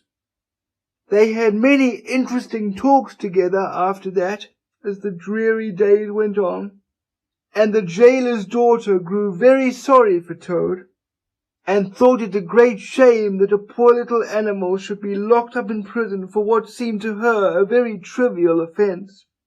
Toad, of course, in his vanity, thought that her interest in him proceeded from a growing tenderness, and he could not help half regretting that the social gulf between them was so very wide, for she was a comely lass, and evidently admired him very much. One morning the girl was very thoughtful, and answered at random, and did not seem to Toad to be paying proper attention to his witty sayings and sparkling comments. "Toad," she said presently, "just listen, please. I have an aunt who is a washerwoman." "There, there," said Toad graciously and affably. "Never mind, think no more about it. I have several aunts who ought to be washerwomen." "Do be quiet a minute, Toad," said the girl. "You talk too much, that's your chief fault, and I'm trying to think, and you hurt my head. As I said, I have an aunt who is a washerwoman. She does the washing for all the prisoners in this castle. We try to keep any paying business of that sort in the family, you understand. She takes out the washing on Monday morning, and brings it in on Friday evening. This is a Thursday. Now, this is what occurs to me. You're very rich. At least you're always telling me so, and she's very poor. A few pounds wouldn't make any difference to you, and it would mean a lot to her. Now, I think if she were properly approached, squared, I believe, is the word you animals use, you could come to some arrangement by which she would let you have her dress and bonnet and so on, and you could escape from the castle as the official washerwoman. You're very alike in many respects, particularly about the figure." "We're not," said the Toad in a huff. "I have a very elegant figure for what I am." "So has my aunt," replied the girl, "for what she is. But have it your own way, you horrid, proud, ungrateful animal, when I'm sorry for you and trying to help you." Yes, that's all right. Thank you very much indeed," said the Toad hurriedly. "But look here, you wouldn't surely have Mr. Toad of Toad Hall going about the country disguised as a washerwoman?" "Then you can stop here as a toad," replied the girl with much spirit. "I suppose you want to go off in a coach and four." Honest Toad was always ready to admit himself in the wrong. "You are a good, kind, clever girl," he said, "and I am indeed a proud and a stupid Toad. Introduce me to your worthy aunt, if you will be so kind, and I have no doubt that the excellent lady and I will be able to arrange terms satisfactory to both parties." Next evening the girl ushered her aunt into Toad's cell, bearing his week's washing pinned up in a towel. The old lady had been prepared beforehand for the interview, and the sight of certain gold sovereigns that Toad had thoughtfully placed on the table in full view practically completed the matter and left little further to discuss. In return for his cash, Toad received a cotton print gown, an apron, a shawl, and a rusty black bonnet. The only stipulation the old lady made being that she should be gagged and bound and dumped down in a corner. By this not very convincing artifice, she explained, aided by picturesque fiction which she could supply herself, she hoped to retain her situation in spite of the suspicious appearance of things. Toad was delighted with the suggestion.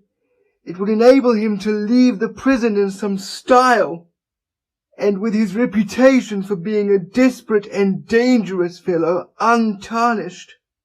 And he readily helped the jailer's daughter to make her aunt appear as much as possible the victim of circumstances over which she had no control.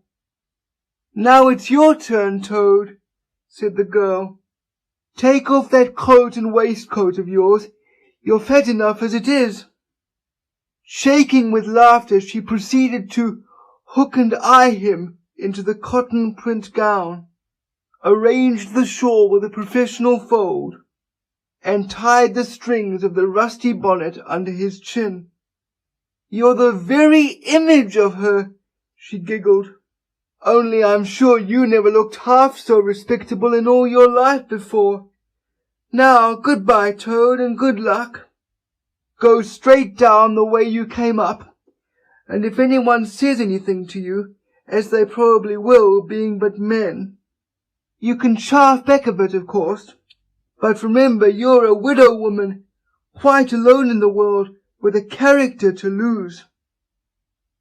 With a quaking heart, but as firm a footstep as he could command, Toad set forth cautiously on what seemed to be a most harebrained and hazardous undertaking, but he was soon agreeably surprised to find how easy everything was made for him, and a little humbled at the thought that both his popularity and the sex that seemed to inspire it were really another's.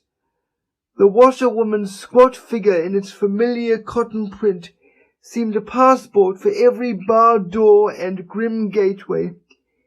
Even when he hesitated, uncertain as to the right turning to take, he found himself helped out of his difficulty by the warder at the next gate, anxious to be off to his tea, summoning him to come along sharp and not keep him waiting there all night.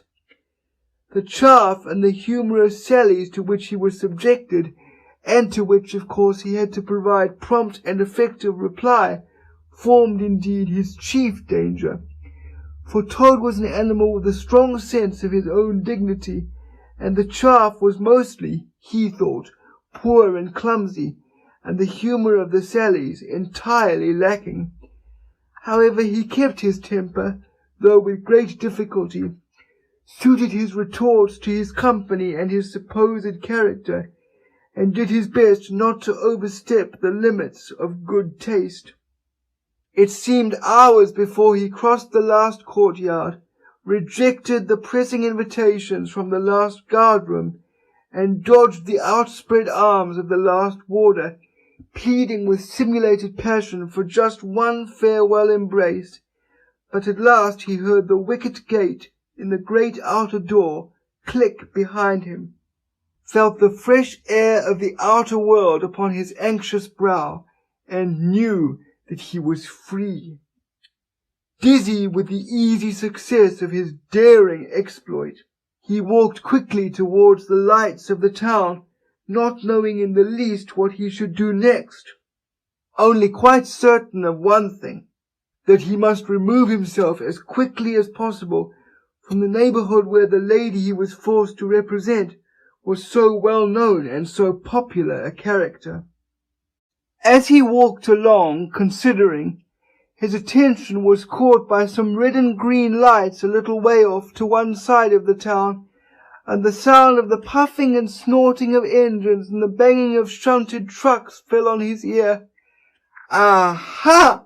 he thought, "this is a piece of luck. A railway station is the thing I want most in the whole world at this moment. And what's more, I needn't go through the town to get it, and shan't have to support this humiliating character by repartees which, though thoroughly effective, do not assist one's sense of self-respect."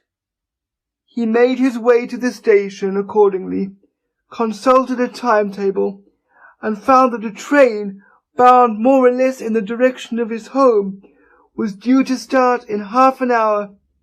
"More luck," said Toad, his spirits rising rapidly, and went off to the booking office to buy his ticket. He gave the name of the station that he knew to be nearest to the village of which Toad Hall was the principal feature, and mechanically put his fingers in search of the necessary money where his waistcoat pocket should have been. But here the cotton gown, which had nobly stood by him so far, and which he had basely forgotten, intervened and frustrated his efforts. In a sort of nightmare he struggled with the strange, uncanny thing that seemed to hold his hands, turn all muscular strivings to water, and laugh at him all the time, while other travellers, forming up in a line behind, waited with impatience, making suggestions of more or less value, and comments of more or less stringency and point.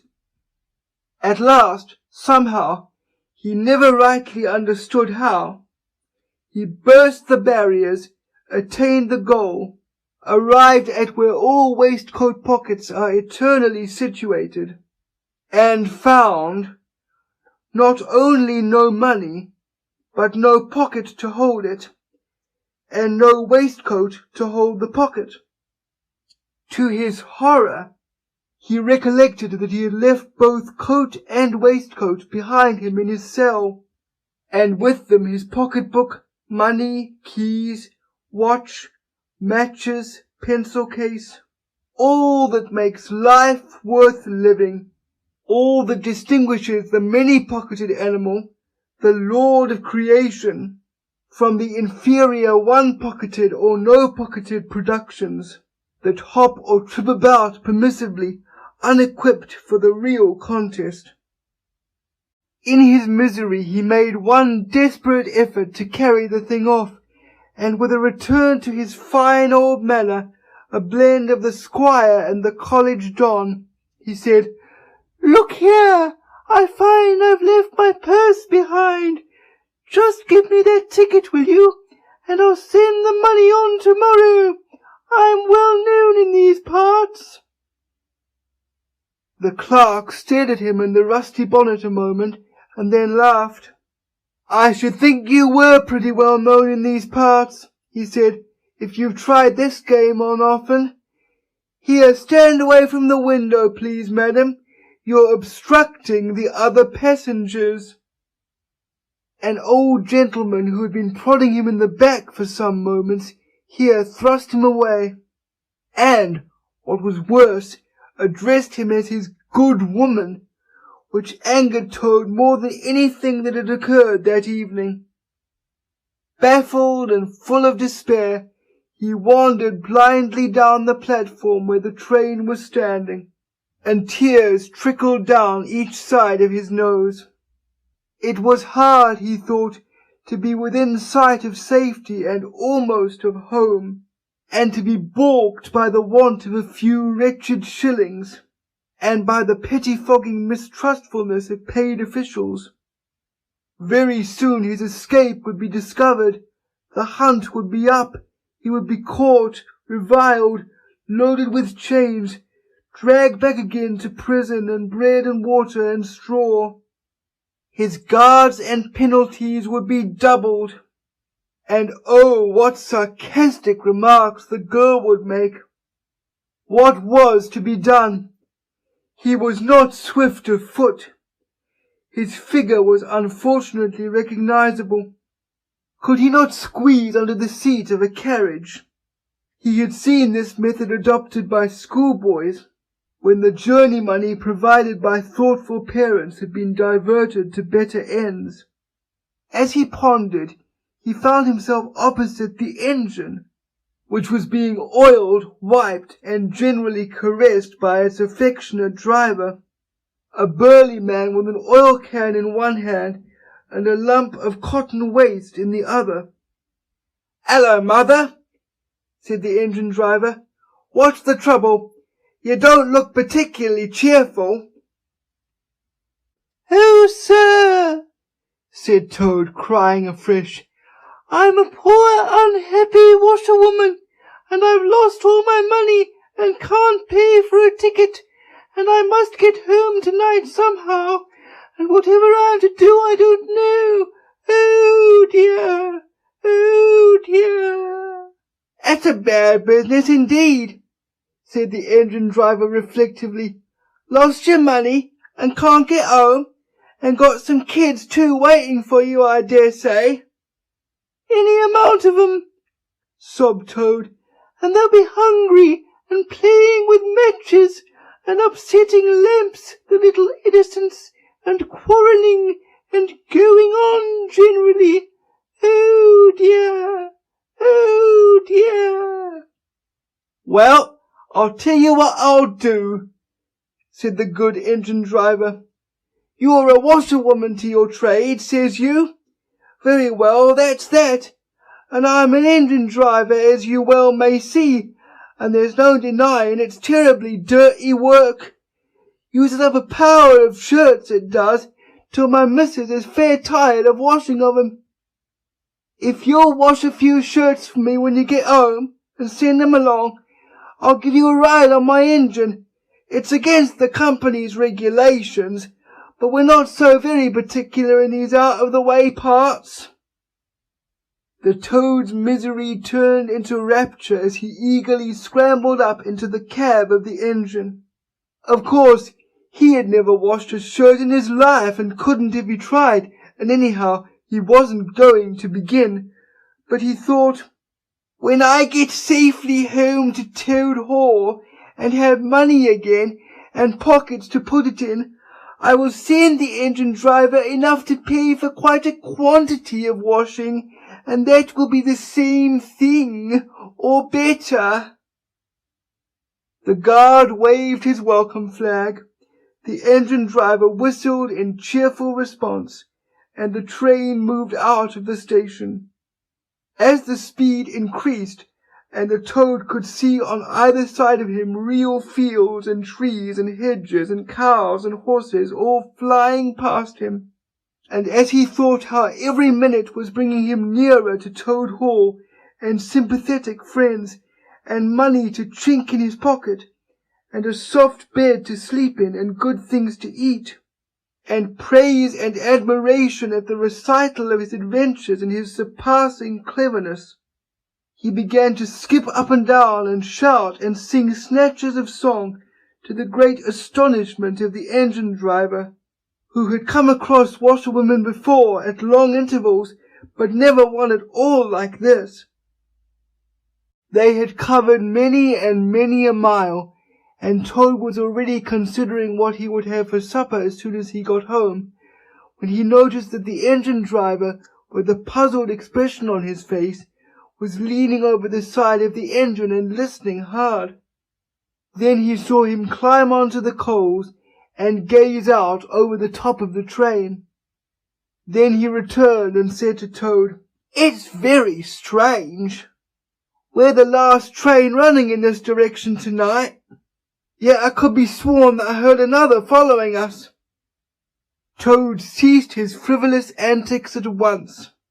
He became grave and depressed, and a dull pain in the lower part of his spine, communicating itself to his legs, made him want to sit down and try desperately not to think of all the possibilities.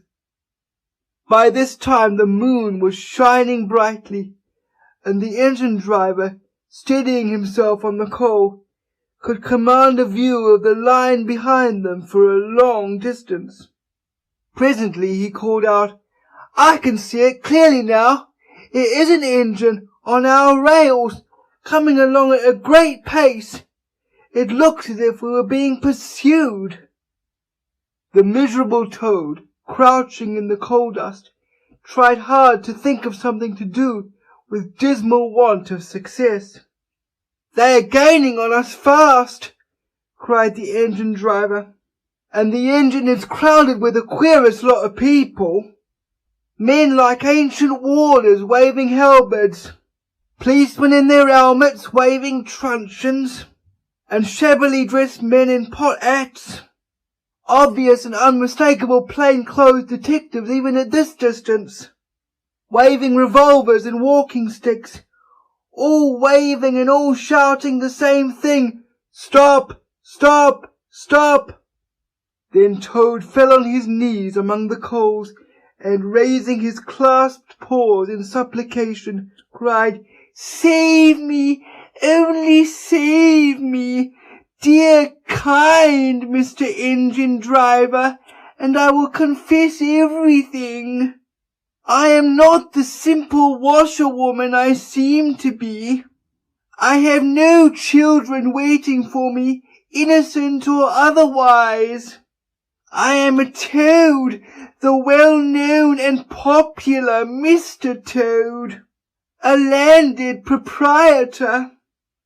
I have just escaped by my great daring and cleverness from a loathsome dungeon into which my enemies had flung me, and if those fellows on that engine recapture me, it will be chains and bread and water and straw and misery once more for poor, unhappy, innocent Toad."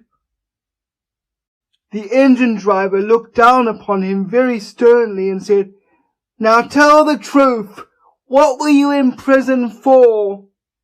"It was nothing very much," said poor Toad, colouring deeply. "I only borrowed a motor car while the owners were at lunch. They had no need of it at the time. I didn't mean to steal it really, but people, especially magistrates, take such harsh views of thoughtless and high-spirited actions." The engine driver looked very grave and said, "I fear that you have been indeed a wicked Toad, and by rights I ought to give you up to offended justice, but you are evidently in sore trouble and distress, so I will not desert you. I don't hold with motor cars for one thing, and I don't hold with being ordered about by policemen when I'm on my own engine for another. And the sight of an animal in tears always makes me feel queer and soft-hearted. So cheer up, Toad. I'll do my best. We may beat 'em yet." They piled on more coals, shovelling furiously. The furnace roared, the sparks flew, the engine leapt and swung, but still their pursuers slowly gained. The engine driver, with a sigh, wiped his brow with a handful of cotton waste, and said, "I'm afraid it's no good, Toad. You see, they are running light, and they have the better engine.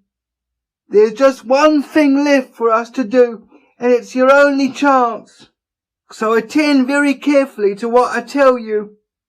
A short way ahead of us is a long tunnel, and on the other side of that, the line passes through a thick wood.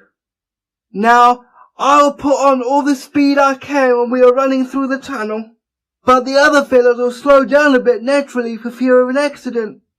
When we are through, I will shut off steam and put on brakes as hard as I can, and the moment it's safe to do so, you must jump and hide in the wood before they get through the tunnel and see you. Then I will go full speed ahead again, and they can chase me if they like, for as long as they like and as far as they like. Now mind and be ready to jump when I tell you." They piled on more coals, and the train shot into the tunnel, and the engine rushed and roared and rattled, till at last they shot out at the other end into fresh air and the peaceful moonlight, and saw the wood lying dark and helpful upon either side of the line. The driver shut off steam and put on brakes. Toad got down on the step, and as the train slowed down to almost a walking pace, he heard the driver call out, "Now jump!" Toad jumped, rolled down a short embankment, picked himself up unhurt, scrambled into the wood, and hid. Peeping out, he saw his train get up speed again and disappear at a great pace. Then out of the tunnel burst the pursuing engine, roaring and whistling, her motley crew waving their various weapons and shouting, "Stop! Stop! Stop!" When they were past, the Toad had a hearty laugh, for the first time since he was thrown into prison. But he soon stopped laughing when he came to consider that it was now very late and dark and cold, and he was in an unknown wood with no money and no chance of supper, and still far from friends and home, and the dead silence of everything, after the roar and rattle of the train, was something of a shock. He dared not leave the shelter of the trees, so he struck into the wood, with the idea of leaving the railway as far as possible behind him. After so many weeks within walls, he found the wood strange and unfriendly, and inclined, he thought, to make fun of him. Nightjars, sounding their mechanical rattle, made him think that the wood was full of searching warders closing in on him. An owl, swooping noiselessly towards him, brushed his shoulder with its wing, making him jump with the horrid certainty that it was a hand, then flitted off, moth-like, laughing its low ho, ho, ho, which Toad thought in very poor taste. Once he met a fox who stopped, looked him up and down in a sarcastic sort of way, and said, "Hello, washerwoman! Half a pair of socks and a pillowcase short this week. Mind it doesn't occur again. And swaggered off, sniggering. Toad looked about for a stone to throw at him, but could not succeed in finding one, which vexed him more than anything. At last, cold, hungry, and tired out, he sought the shelter of a hollow tree, where with branches and dead leaves he made himself as comfortable a bed as he could, and slept soundly till the morning. Chapter 9. Wayfarers All. The water-rat was restless, and he did not exactly know why. To all appearance the summer's pomp was still at fullest height, and although in the tilled acres green had given way to gold, though rowans were reddening, and the woods were dashed here and there with a tawny fierceness, yet light and warmth and colour was still present in undiminished measure, clean of any chilly premonitions of the passing year. But the constant chorus of the orchards and hedges had shrunk to a casual evensong from a few yet unwearied performers. The robin was beginning to assert himself once more, and there was a feeling in the air of change and departure. The cuckoo, of course, had long been silent, but many another feathered friend, for months a part of the familiar landscape and its small society, was missing too, and it seemed that the ranks thinned steadily day by day. Rat, ever observant of all winged movement, saw that it was taking daily a southing tendency, and even as he lay in bed at night he thought he could make out, passing in the darkness overhead, the beat and quiver of impatient pinions, obedient to the peremptory call. Nature's grand hotel has its season, like the others.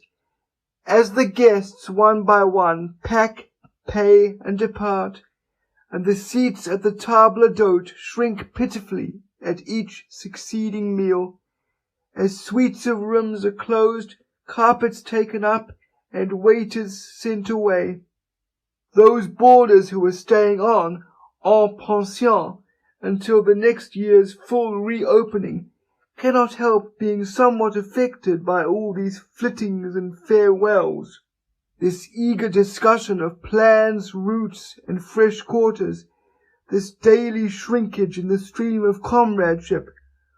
One gets unsettled, depressed, and inclined to be querulous. Why this craving for change? Why not stay on quietly here like us and be jolly? You don't know this hotel out of the season, and what fun we have among ourselves, we fellows who remain and see the whole interesting year out. All very true, no doubt, the others always reply. We quite envy you, and some other year perhaps, but just now we have engagements, and there's the bus at the door. Our time is up. So they depart with a smile and a nod, and we miss them and feel resentful. The rat was a self-sufficing sort of animal, rooted to the land, and whoever went, he stayed. Still, he could not help noticing what was in the air, and feeling some of its influence in his bones. It was difficult to settle down to anything seriously with all this flitting going on. Leaving the waterside where rushes stood thick and tall in a stream that was becoming sluggish and low, he wandered countrywards, crossing a field or two of pasturage already looking dusty and parched, and thrust into the great sea of wheat, yellow, wavy, and murmurous, full of quiet motion and small whisperings. Here he often loved to wander, through the forest of stiff, strong stalks that carried their golden sky away over his head, a sky that was always dancing, shimmering, softly talking, or swaying strongly to the passing wind, and recovering itself with a toss and a merry laugh. Here, too, he had many small friends, a society complete in itself, leading full and busy lives, but always with a spare moment to gossip and exchange news with a visitor. Today, however, though they were civil enough, the field mice and harvest mice seemed preoccupied. Many were digging and tunnelling busily. Others, gathered together in small groups, examined plans and drawings of small flats, stated to be desirable and compact, and situated conveniently near the stores.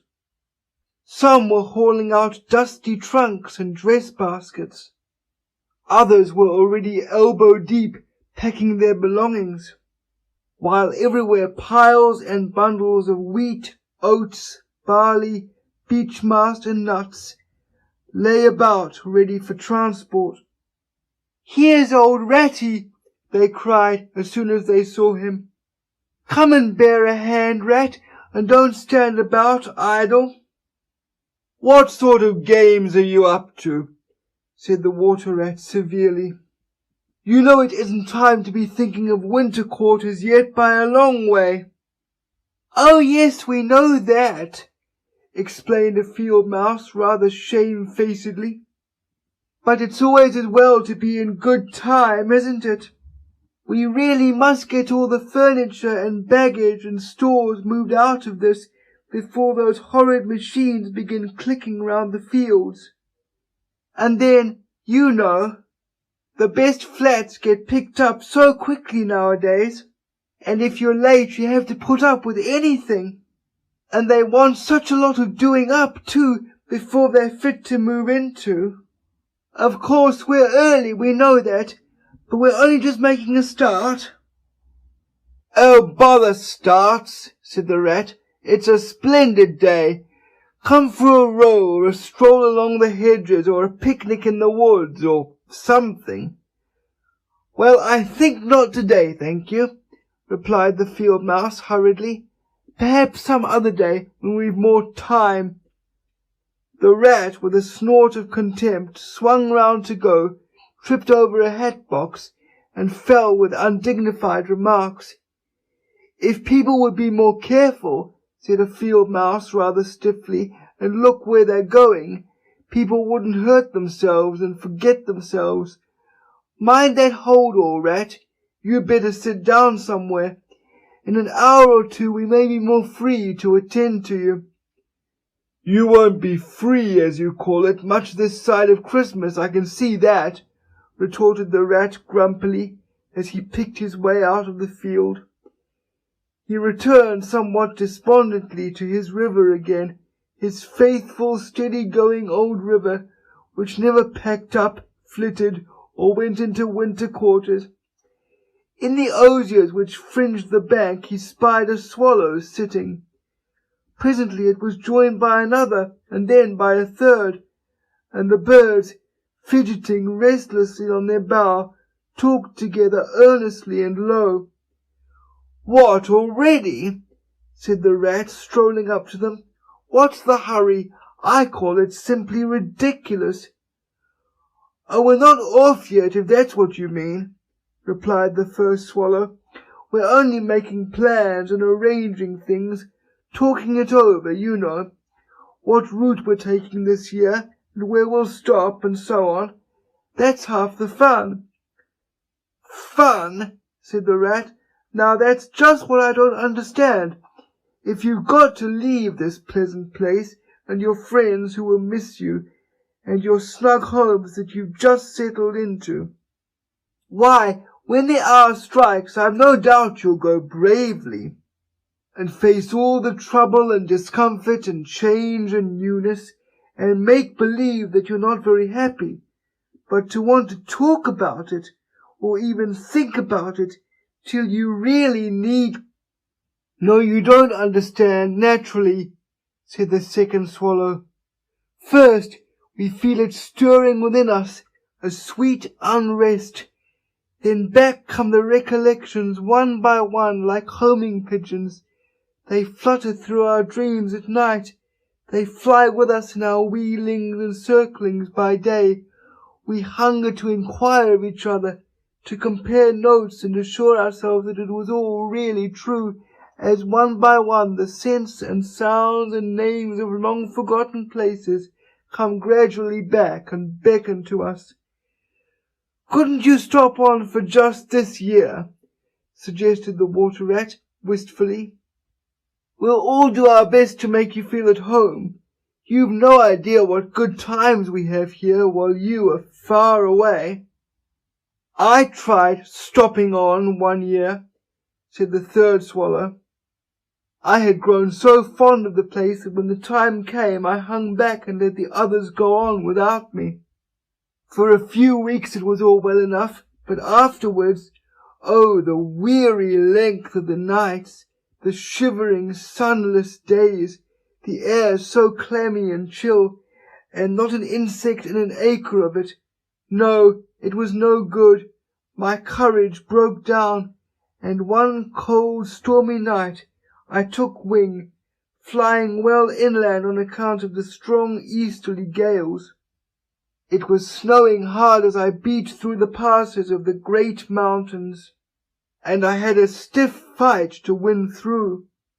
But never shall I forget the blissful feeling of the hot sun again on my back as I sped down to the lakes that lay so blue and placid below me, and the taste of my first fat insect. The past was like a bad dream. The future was all happy holiday as I moved southwards week by week, easily, lazily, lingering as long as I dared, but always heeding the call. No, I had had my warning. Never again did I think of disobedience. "Ah, yes, the call of the south, twittered the other two dreamily. Its songs, its hues, its radiant air. Oh, do you remember? And forgetting the rat, they slid into passionate reminiscence while he listened fascinated, and his heart burned within him. In himself, too, he knew that it was vibrating at last, that chord hitherto dormant and unsuspected.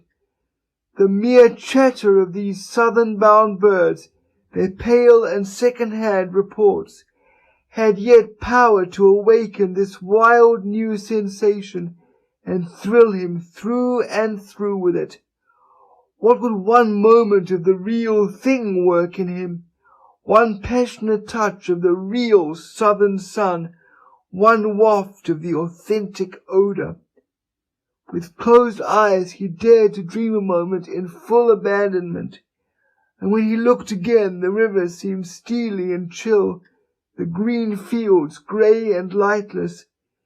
Then his loyal heart seemed to cry out on his weaker self for its treachery. "Why do you ever come back then at all?" he demanded of the swallows jealously. "What do you find to attract you in this poor drab little country?" "And do you think," said the first swallow, "that the other call is not for us too in its due season? The call of lush meadow grass, wet orchards, warm insect-haunted ponds, of browsing cattle, of haymaking, and all the farm buildings clustering round the house of the perfect eaves. Do you suppose," asked the second one, "that you are the only living thing that craves with a hungry longing to hear the cuckoo's note again?" "In due time," said the third, "we shall be homesick once more for quiet water lilies swaying on the surface of an English stream. But today all that seems pale and thin and very far away. Just now our blood dances to other music." They fell a-twittering among themselves once more, and this time their intoxicating babble was of violet seas, tawny sands, and lizard-haunted walls. Restlessly the rat wandered off once more, climbed the slope that rose gently from the north bank of the river, and lay looking out towards the great ring of downs that barred his vision further southwards, his simple horizon hitherto, his mountains of the moon, his limit beyond which lay nothing he had cared to see or to know. Today, to him gazing south with a new-born need stirring in his heart, the clear sky over their long, low outlines seemed to pulsate with promise. Today the unseen was everything, the unknown the only real fact of life. On this side of the hills was now the real blank. On the other lay the crowded and coloured panorama that his inner eye was seeing so clearly. What seas lay beyond, green, leaping and crested! What sun-bathed coasts, along which the white villas glittered against the olive woods! What quiet harbours, thronged with gallant shipping bound for purple islands of wine and spice, islands set low in languorous waters! He rose and descended riverwards once more, then changed his mind and sought the side of the dusty lane. There, lying half-buried in the thick, cool underhedge tangle that bordered it, he could muse on the metalled road and all the wondrous world that it led to, on all the wayfarers, too, that might have trodden it, and the fortunes and adventures they had gone to seek, or found unseeking, out there, beyond. Footsteps fell on his ear, and the figure of one that walked somewhat wearily came into view, and he saw that it was a rat, and a very dusty one.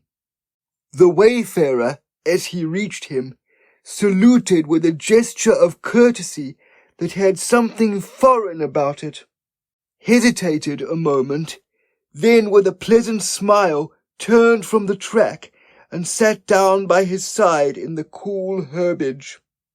He seemed tired, and the rat let him rest unquestioned, understanding something of what was in his thoughts. Knowing, too, the value all animals attach at times to mere silent companionship when the weary muscles slacken and the mind marks time. The wayfarer was lean and keen-featured, and somewhat bowed at the shoulders. His paws were thin and long, his eyes much wrinkled at the corners, and he wore small gold earrings in his neatly set, well-shaped ears. His knitted jersey was of a faded blue, his breeches, patched and stained, were based on a blue foundation, and his small belongings that he carried were tied up in a blue cotton handkerchief. When he had rested a while, the stranger sighed, snuffed the air, and looked about him. "That was clover, that warm whiff on the breeze," he remarked. "And those are cows we hear cropping the grass behind us, and blowing softly between mouthfuls. There is a sound of distant reapers, and yonder rises a blue line of cottage smoke against the woodland. The river runs somewhere close by, for I hear the call of a moorhen, and I see by your build that you're a freshwater mariner. Everything seems asleep, and yet going on all the time. It is a goodly life that you lead, friend. No doubt the best in the world, if only you are strong enough to lead it." "Yes, it's the life, the only life to live," responded the water rat dreamily, and without his usual whole-hearted conviction. "I did not say exactly that," replied the stranger cautiously, "but no doubt it's the best. I've tried it, and I know. And because I've tried it, 6 months of it, and know it's the best, here am I, footsore and hungry, tramping away from it, tramping southward, following the old call, back to the old life, the life which is mine, and which will not let me go." "Is this, then, yet another of them?" mused the rat. "And where have you just come from?" he asked. He hardly dared to ask where he was bound for. He seemed to know the answer only too well. "Nice little farm," replied the wayfarer briefly. "Up along in that direction." He nodded northwards. "Never mind about it. I had everything I could want, everything I had any right to expect of life, and more. And here I am. Glad to be here all the same, though. Glad to be here. So many miles further on the road, so many hours nearer to my heart's desire." His shining eyes held fast to the horizon, and he seemed to be listening for some sound that was wanting from that inland acreage, vocal as it was with the cheerful music of pasturage and farmyard. "You are not one of us," said the water rat, "nor yet a farmer, nor even, I should judge, of this country." "Right," replied the stranger. "I'm a seafaring rat, I am, and the port I originally hail from is Constantinople, though I'm a sort of a foreigner there too, in a manner of speaking.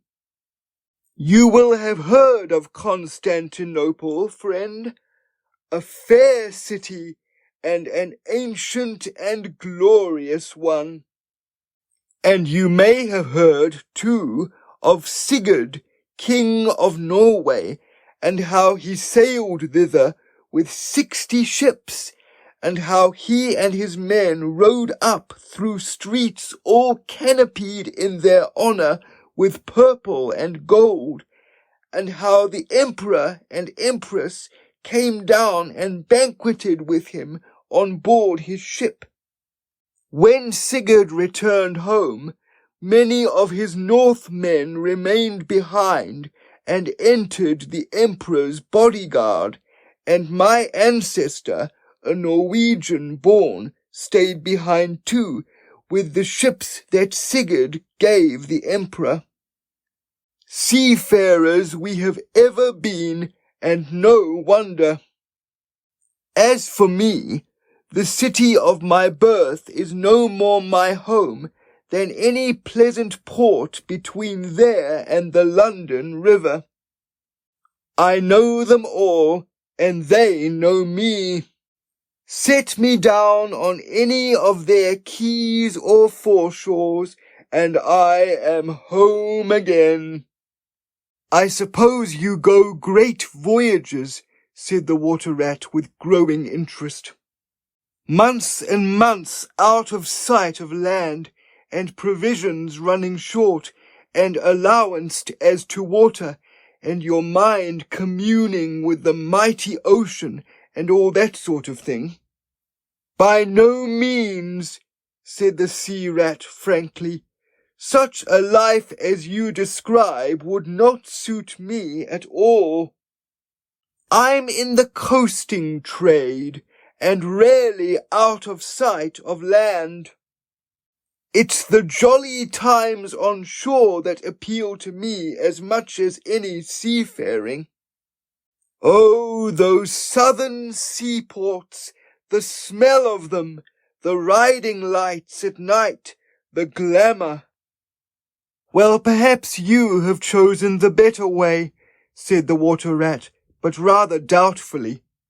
Tell me something of your coasting, then, if you have a mind to, and what sort of harvest an animal of spirit might hope to bring home from it, to warm his latter days with gallant memories by the fireside.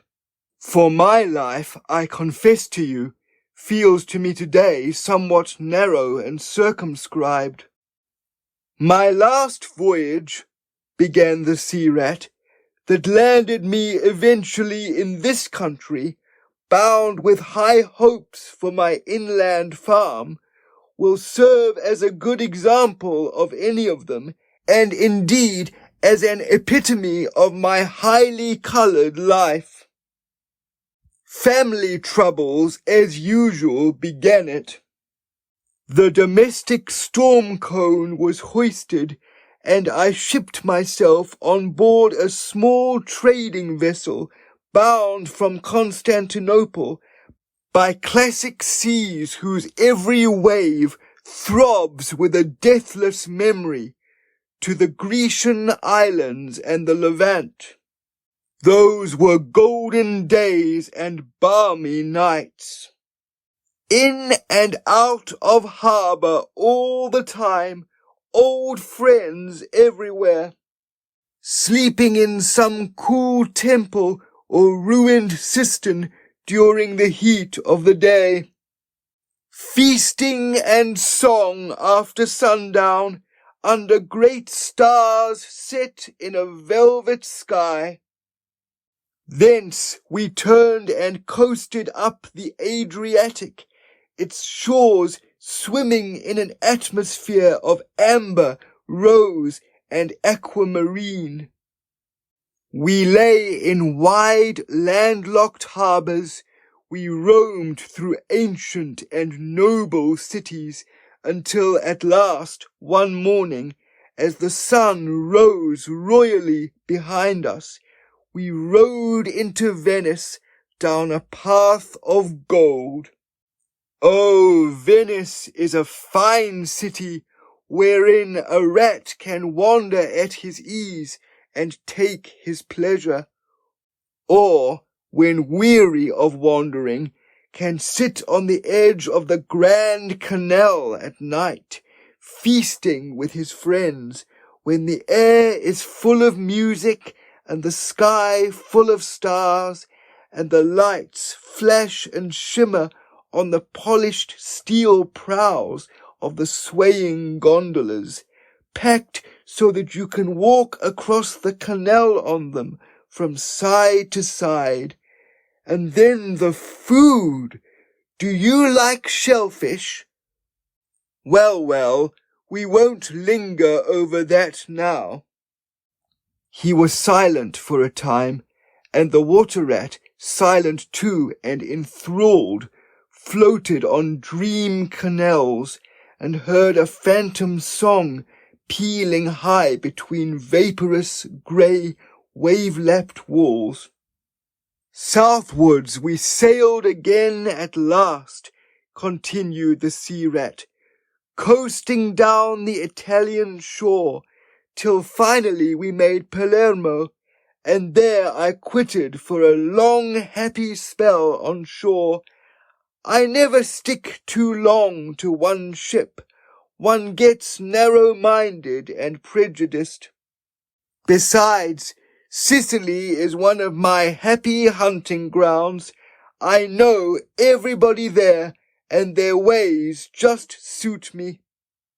I spent many jolly weeks in the island, staying with friends up country. When I grew restless again, I took advantage of a ship that was trading to Sardinia and Corsica, and very glad I was to feel the fresh breeze and the sea spray in my face once more. But isn't it very hot and stuffy down in the hold, I think you call it? Asked the water rat. The seafarer looked at him with the suspicion of a wink. I'm an old hand, he remarked with much simplicity. The captain's cabin's good enough for me. It's a hard life by all accounts, murmured the rat, sunk in deep thought. For the crew it is, replied the seafarer gravely, again with the ghost of a wink. From Corsica, he went on, I made use of a ship that was taking wine to the mainland. We made Alassio in the evening, lay to, hauled up our wine casks, and hove them overboard, tied one to the other by a long line. Then the crew took to the boats and rowed shorewards, singing as they went, and drawing after them the long bobbing procession of casks like a mile of porpoises. On the sands they had horses waiting, which dragged the casks up the steep street of the little town, with a fine rush and clatter and scramble. When the last cask was in, we went and refreshed and rested, and sat late into the night drinking with our friends, and next morning I took to the great olive woods for a spell and a rest. For now I had done with islands for the time, and ports and shipping were plentiful, so I led a lazy life among the peasants, lying and watching them work, or stretched high on the hillside with the blue Mediterranean far below me. And so at length, by easy stages, and partly on foot, partly by sea, to Marseille, and the meeting of old shipmates, and the visiting of great ocean-bound vessels, and feasting once more. Talk of shellfish! Why, sometimes I dream of the shellfish of Marseille, and wake up crying. That reminds me, said the polite water rat. You happened to mention that you were hungry, and I ought to have spoken earlier. Of course, you will stop and take your midday meal with me. My hole is close by. It is some time past noon, and you are very welcome to whatever there is." "Now I call that kind and brotherly of you," said the sea rat. "I was indeed hungry when I sat down, and ever since I inadvertently happened to mention shellfish, my pangs have been extreme. But couldn't you fetch it along out here? I am none too fond of going under hatches unless I'm obliged to, and then while we eat, I could tell you more concerning my voyages and the pleasant life I lead. At least, it is very pleasant to me, and by your attention, I judge it commends itself to you. Whereas if we go indoors, it is 100 to 1 that I shall presently fall asleep." "That is indeed an excellent suggestion," said the water rat, and hurried off home. There he got out the luncheon basket and packed a simple meal in which, remembering the stranger's origin and preferences, he took care to include a yard of long French bread, a sausage out of which the garlic sang, some cheese which lay down and cried, and a long-necked, straw-covered flask wherein lay bottled sunshine, shed and garnered on far southern slopes. Thus laden he returned with all speed, and blushed for pleasure at the old seaman's commendations of his taste and judgment, as together they unpacked the basket and laid out the contents on the grass by the roadside.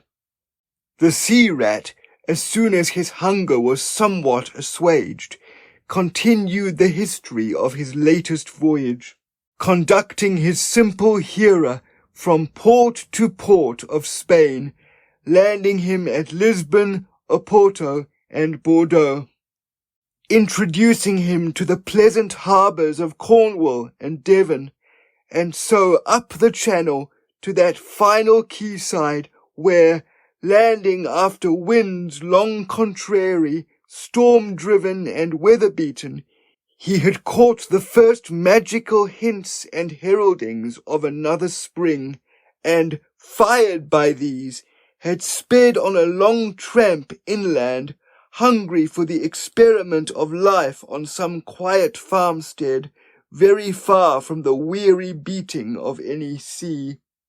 Spellbound and quivering with excitement, the water rat followed the adventurer league by league, over stormy bays, through crowded roadsteads, across harbour bars on a racing tide, up winding rivers that hid their busy little towns round a sudden turn, and left him with a regretful sigh, planted at his dull inland farm, about which he desired to hear nothing. By this time their meal was over, and the seafarer, refreshed and strengthened, his voice more vibrant, his eye lit with a brightness that seemed caught from some faraway sea beacon, filled his glass with the red and glowing vintage of the south, and leaning towards the water rat, compelled his gaze and held him, body and soul, while he talked. Those eyes were of the changing, foam-streaked grey-green of leaping northern seas. In the glass shone a hot ruby that seemed the very heart of the south, beating for him who had courage to respond to its pulsation. The twin lights, the shifting grey and the steadfast red, mastered the water rat and held him bound, fascinated, powerless.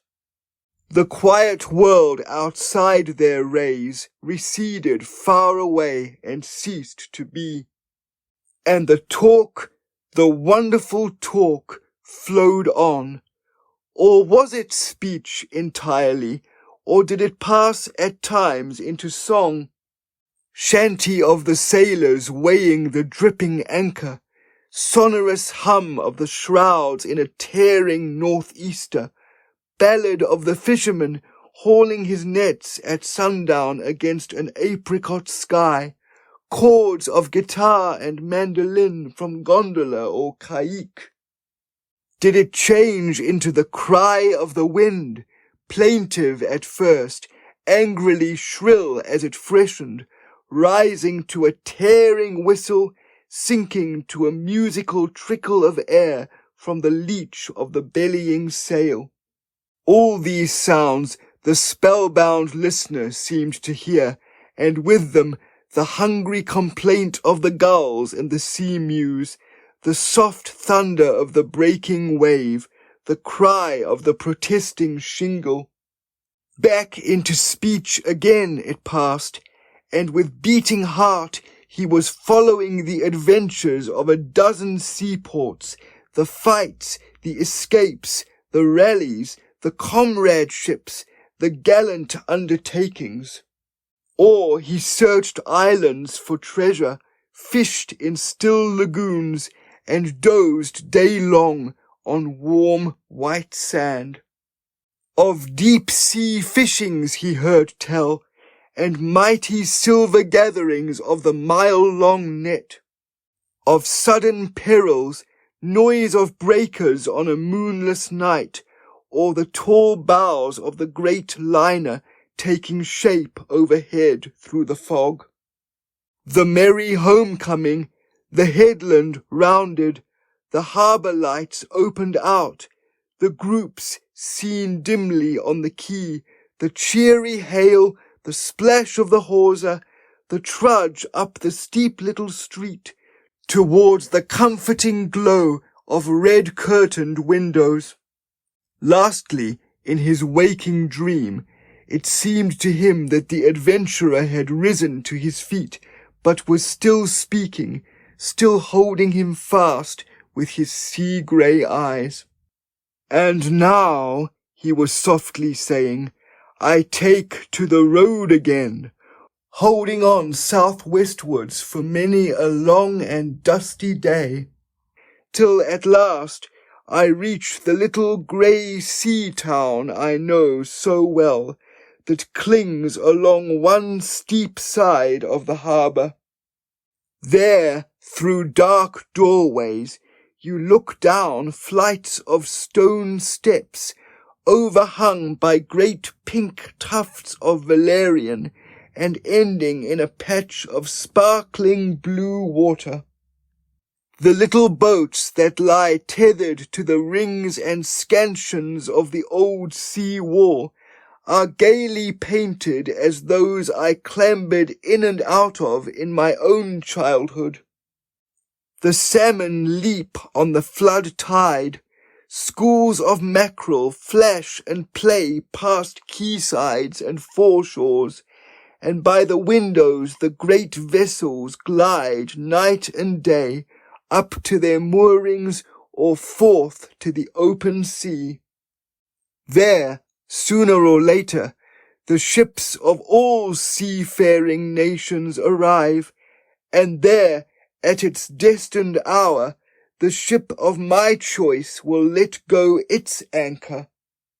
I shall take my time, I shall tarry and bide, till at last the right one lies waiting for me, warped out into mid-stream, loaded low, her bowsprit pointing down harbour.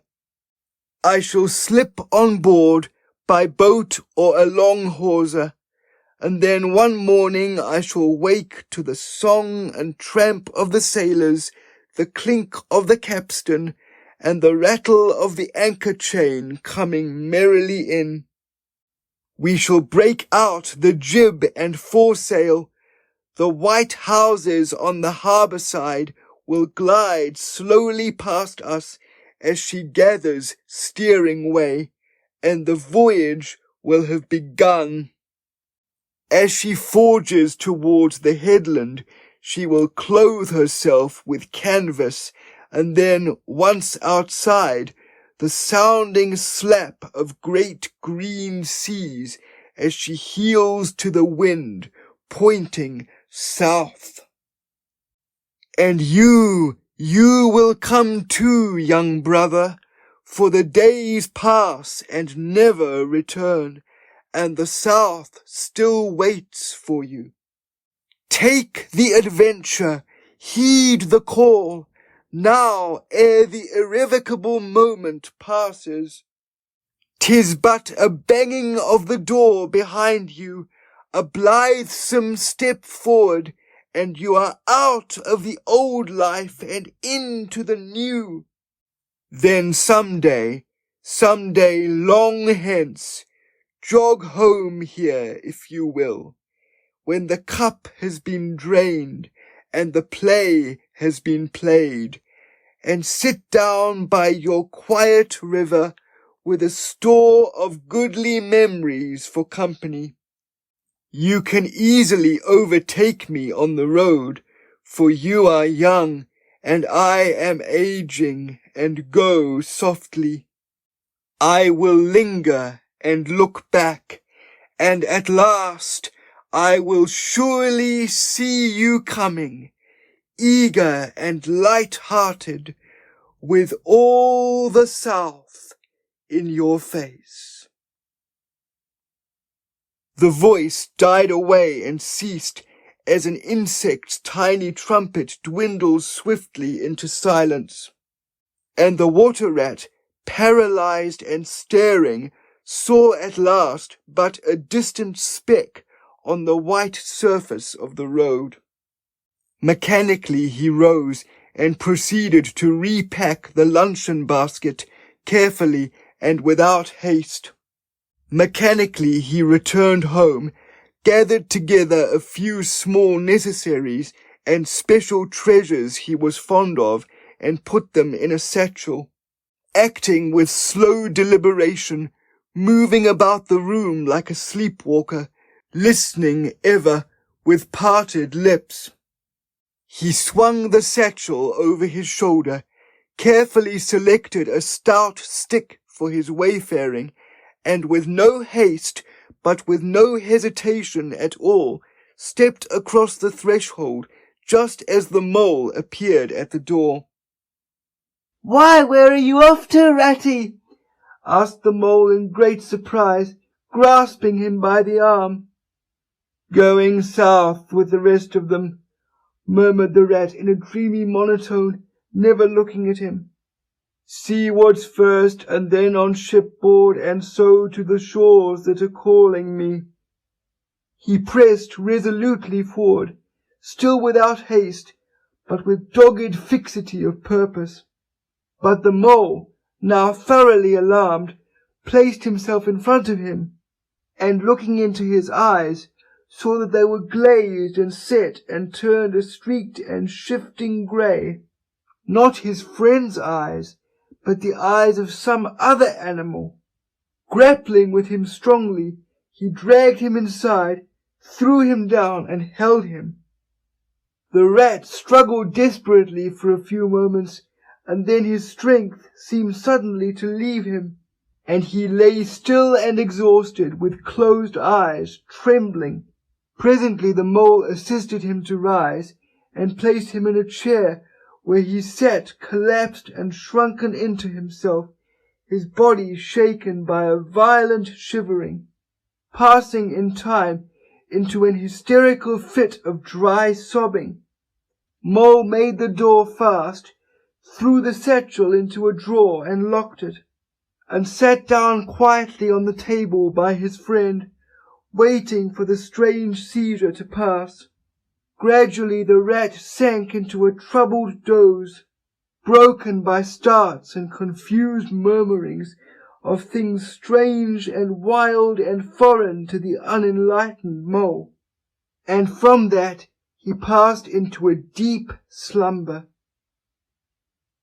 Very anxious in mind, the mole left him for a time and busied himself with household matters, and it was getting dark when he returned to the parlour and found the rat where he had left him, wide awake indeed, but listless, silent, and dejected.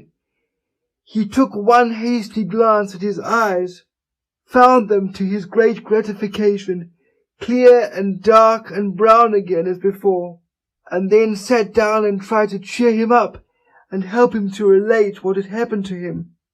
Poor Retty did his best by degrees to explain things, but how could he put into cold words what had mostly been suggestion? How recall, for another's benefit, the haunting sea voices that had sung to him? How reproduce at second hand the magic of the seafarer's 100 reminiscences? Even to himself, now the spell was broken and the glamour gone, he found it difficult to account for what had seemed some hours ago the inevitable and only thing. It is not surprising, then, that he failed to convey to the mole any clear idea of what he had been through that day. To the mole, this much was plain. The fit, or attack, had passed away, and had left him sane again, though shaken and cast down by the reaction. But he seemed to have lost all interest for the time in the things that went to make up his daily life, as well as in all pleasant forecastings of the altered days and doings that the changing season was surely bringing. Casually then, and with seeming indifference, the mole turned his talk to the harvest that was being gathered in, the towering wagons and their straining teams, the growing ricks, and the large moon rising over bare acres dotted with sheaves. He talked of the reddening apples around, of the browning nuts, of jams and preserves and the distilling of cordials, till by easy stages such as these he reached midwinter, its hearty joys and its snug home life, and then he became simply lyrical. By degrees the rat began to sit up and to join in. His dull eye brightened, and he lost some of his listening air. Presently the tactful mole slipped away, and returned with a pencil and a few half-sheets of paper, which he placed on the table at his friend's elbow. "It's quite a long time since you did any poetry," he remarked. "You might have tried it this evening instead of, brooding over things so much. I've an idea that you'll feel a lot better when you've got something jotted down, if it's only just the rhymes." The rat pushed the paper away from him wearily, but the discreet mole took occasion to leave the room, and when he peeped in again some time later, the rat was absorbed and deaf to the world, alternately scribbling and sucking the top of his pencil. It is true that he sucked a good deal more than he scribbled, but it was a joy to the mole to know that the cure had at last begun. Chapter 10. The Further Adventures of Toad. The front door of the hollow tree faced eastwards, so Toad was called at an early hour, partly by the bright sunlight streaming in on him, partly by the exceeding coldness of his toes, which made him dream that he was at home in bed, in his own handsome room with a Tudor window on a cold winter's night, and his bedclothes had got up, grumbling and protesting they couldn't stand the cold any longer, and had run downstairs to the kitchen fire to warm themselves, and he had followed on bare feet along miles and miles of icy stone-paved passages, arguing and beseeching them to be reasonable. He would probably have been aroused much earlier, had he not slept for some weeks on straw over stone flags, and almost forgotten the friendly feeling of thick blankets pulled well up round the chin. Sitting up, he rubbed his eyes first and his complaining toes next, wondered for a moment where he was, looking round for familiar stone wall and little barred window. Then, with a leap of the heart, remembered everything, his escape, his flight, his pursuit. Remembered, first and best thing of all, that he was free. Free! The word and the thought alone were worth 50 blankets. He was warm from end to end as he thought of the jolly world outside, waiting eagerly for him to make his triumphal entrance, ready to serve him and play up to him, anxious to help him and keep him company, as it always had been in days of old before misfortune fell upon him. He shook himself and combed the dry leaves out of his hair with his fingers, and, his toilette complete, marched forth into the comfortable morning sun, cold but confident, hungry but hopeful, all nervous terrors of yesterday dispelled by rest and sleep and frank and heartening sunshine. He had the world all to himself that early summer morning. The dewy woodland, as he threaded it, was solitary and still. The green fields that succeeded the trees were his own to do as he liked with. The road itself, when he reached it, in that loneliness that was everywhere, seemed like a stray dog to be looking anxiously for company. Toad, however, was looking for something that could talk, and tell him clearly which way he ought to go. It is all very well when you have a light heart and a clear conscience, and money in your pocket, and nobody scouring the country for you to drag you off to prison again, to follow where the road beckons and points, not caring whither. The practical Toad cared very much indeed, and he could have kicked the road for its helpless silence when every minute was of importance to him. The reserved rustic road was presently joined by a shy little brother in the shape of a canal, which took its hand and ambled along by its side in perfect confidence, but with the same tongue-tied, uncommunicative attitude towards strangers. "Bother them," said Toad to himself, "but anyhow, one thing's clear. They must both be coming from somewhere and going to somewhere. You can't get over that, Toad, my boy." So he marched on patiently by the water's edge. Round a bend in the canal came plodding a solitary horse, stooping forward as if in anxious thought. From rope traces attached to his collar stretched a long line, taut but dipping with his stride, the further part of it dripping pearly drops. Toad let the horse pass, and stood waiting for what the fates were sending him. With a pleasant swirl of quiet water at its blunt bow, the barge slid up alongside of him, its gaily painted gunwale level with the towing path. Its sole occupant, a big stout woman, wearing a linen sunbonnet, one brawny arm laid along the tiller. "A nice morning, ma'am," she remarked to Toad as she drew up level with him. "I dare say it is, ma'am," responded Toad politely as he walked along the towpath abreast of her. "I dare say it is a nice morning to them that's not in sore trouble like what I am. Here's my merry daughter. She sends off to me post-haste to come to her at once, so off I comes, not knowing what may be happening or going to happen, but fearing the worst, as you will understand, ma'am, if you're a mother too. And I've left my business to look after itself. I'm in the washing and laundering line, you must know, ma'am, and I've left my young children to look after themselves.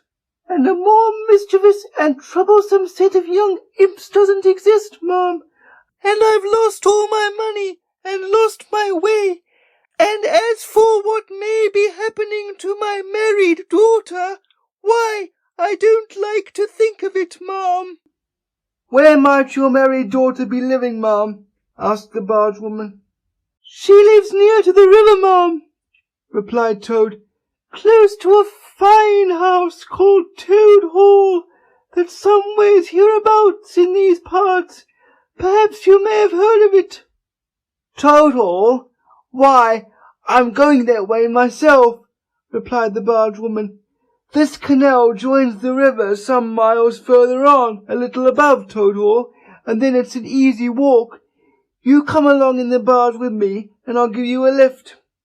She steered the barge close to the bank, and Toad, with many humble and grateful acknowledgments, stepped lightly on board and sat down with great satisfaction.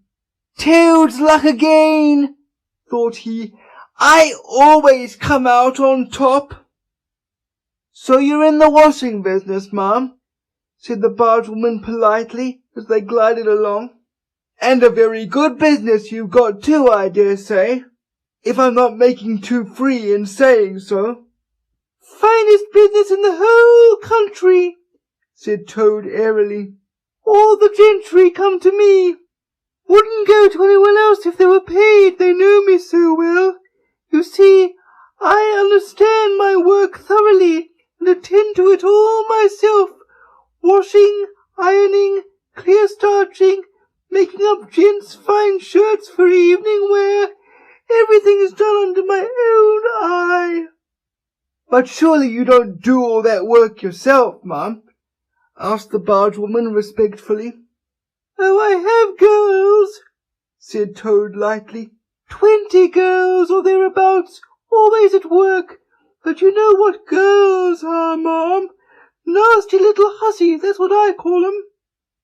"So do I too," said the bargewoman with great heartiness. "But I dare say you set yours to rights, the idle trollops. And are you very fond of washing?" "I love it," said Toad. "I simply dote on it. Never so happy as when I've got both arms in the wash tub. But then it comes so easy to me. No trouble at all. A real pleasure, I assure you, ma'am." "What a bit of luck meeting you," observed the bargewoman thoughtfully. "A regular piece of good fortune for both of us." "Why, what do you mean?" asked Toad nervously. "Well, look at me now," replied the bargewoman. "I like washing too, just the same as you do. And for that matter, whether I like it or not, I've got to do all my own naturally, moving about as I do. Now my husband, he's such a fellow for shirking his work and leaving the barge to me, that never a moment do I get for seeing to my own affairs. By rights he ought to be here now, either steering or attending to the horse, though luckily the horse has sense enough to attend to himself. Instead of which, he's gone off with the dog to see if they can pick up a rabbit for dinner somewhere. Says he'll catch me up at the next lock. Well, that's as may be. I don't trust him once he gets off with that dog who's worse than he is. But meantime, how am I to get on with my washing?" "Oh, never mind about the washing," said Toad, not liking the subject. "Try and fix your mind on that rabbit. A nice, fat, young rabbit, I'll be bound. Got any onions?" "I can't fix my mind on anything but my washing," said the bargewoman, "and I wonder you can be talking of rabbits with such a joyful prospect before you. There's a heap of things of mine that you'll find in a corner of the cabin. If you'll just take one or two of the most necessary sort, I won't venture to describe them to a lady like you, but you'll recognize them at a glance, and put them through the wash tub as we go along, why, it'll be a pleasure to you, as you rightly say, and a real help to me. You'll find a tub handy, and soap, and a kettle on the stove, and a bucket to haul up water from the canal with. Then I shall know you're enjoying yourself, instead of sitting here idle looking at the scenery and yawning your head off." "Here, you let me steer," said Toad, now thoroughly frightened, "and then you can get on with your washing your own way. I might spoil your things, or not do 'em as you like. I'm more used to gentlemen's things myself. It's my special line." "Let you steer," replied the bargewoman, laughing.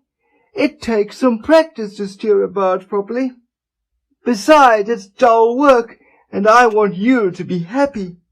No, You shall do the washing you're so fond of, and I'll stick to the steering that I understand. Don't try and deprive me of the pleasure of giving you a treat." Toad was fairly cornered.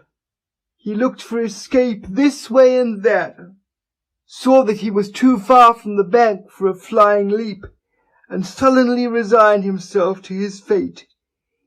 "If it comes to that," he thought in desperation, "I suppose any fool can wash." He fetched tub, soap, and other necessaries from the cabin, selected a few garments at random, tried to recollect what he had seen in casual glances through laundry windows, and set to. A long half-hour passed, and every minute of it saw Toad getting crosser and crosser. Nothing that he could do to the things seemed to please them or do them good. He tried coaxing, he tried slapping, he tried punching.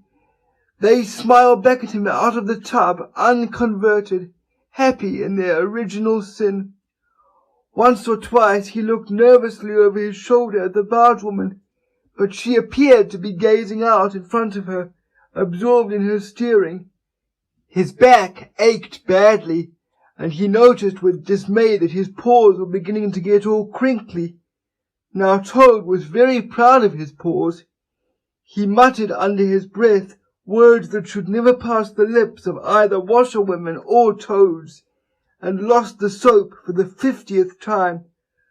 A burst of laughter made him straighten himself and look round. The bargewoman was leaning back and laughing unrestrainedly till the tears ran down her cheeks.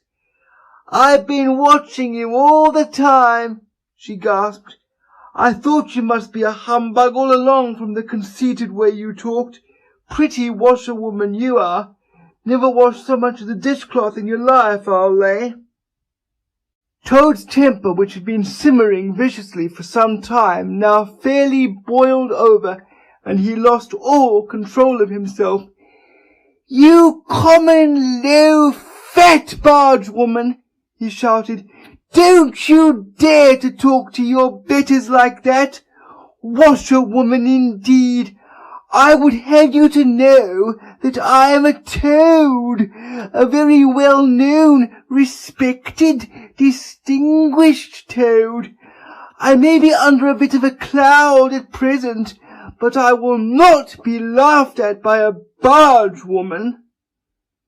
The woman moved nearer to him and peered under his bonnet keenly and closely.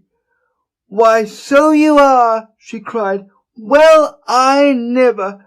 A horrid, nasty, crawly toad, and in my nice clean barge too. Now that is a thing that I will not have." She relinquished the tiller for a moment.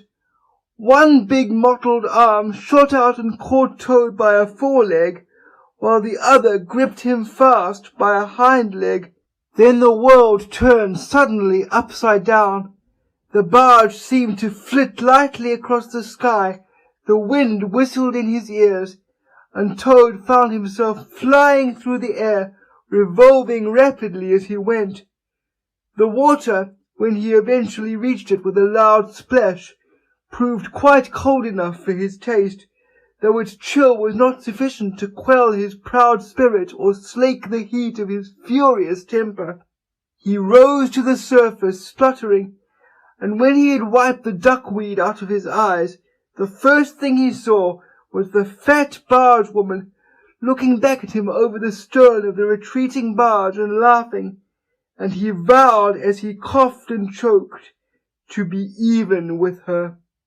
He struck out for the shore, but the cotton gown greatly impeded his efforts, and when at length he touched land, he found it hard to climb up the steep bank unassisted.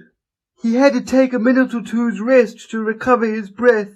Then, gathering his wet skirts well over his arms, he started to run after the barge as fast as his legs would carry him, wild with indignation, thirsting for revenge. The bargewoman was still laughing when he drew up level with her. "Put yourself through your mangle, washerwoman," she called out, "and iron your face and crimp it. and you're passed for quite a decent-looking Toad." Toad never paused to reply. Solid revenge was what he wanted, not cheap, windy verbal triumphs, though he had a thing or two in his mind that he would have liked to say. He saw what he wanted ahead of him. Running swiftly on, he overtook the horse, unfastened the tow rope and cast off, jumped lightly on the horse's back, and urged it to a gallop by kicking it vigorously in the sides. He steered for the open country, abandoning the towpath and swinging his steed down a rutty lane. Once he looked back, and saw that the barge had run aground on the other side of the canal, and the bargewoman was gesticulating wildly and shouting, "Stop! Stop! Stop! I've heard that song before," said Toad, laughing, as he continued to spur his steed onwards in its wild career. The barge horse was not capable of any very sustained effort, and its gallop soon subsided into a trot, and its trot into an easy walk. But Toad was quite contented with this, knowing that he at any rate was moving and the barge was not. He had quite recovered his temper now that he had done something he thought really clever, and he was satisfied to jog along quietly in the sun, steering his horse along byways and bridle paths, and trying to forget how very long it was since he had had a square meal, till the canal had been left very far behind him. He had travelled some miles, his horse and he was feeling drowsy in the hot sunshine, when the horse stopped, lowered his head, and began to nibble the grass. And Toad, waking up, just saved himself from falling off by an effort. He looked about him, and found that he was on a wide common, dotted with patches of gorse and bramble as far as he could see.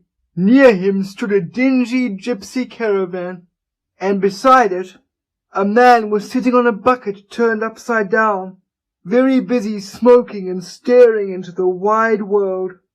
A fire of sticks was burning nearby, and over the fire hung an iron pot, and out of that pot came forth bubblings and gurglings, and a vague suggestive steaminess.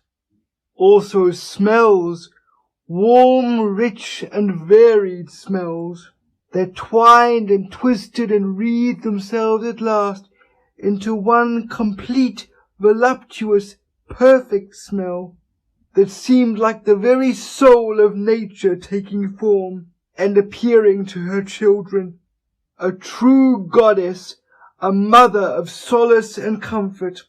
Toad now knew well that he had not been really hungry before. What he had felt earlier in the day had been a mere trifling qualm. This was the real thing at last, and no mistake, and it would have to be dealt with speedily too, or there would be trouble for somebody or something. He looked the gypsy over carefully, wondering vaguely whether it would be easier to fight him or cajole him. So there he sat and sniffed and looked at the gypsy, and the gypsy sat and smoked and looked at him.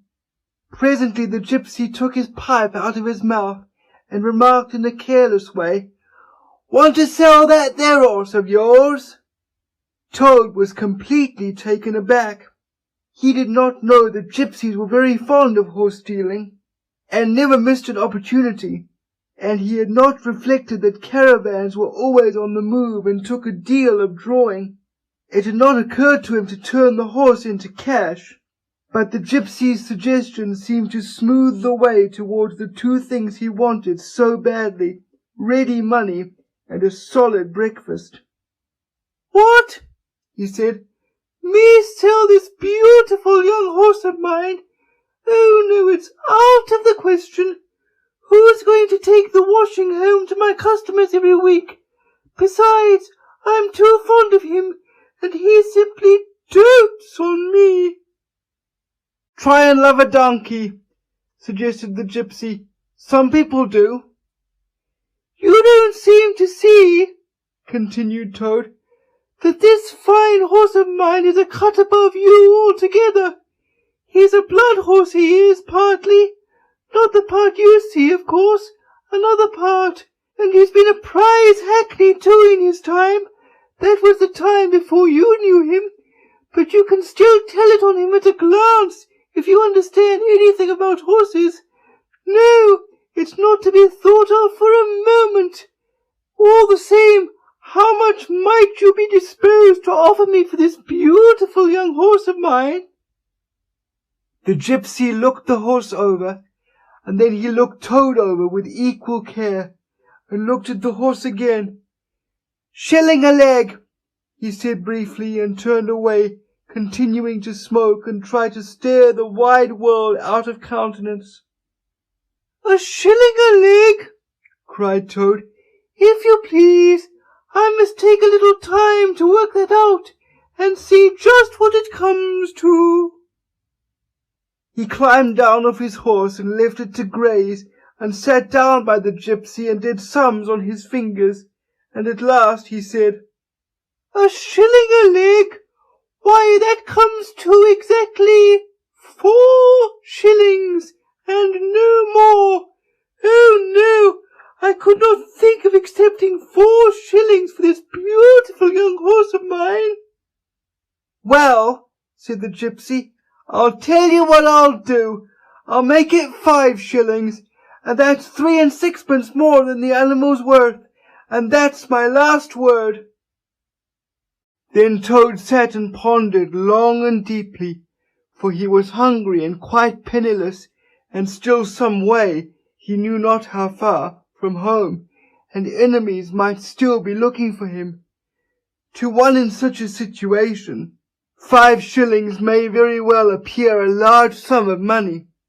On the other hand, it did not seem very much to get for a horse. But then again, the horse hadn't cost him anything, so whatever he got was all clear profit. At last he said firmly, "Look here, gypsy, I'll tell you what we will do, and this is my last word.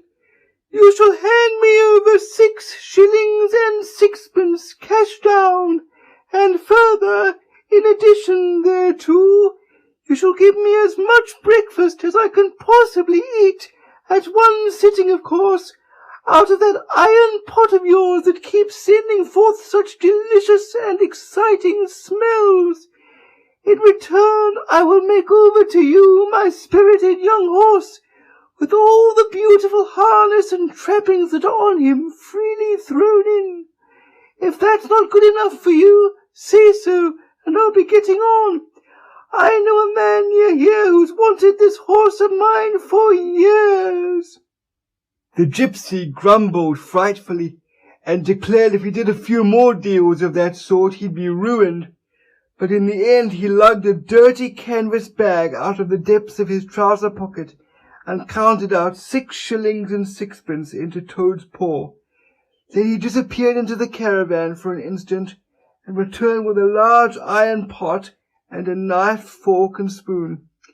He tilted up the pot, and a glorious stream of hot, rich stew gurgled into the plate.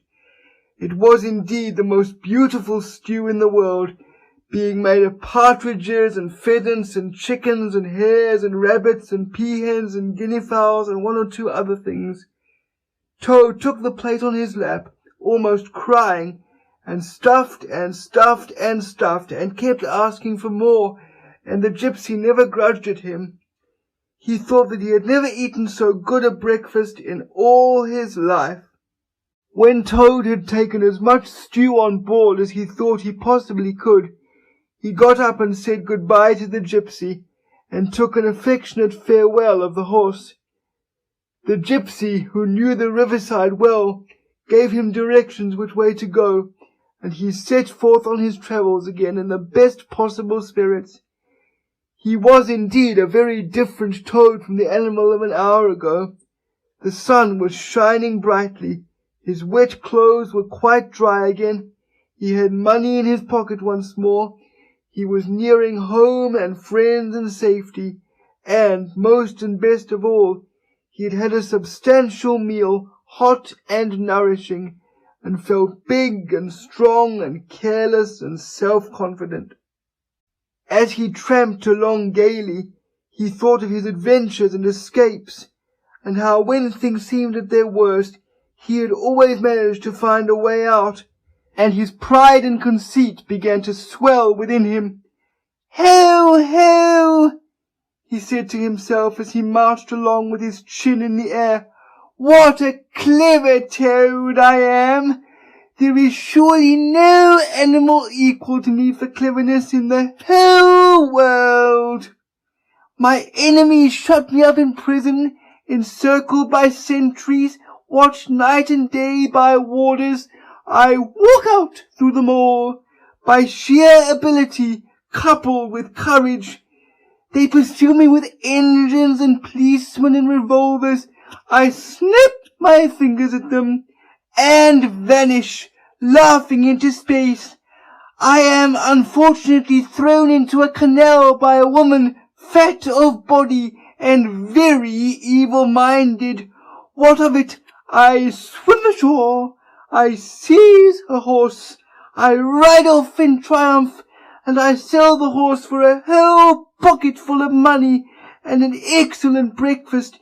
Ho, ho! I am the Toad, the handsome, the popular, the successful Toad." He got so puffed up with conceit that he made up a song as he walked in praise of himself, and sang it at the top of his voice, though there was no one to hear it but him. It was perhaps the most conceited song that any animal ever composed. "The world has held great heroes, as history books have showed, but never a name to go down to fame compared with that of Toad. The clever men at Oxford know all that there is to be known, but they none of them know one half as much as intelligent Mr. Toad.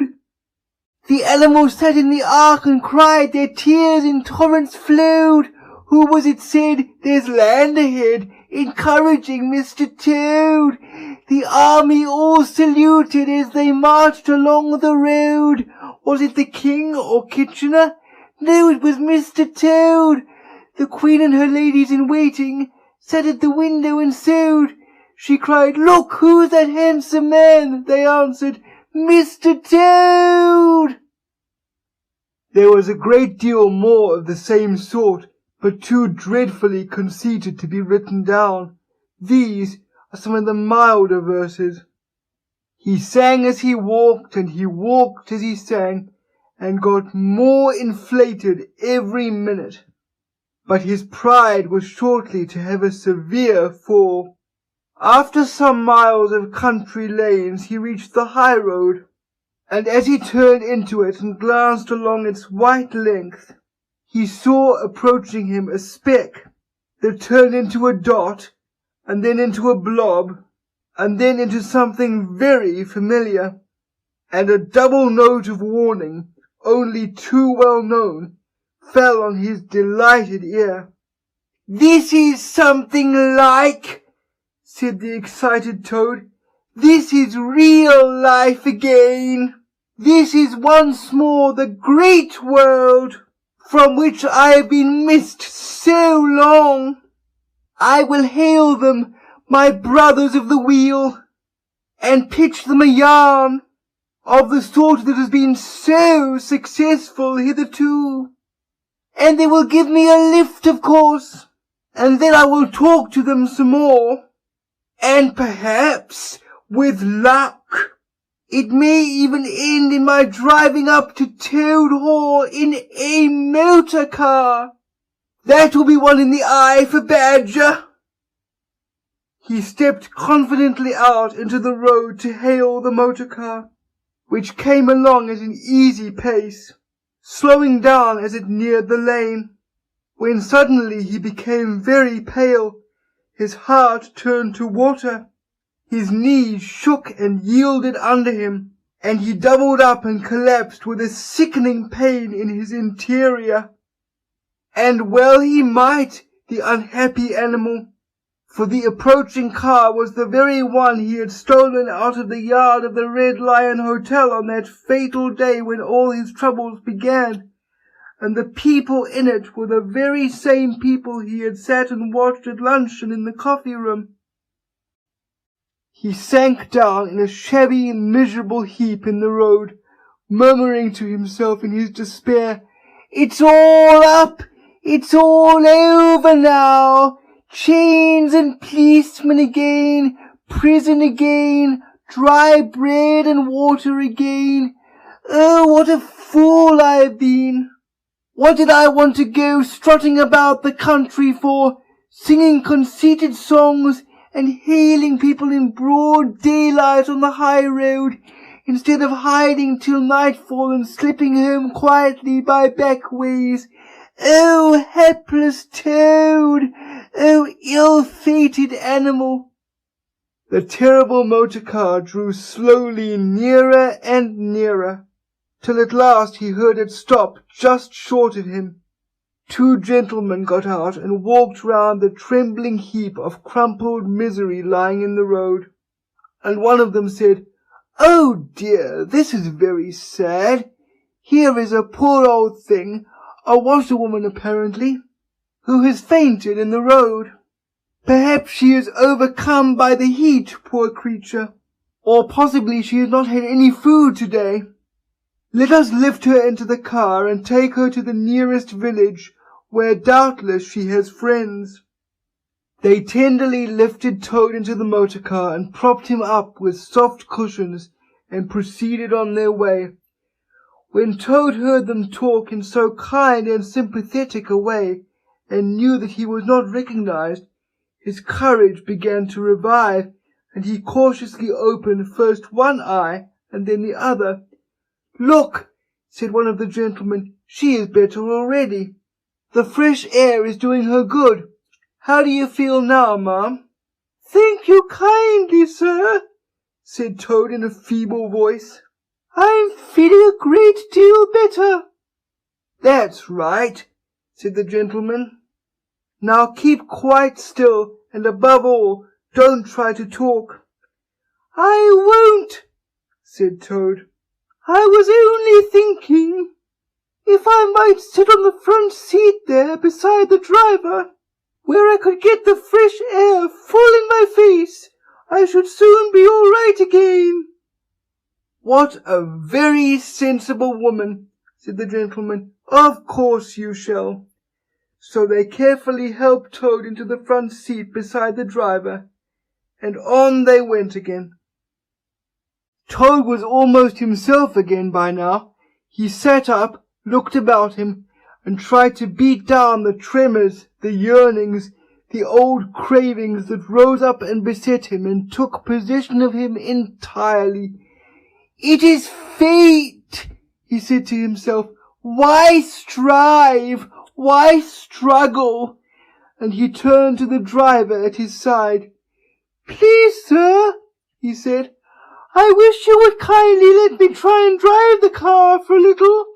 I've been watching you carefully, and it looks so easy and so interesting. And I should like to be able to tell my friends that once I had driven a motor car." The driver laughed at the proposal so heartily that the gentleman inquired what the matter was. When he heard, he said, to Toad's delight, "Bravo, ma'am! I like your spirit. Let her have a try and look after her. She won't do any harm." Toad eagerly scrambled into the seat vacated by the driver, took the steering wheel in his hands, listened with affected humility to the instructions given him, and set the car in motion, but very slowly and carefully at first, for he was determined to be prudent. The gentlemen behind clapped their hands and applauded, and Toad heard them saying, "How well she does it! Fancy a washerwoman driving a car as well as that the first time." Toad went a little faster, then faster still, and faster. He heard the gentleman call out warningly, "Be careful, washerwoman!" And this annoyed him, and he began to lose his head. The driver tried to interfere, but he pinned him down in his seat with one elbow and put on full speed. The rush of air in his face, the hum of the engines, and the light jump of the car beneath him intoxicated his weak brain. "Washerwoman indeed!" he shouted recklessly. "Ho, ho! I am the Toad, the motor car snatcher, the prison breaker, the Toad who always escapes. Sit still, and you shall know what driving really is, for you are in the hands of the famous, the skillful, the entirely fearless Toad!" With a cry of horror, the whole party rose and flung themselves on him. "Seize him!" they cried. "Seize the Toad, the wicked animal who stole our motor car. Bind him, chain him, drag him to the nearest police station. Down with the desperate and dangerous Toad." Alas, they should have thought. They ought to have been more prudent. They should have remembered to stop the motor car somehow before playing any pranks of that sort. With a half turn of the wheel, the Toad sent the car crashing through the low hedge that ran along the roadside. One mighty bound, a violent shock, and the wheels of the car were churning up the thick mud of a horse pond. Toad found himself flying through the air with the strong upward rush and delicate curve of a swallow. He liked the motion, and was just beginning to wonder whether it would go on until he developed wings and turned into a toad bird, when he landed on his back with a thump in the soft, rich grass of a meadow. Sitting up, he could just see the motor car in the pond, nearly submerged. The gentleman and the driver, encumbered by their long coats, were floundering helplessly in the water. He picked himself up rapidly and set off running across country as hard as he could, scrambling through hedges, jumping ditches, pounding across fields, till he was breathless and weary and had to settle down into an easy walk. When he had recovered his breath somewhat and was able to think calmly, he began to giggle, and from giggling he took to laughing, and he laughed till he had to sit down under a hedge. "Ho, ho!" he cried, in ecstasies of self-admiration. "Toad again! Toad, as usual, comes out on the top. Who was it got them to give him a lift? Who managed to get on the front seat for the sake of fresh air? Who persuaded them into letting him see if he could drive? Who landed them all in a horse pond? Who escaped, flying gaily and unscathed through the air, leaving the narrow-minded, grudging, timid excursionists in the mud where they should rightly be? Why, Toad, of course! Clever Toad, great Toad, good Toad." Then he burst into song again and chanted with uplifted voice. "The motor car went poop, poop, poop as it raced along the road. Who was it steered it into a pond? Ingenious Mr. Toad. Oh, how clever I am! How clever! How clever! How very clever!" A slight noise at a distance behind him made him turn his head and look. Oh, horror!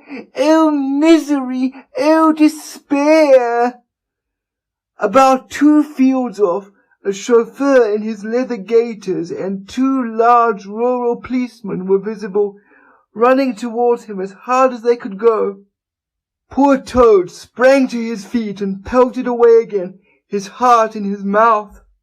"Oh my!" he gasped as he panted along. "What an ass I am!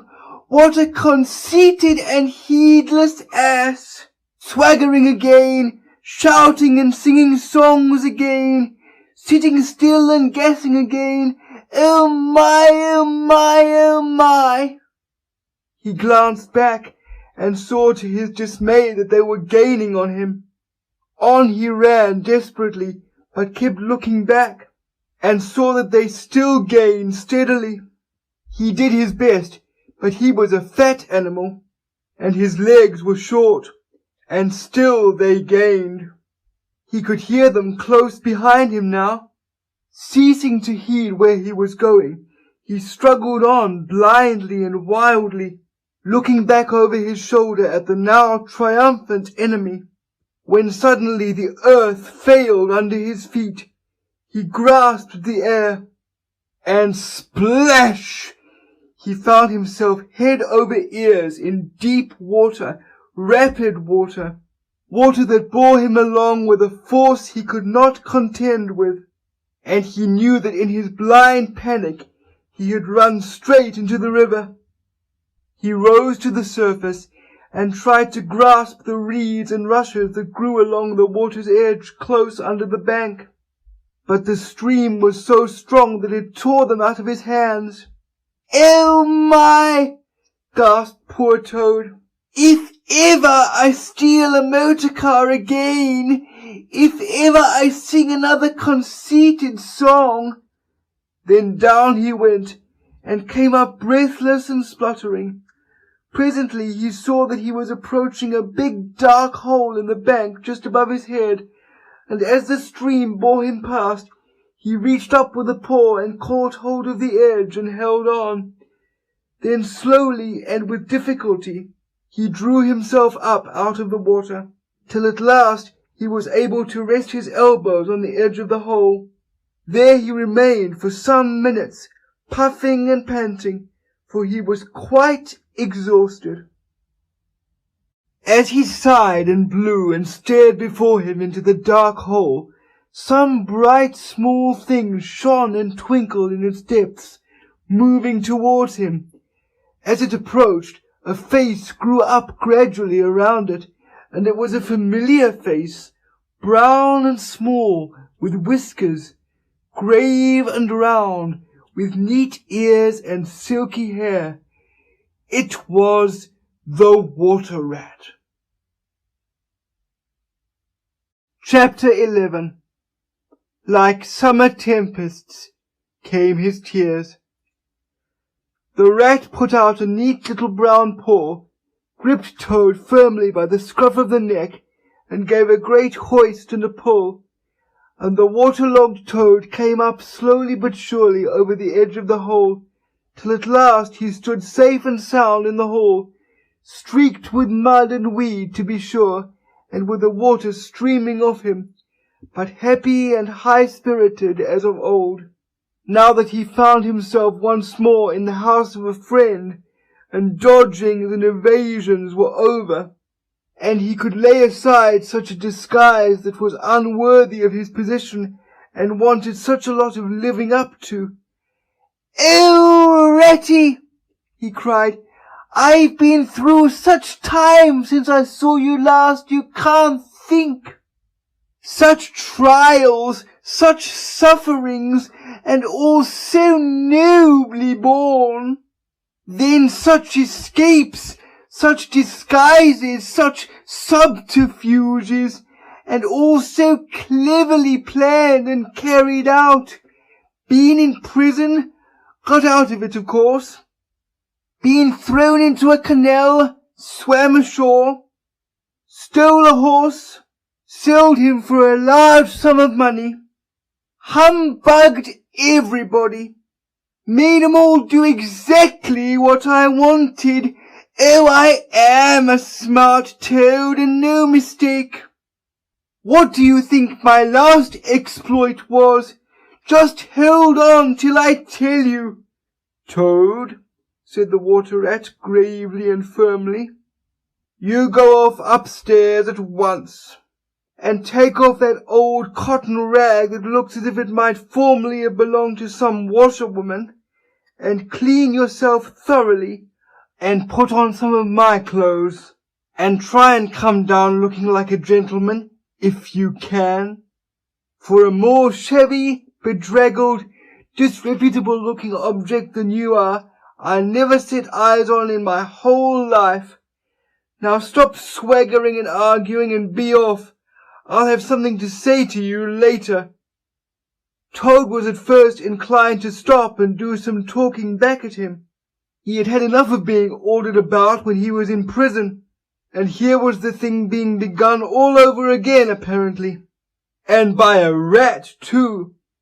However, he caught sight of himself in the looking-glass over the hat-stand, with the rusty black bonnet perched rakishly over one eye, and he changed his mind and went very quickly and humbly upstairs to the rat's dressing-room.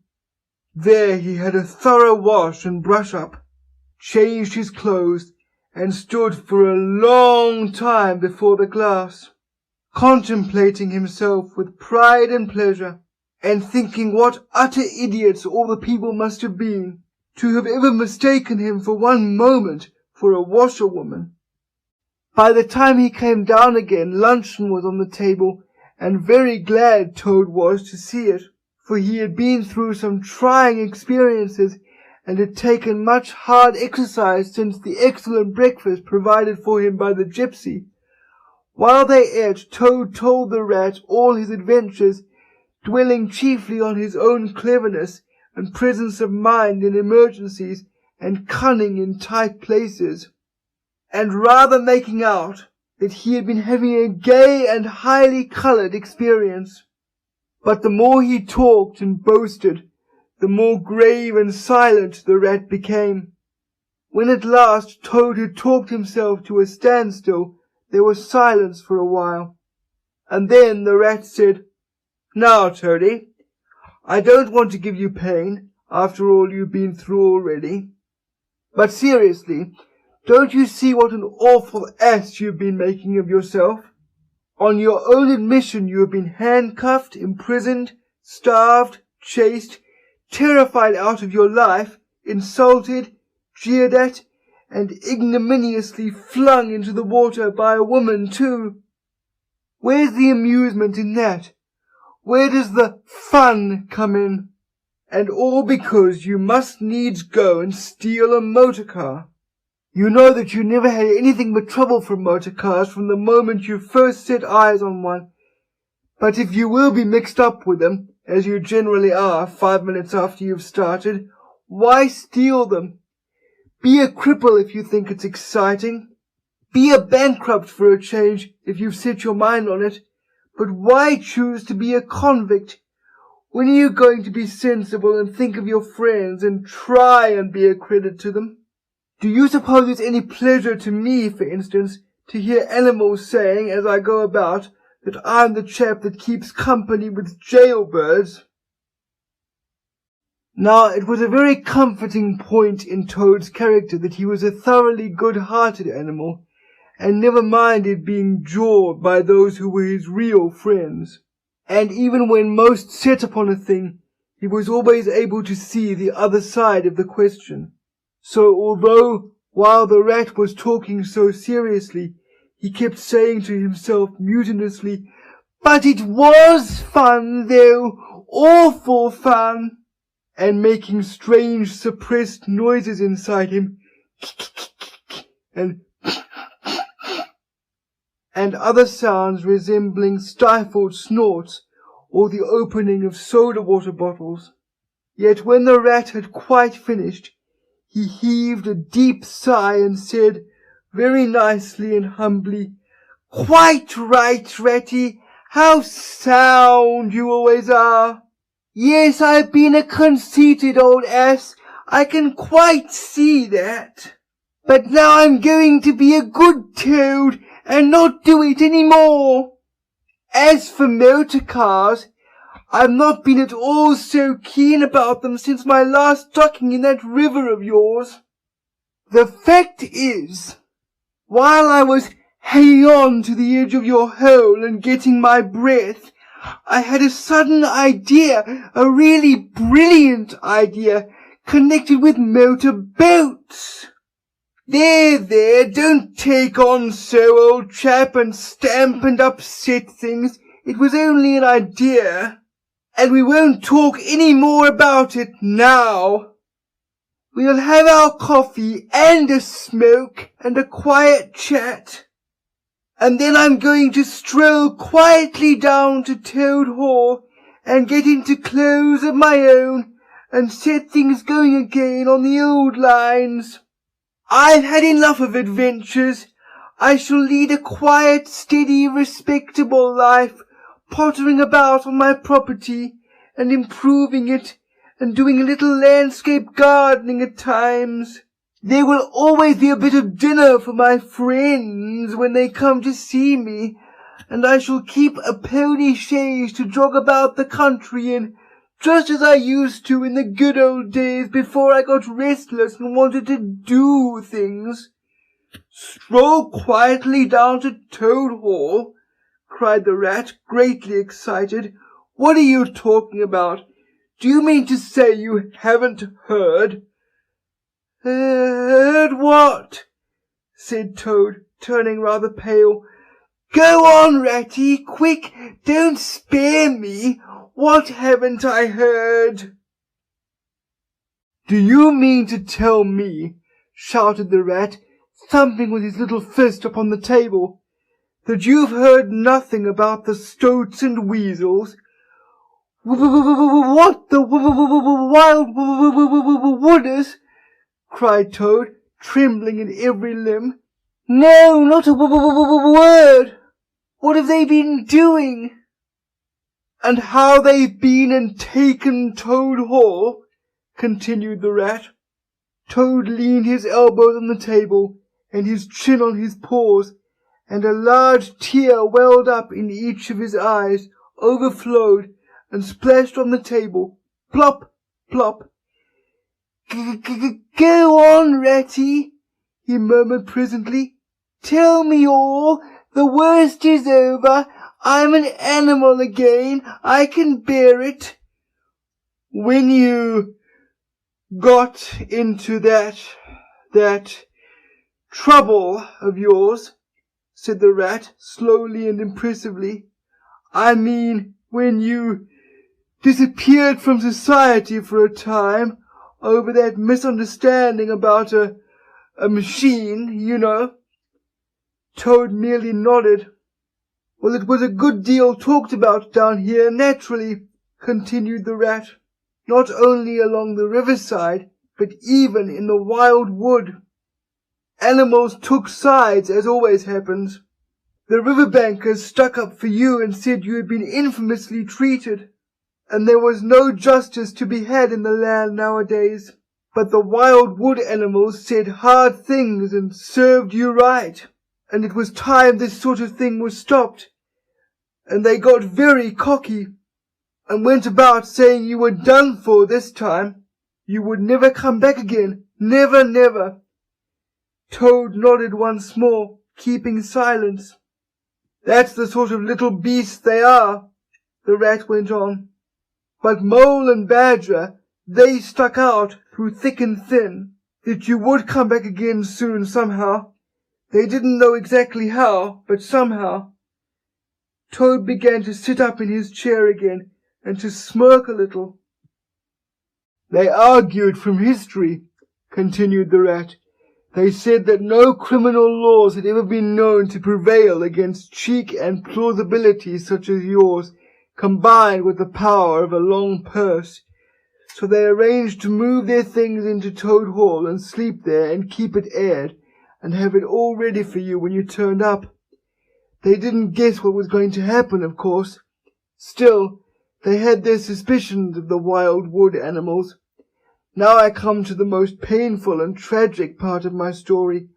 One dark night, it was a very dark night, and blowing hard too, and raining simply cats and dogs, a band of weasels, armed to the teeth, crept silently up the carriage drive to the front entrance.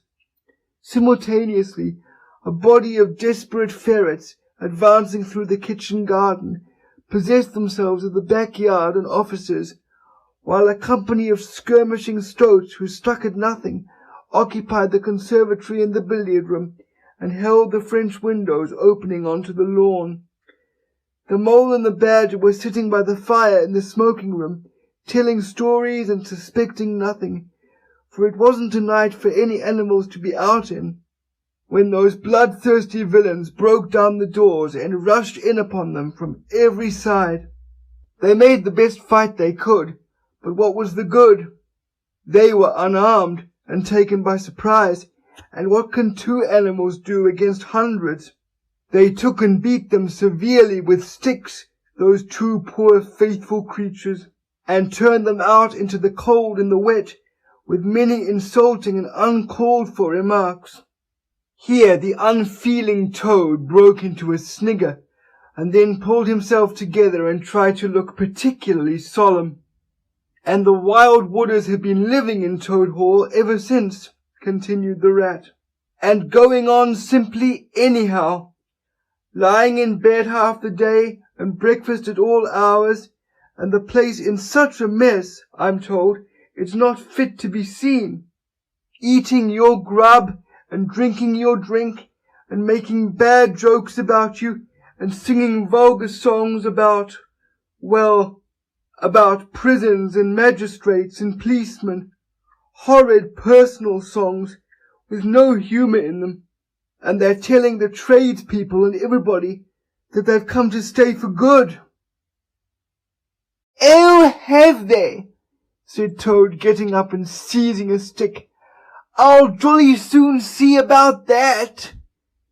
It's no good, Toad, called the Rat after him. You'd better come back and sit down, you'll only get into trouble. But the Toad was off, and there was no holding him. He marched rapidly down the road, his stick over his shoulder, fuming and muttering to himself in his anger, till he got near his front gate, when suddenly there popped up from behind the palings a long yellow ferret with a gun. "Oh, comes here," said the ferret sharply. "Stuff and nonsense," said Toad very angrily. "What do you mean by talking like that to me? Come out of that at once, or I'll—" The ferret said never a word, but he brought his gun up to his shoulder. Toad prudently dropped flat in the road, and bang! A bullet whistled over his head. The startled Toad scrambled to his feet and scampered off down the road as hard as he could, and as he ran he heard the ferret laughing, and other horrid thin little laughs taking it up and carrying on the sound. He went back very crestfallen and told the Water Rat. "What did I tell you?" said the Rat. "It's no good. They've got sentries posted, and they are all armed. You must just wait." Still, Toad was not inclined to give in all at once, so he got out the boat and set off rowing up the river to where the garden front of Toad Hall came down to the waterside. Arriving within sight of his old home, he rested on his oars and surveyed the land cautiously. All seemed very peaceful and deserted and quiet. He could see the whole front of Toad Hall glowing in the evening sunshine, the pigeons settling by 2s and 3s along the straight line of the roof, the garden a blaze of flowers, the creek that led up to the boat-house, the little wooden bridge that crossed it, all tranquil, uninhabited, apparently waiting for his return. He would try the boat-house first, he thought. Very warily he paddled up to the mouth of the creek, and was just passing under the bridge when, crash! A great stone dropped from above, smashed through the bottom of the boat. It filled and sank, and Toad found himself struggling in deep water. Looking up, he saw 2 stoats leaning over the parapet of the bridge and watching him with great glee. "It'll be your head next time, Toady," they called out to him.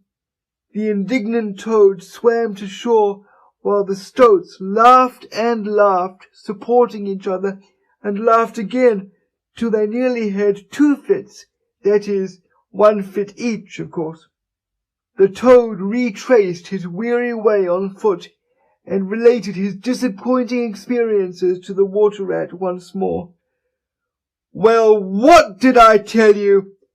said the Rat very crossly. "And now look here. See what you've been and done. Lost me my boat that I was so fond of, that's what you've done. and simply ruin that nice set of clothes that I lent you. Really, Toad, of all the trying animals, I wonder you managed to keep any friends at all."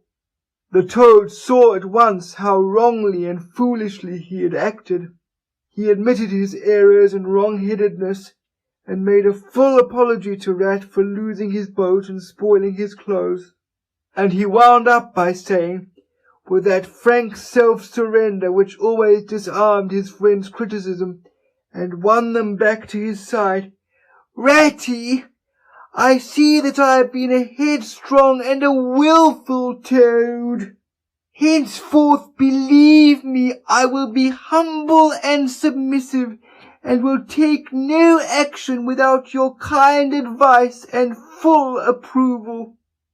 "If that is really so," said the good-natured Rat, already appeased, "then my advice to you is, considering the lateness of the hour, to sit down and have your supper, which will be on the table in a minute, and be very patient, for I am convinced that we can do nothing until we have seen the Mole and the Badger and heard their latest news, and held conference and taken their advice in this difficult matter."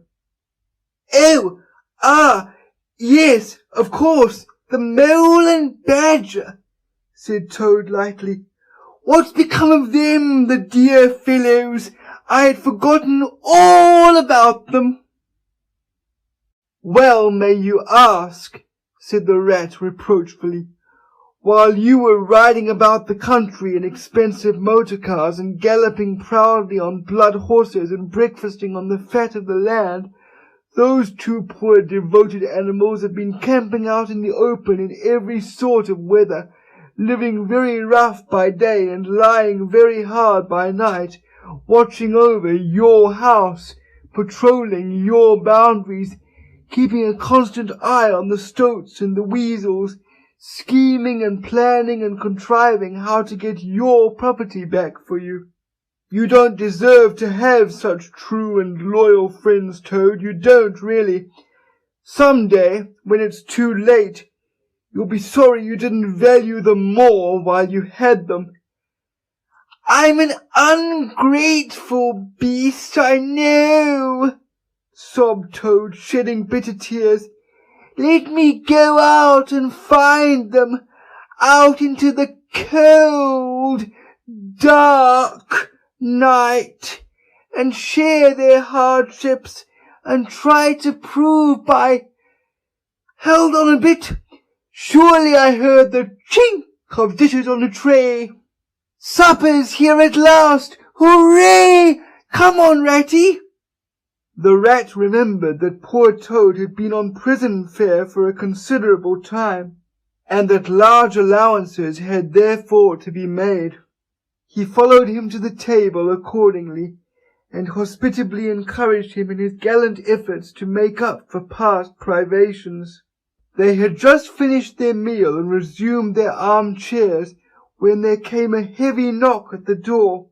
Toad was nervous, but the Rat, nodding mysteriously at him, went straight up to the door and opened it, and in walked Mr. Badger. He had all the appearance of one who, for some nights, had been kept away from home and all its little comforts and conveniences. His shoes were covered with mud, and he was looking very rough and tousled. But then he had never been a very smart man, the Badger, at the best of times. He came solemnly up to Toad, shook him by the paw, and said, "Welcome home, Toad. Alas, what am I saying? Home indeed. This is a poor homecoming. Unhappy Toad." Then he turned his back on him, sat down to the table, drew his chair up, and helped himself to a large slice of cold pie. Toad was quite alarmed at this very serious and portentous style of greeting, but the Rat whispered to him, "Never mind, don't take any notice, and don't say anything to him just yet. He's always rather low and despondent when he's wanting his victuals.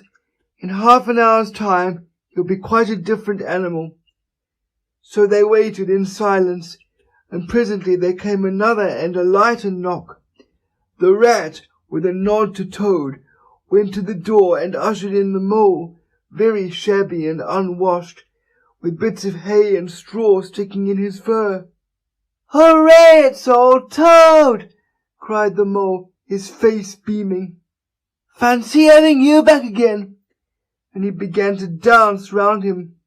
"We never dreamt you would turn up so soon. Why, you must have managed to escape, you clever, ingenious, intelligent Toad." The rat, alarmed, pulled him by the elbow, but it was too late. Toad was puffing and swelling already. "Clever? Oh no," he said. "I'm not really clever, according to my friends. I've only broken out of the strongest prison in England, that's all, and captured a railway train and escaped on it, that's all, and disguised myself and gone about the country humbugging everybody, that's all. Oh no, I'm a stupid ass, I am. I'll tell you one or two of my little adventures, Mole, and you shall judge for yourself." "Well, well," said the Mole, moving towards the supper table. "Supposing you talk while I eat. Not a bite since breakfast. Oh my, oh my." And he sat down and helped himself liberally to cold beef and pickles. Toad straddled on the hearth-rug, thrust his paw into his trouser pocket, and pulled out a handful of silver. "Look at that!" he cried, displaying it. "That's not so bad, is it, for a few minutes' work? And how do you think I done it, Mole? Horse-stealing, that's how I done it." "Go on, Toad," said the Mole, immensely interested. "Toad, do be quiet, please," said the rat, "and don't you egg him on, Mole, when you know what he is. But please tell us as soon as possible what the position is, and what's best to be done now that Toad is back at last." "The position's about as bad as it can be," replied the Mole grumpily. "And as for what's to be done, why, blest if I know. The Badger and I have been round and round the place by night and by day, allus the same thing. Sentries posted everywhere, guns poked out at us, stones thrown at us, allus an animal on the lookout. And when they see us, my, how they do laugh. That's what annoys me most." "It's a very difficult situation," said the rat, reflecting deeply. "But I think I see now in the depths of my mind what Toad really ought to do. I will tell you. He ought to—" "No, he oughtn't," shouted the Mole with his mouth full. "Nothing of the sort. You don't understand. What he ought to do is he ought to—" "Well, I shan't do it anyway," cried Toad, getting excited. "I'm not going to be ordered about by you fellows. It's my house we're talking about, and I know exactly what to do, and I'll tell you. I'm going to—" By this time they were all three talking at once, at the top of their voices, and the noise was simply deafening, when a thin, dry voice made itself heard, saying, "Be quiet at once, all of you." And instantly everyone was silent. It was the Badger who, having finished his pie, had turned round in his chair and was looking at them severely.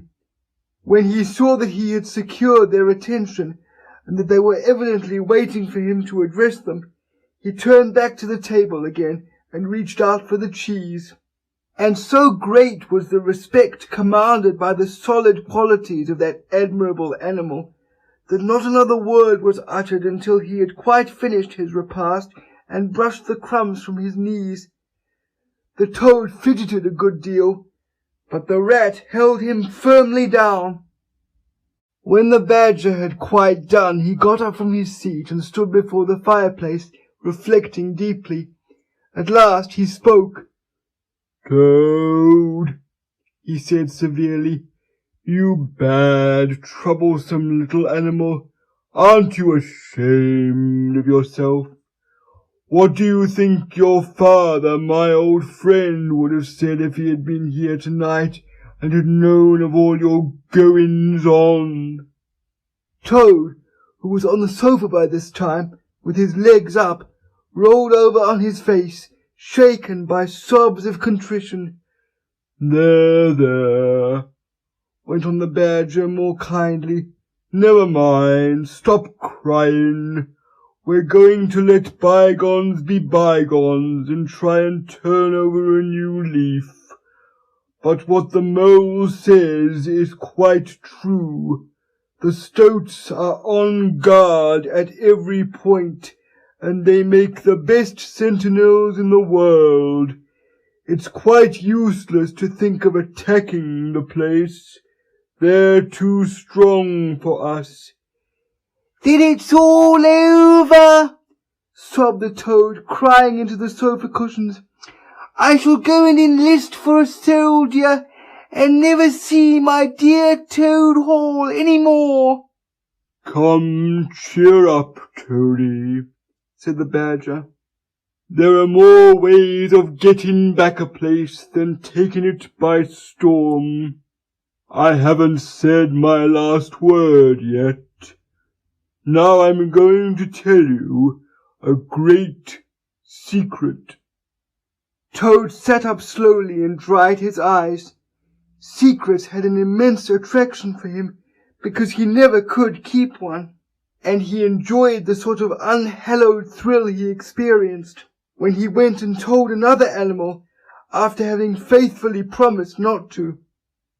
"There is an underground passage," said the Badger impressively, "that leads from the riverbank quite near here, right up into the middle of Toad Hall." "Oh, nonsense, Badger," said Toad rather airily. "You've been listening to some of the yarns they spin in the public houses about here. I know every inch of Toad Hall, inside and out. Nothing of the sort, I do assure you."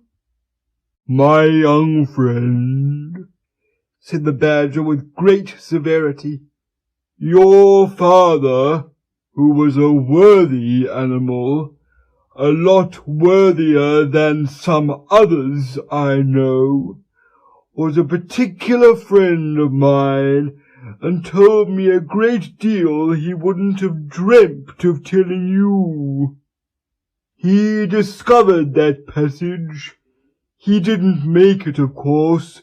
That was done hundreds of years before he ever came to live there, and he repaired it and cleaned it out because he thought it might come in useful some day in case of trouble or danger, and he showed it to me. Don't let my son know about it, he said. He's a good boy, but very light and volatile in character, and simply cannot hold his tongue. If he's ever in a real fix, and it would be of use to him, you may tell him about the secret passage, but not before." The other animals looked hard at Toad to see how he would take it. Toad was inclined to be sulky at first, but he brightened up immediately like the good fellow he was. "Well, well," he said, "perhaps I am a bit of a talker. A popular fellow such as I am, my friends get round me. We chaff, we sparkle, we tell witty stories, and somehow my tongue gets wagging. I have the gift of conversation. I've been told I ought to have a salon, whatever that may be. Never mind, go on, Badger. How's this passage of yours going to help us?" I've found out a thing or two lately," continued the Badger. "I got Otter to disguise himself as a sweep and call at the back door with brushes over his shoulder, asking for a job.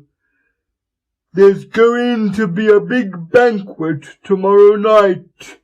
It's somebody's birthday, the Chief Weasel's, I believe, and all the weasels will be gathered together in the dining hall, eating and drinking and laughing and carrying on, suspecting nothing. No guns, no swords, no sticks, no arms of any sort whatever." "But the sentinels will be posted as usual," remarked the Rat. "Exactly," said the Badger. "That is my point. The weasels will trust entirely to their excellent sentinels, and that is where the passage comes in. That very useful tunnel leads right up under the butler's pantry, next to the dining hall." "Aha! That squeaky board in the butler's pantry," said Toad. "Now I understand it." "We shall creep out quietly into the butler's pantry," cried the Mole. "With our pistols and swords and sticks," shouted the Rat. "And rush in upon them," said the Badger. "And whack 'em, and whack 'em, and whack 'em," cried the Toad in ecstasy, running round and round the room and jumping over the chairs. "Very well, then," said the Badger, resuming his usual dry manner. "Our plan is settled, and there's nothing more for you to argue and squabble about. So, as it's getting very late, all of you go right off to bed at once.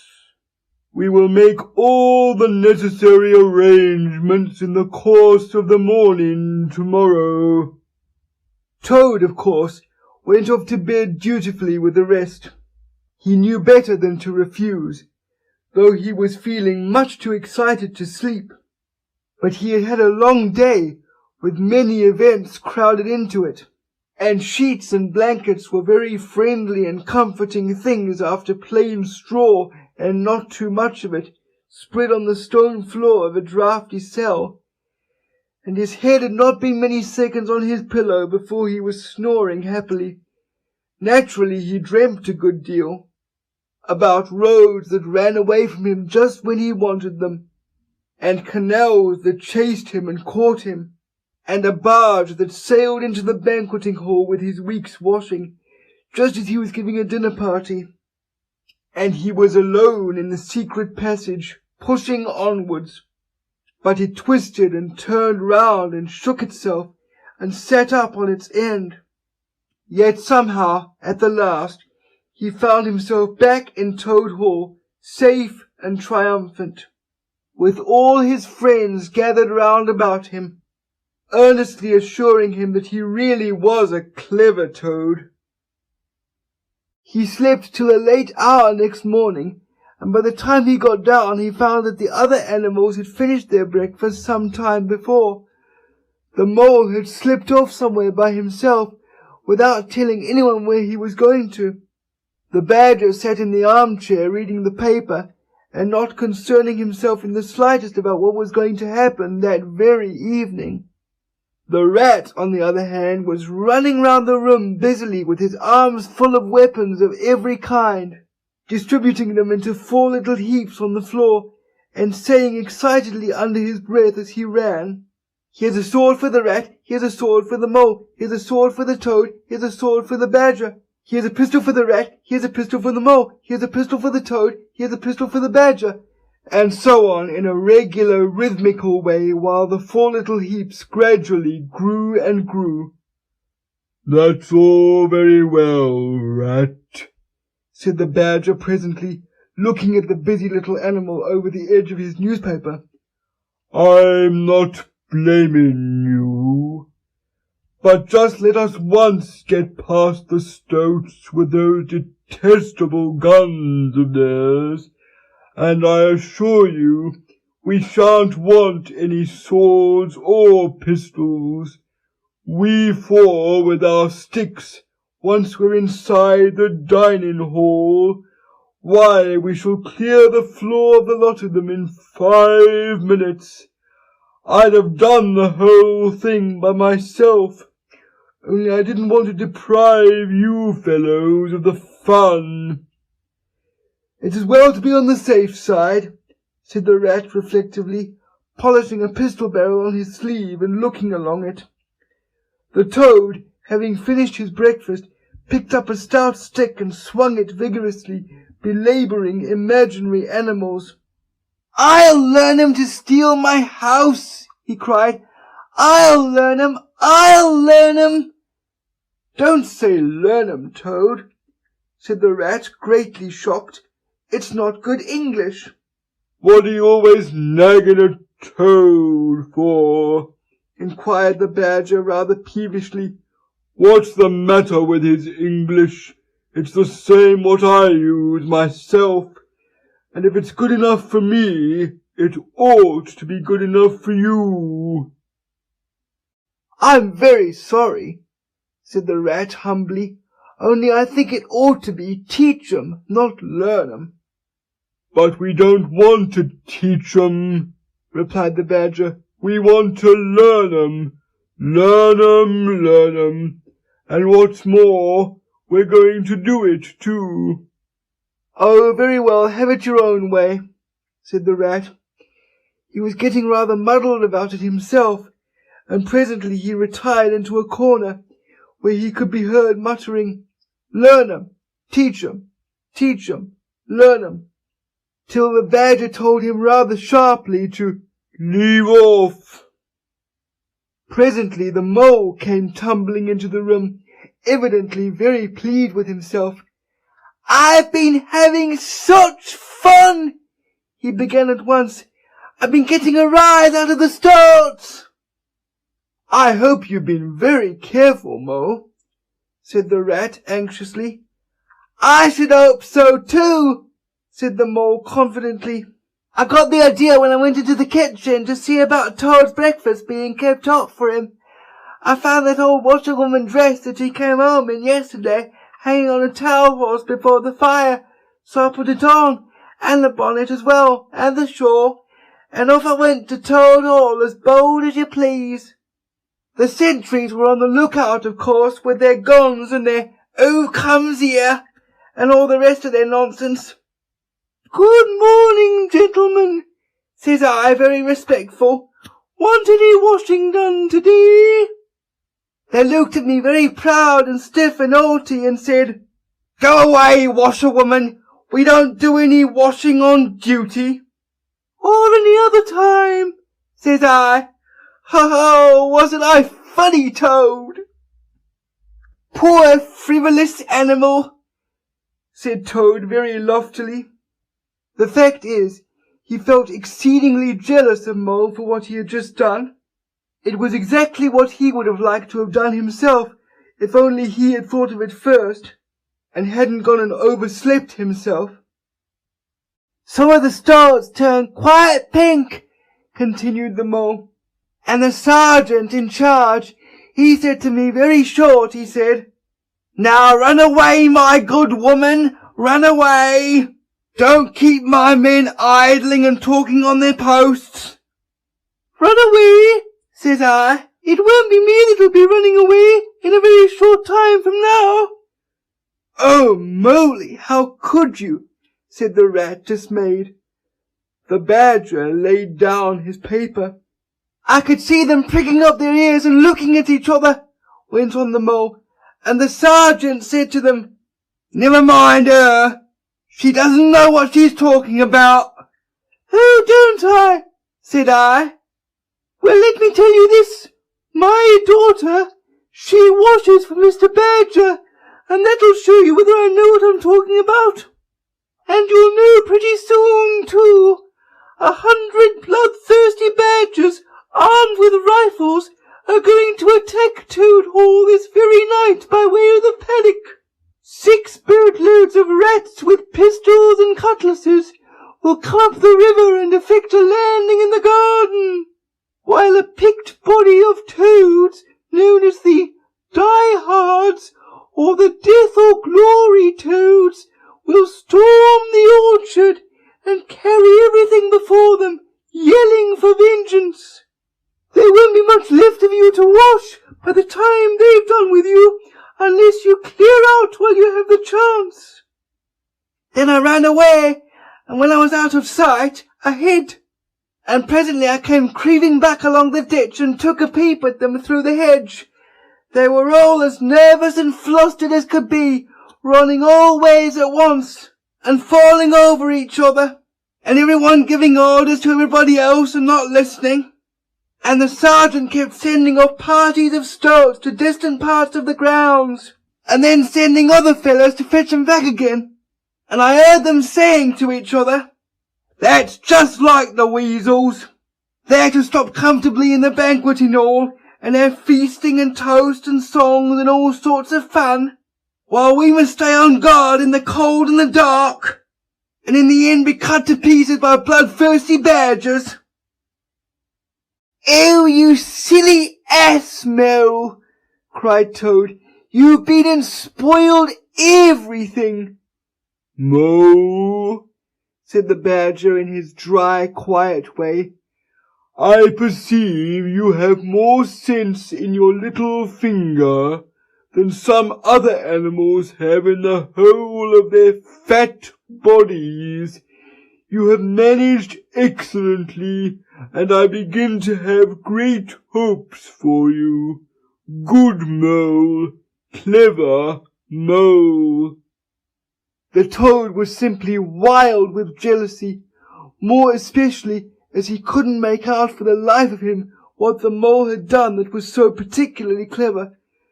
But fortunately for him, before he could show temper or expose himself to the badger's sarcasm, the bell rang for luncheon. It was a simple but sustaining meal, bacon and broad beans and a macaroni pudding. And when they had quite done, the badger settled himself into an armchair and said, "Well, we've got our work cut out for us tonight, and it will probably be pretty late before we're quite through with it. So I'm just going to take 40 winks while I can." And he drew a handkerchief over his face and was soon snoring. The anxious and laborious rat at once resumed his preparations, and started running between his 4 little heaps, muttering, "Here's a bell for the rat, here's a bell for the mole, here's a bell for the toad, here's a bell for the badger," and so on, with every fresh accoutrement he produced, to which there seemed really no end. So the mole drew his arm through Toad's, led him out into the open air, shoved him into a wicker chair, and made him tell him all his adventures from beginning to end, which Toad was only too willing to do. The mole was a good listener, and Toad, with no one to check his statements or to criticize in an unfriendly spirit, rather let himself go. Indeed, much that he related belonged more properly to the category of what might have happened had I only thought of it in time instead of 10 minutes afterwards. Those are always the best and the raciest adventures, and why should they not be truly ours as much as the somewhat inadequate things that really come off? Chapter 12. The Return of Ulysses. When it began to grow dark, the rat, with an air of excitement and mystery, summoned them back into the parlour, stood each of them up alongside of his little heap, and proceeded to dress them up for the coming expedition. He was very earnest and thoroughgoing about it, and the affair took quite a long time. First there was a belt to go round each animal, and then a sword to be stuck into each belt, and then a cutlass on the other side to balance it.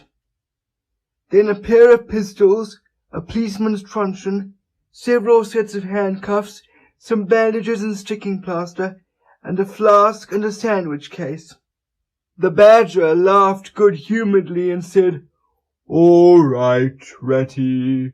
It amuses you, and it doesn't hurt me. I'm going to do all I've got to do with this here stick."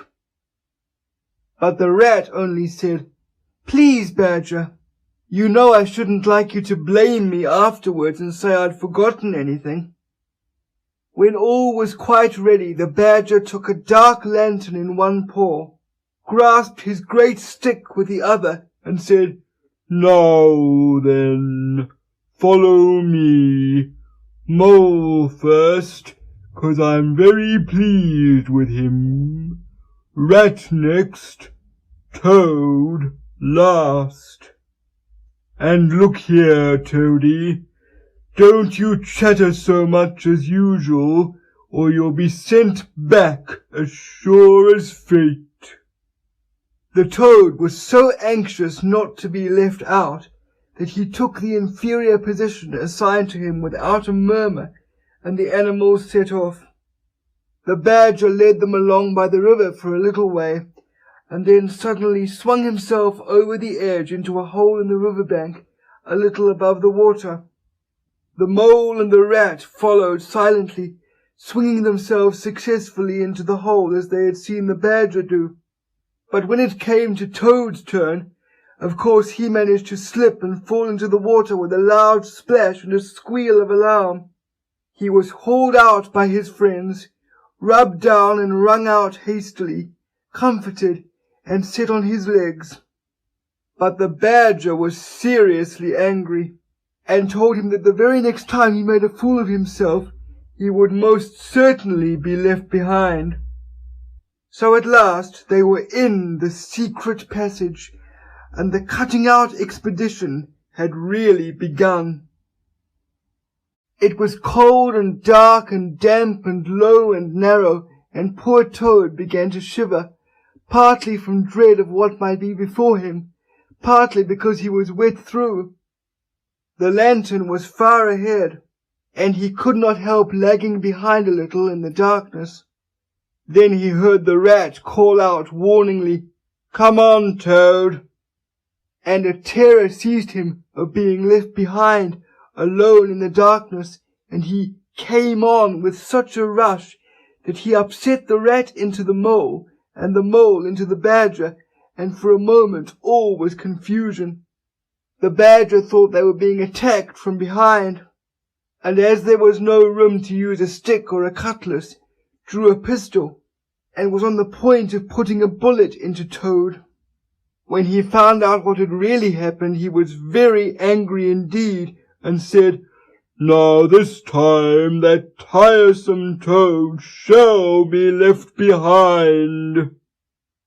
But Toad whimpered, and the other two promised that they would be answerable for his good conduct, and at last the Badger was pacified, and the procession moved on. Only this time Rat brought up the rear, with a firm grip on the shoulder of Toad. So they groped and shuffled along, with their ears pricked up and their paws on their pistols, till at last the Badger said, "We ought by now to be pretty nearly under the hole." Then suddenly they heard, far away as it might be, and yet apparently nearly over their heads, a confused murmur of sound, as if people were shouting and cheering and stamping on the floor and hammering on the tables. The Toad's nervous terrors all returned, but the Badger only remarked placidly, "They are going at it, the weasels."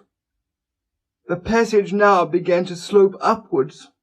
They groped onward a little further, and then the noise broke out again, quite distinct this time, and very close above them.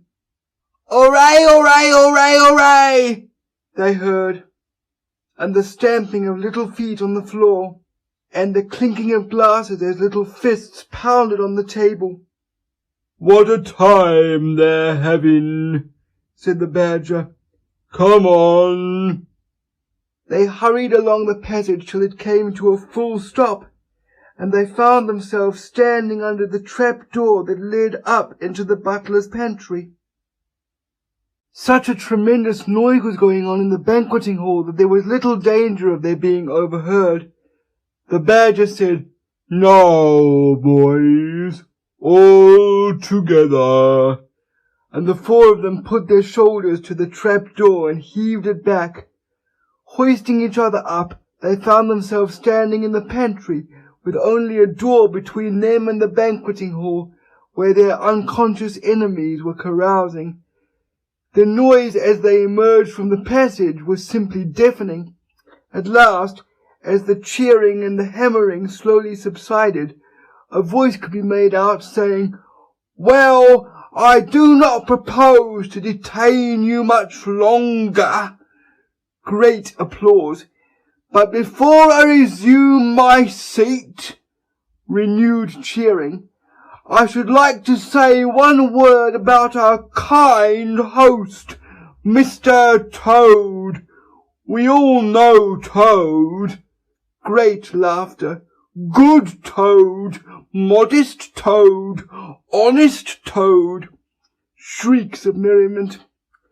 "Only just let me get at him," muttered Toad, grinding his teeth. "Hold hard a minute," said the Badger, restraining him with difficulty. "Get ready, all of you." "Let me sing you a little song," went on the voice, "which I have composed on the subject of Toad." Prolonged applause. Then the Chief Weasel, for it was he, began in a high squeaky voice, "Toad he went a-plittering gaily down the street." The Badger drew himself up, took a firm grip of his stick with both paws, glanced round at his comrades and cried, "The hour is come, follow me," and flung the door open wide. My, what a squealing and a squeaking and a screeching filled the air! Well might the terrified weasels dive under the tables and spring madly up at the windows. Well might the ferrets rush wildly for the fireplace and get hopelessly jammed in the chimney. Well might tables and chairs be upset, and glass and china be sent crashing on the floor in the panic of that terrible moment when the four heroes strode wrathfully into the room. The mighty Badger, his whiskers bristling, his great cudgel whistling through the air. Mole, black and grim, brandishing his stick and shouting his awful war cry, "A mole! A mole!" Rat, desperate and determined, his belt bulging with weapons of every age and every variety. Toad, frenzied with excitement and injured pride, swollen to twice his ordinary size, leaping into the air and emitting toad whoops that chilled them to the marrow. "Toad he went a-pleasuring," he yelled. "I'll pleasure 'em!" And he went straight for the Chief Weasel. They were but four in all, but to the panic-stricken weasels the hall seemed full of monstrous animals, grey, black, brown, and yellow, whooping and flourishing enormous cudgels. And they broke and fled with squeals of terror and dismay, this way and that, through the windows, up the chimney, anywhere to get out of reach of those terrible sticks. The affair was soon over. Up and down the whole length of the hall strode the four friends, whacking with their sticks at every head that showed itself, and in 5 minutes the room was cleared. Through the broken windows, the shrieks of terrified weasels escaping across the lawn were borne faintly to their ears. On the floor lay prostrate some dozen or so of the enemy, on whom the mole was busily engaged in fitting handcuffs. The Badger, resting from his labours, leant on his stick and wiped his honest brow.